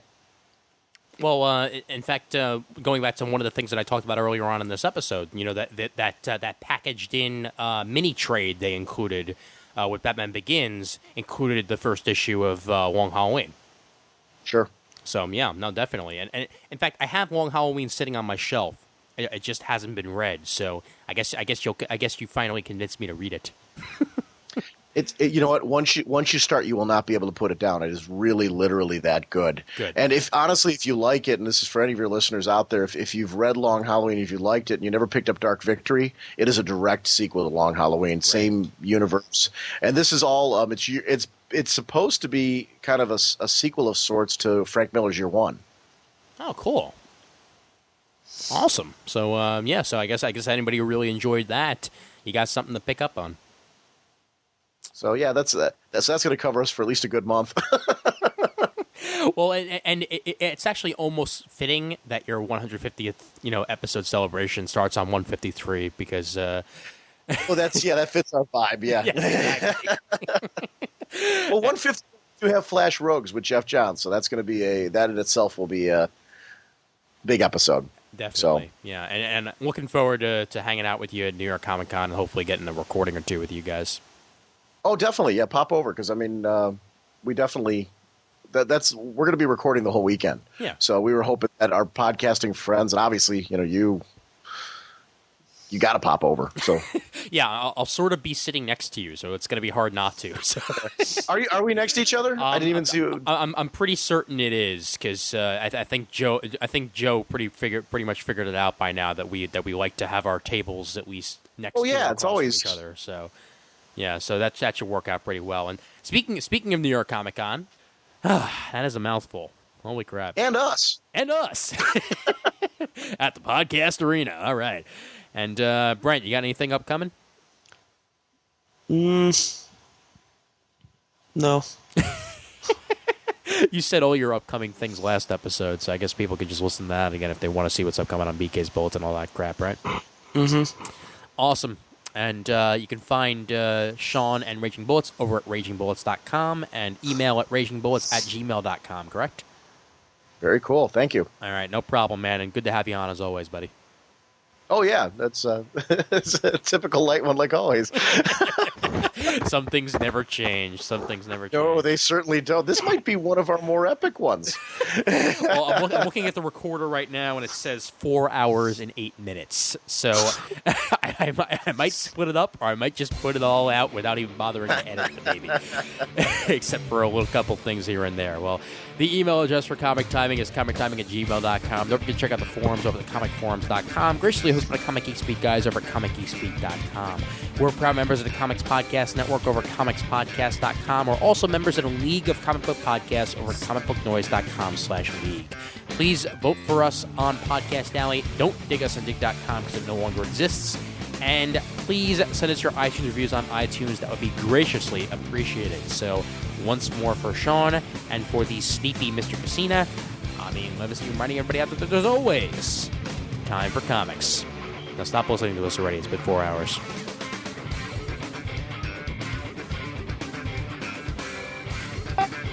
What if they reject you? Well, there are the two other people on this call. So yeah. They're never on a consistent basis, though. Boy, wouldn't that be uncomfortable? Aw, dang it! I should have rejected. See what happens. Son of a bitch! Fucking Sean Whalen? I thought his drawings suck. Oh wait, that's Sean Pryor. Oh, Sean, I was watching Lost, and your name is on the guest starring list. What's up with that? You couldn't see me because I was lost. I'm serious though. It said guest starring Sean Whelan. I was like, what the hell? It's funny. Sean is actually playing the island. Are you calling him fat? And wait, that's not makeup. That's all me, baby. Brent, I can figure out where the mountains are. I just don't want to know where the valley of dark brown substance is coming from. Yeah, we better start this My episode. wife knows for sure. Brent, this is episode, what, 83? You have two more? Yeah, because 82 would be Marvel. Yeah. 81 I just put out. Okay. So 82, 83, 84 then. Okay, 84. Shit, I want to count now. Yeah, it's 84. 84. No, You're the episode... one. What are you editing? Me? I need to start the editing on DC because on Marvel. Yeah, on Marvel. Yeah, there we go. All right. So What number is that? 82? that was 81. So yeah, you know what? This is 83. Okay. This is 83. Oh yeah. All right. Yeah. When did you do 80? I was about to say, I'm not showing an episode newer than the 9th on here. So. Yeah, I know. We've got the Marvel one in the queue for editing, and that should be out hopefully by the end of the week. I wanted to get it out last week, but shit's been so hectic at work, I had no time at all to do anything. But next couple of days, I should have a couple hours here and there to do some editing. So yeah, all right, let's count it down and let's get going. All right, in 5, 4, 3. Screw you. 5, 4, 3, 2, 1. my main issue, though. John dropped out, Brent. We can bring him back in? Yeah. All right. That's I saw that. Yeah, that's the problem with having it on your wireless in the car. John, you there? Let me, sorry. Yeah, I'm here. My wonderful. My car's at the edge of my Wi-Fi. I'm actually about to come inside, so I'm going to mute out for a second. Okay. All right. Well, when you're back, just give us a heads up. I'll start blabbing. Okay. But Okay. Go ahead. And let's go over to Jim. Is Jim there? I'm here. Okay, just making sure. I thought he was sleeping. No, you see, Not Brent. yeah, we have our own resident sleeper on the show. Jim doesn't need to sleep. That's Brent's job. I'm still awake. I know, it was just so fun when you fell asleep.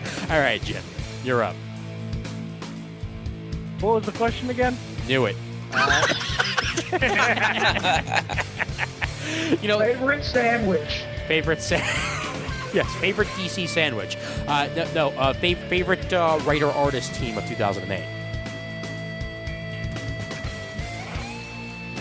You're going to sleep. Wait, I'm going to sleep? No, sorry, I'm talking to Brad. He's climbing into bed and he's leaving the light on. I was like, dude, turn the light out. You're going to sleep, turn the light out. I was about to say, like, yeah, I'm so over the hill, I'm going to sleep. What? Brad, what?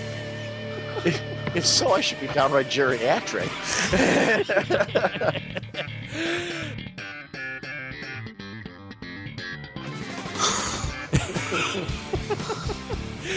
Wow.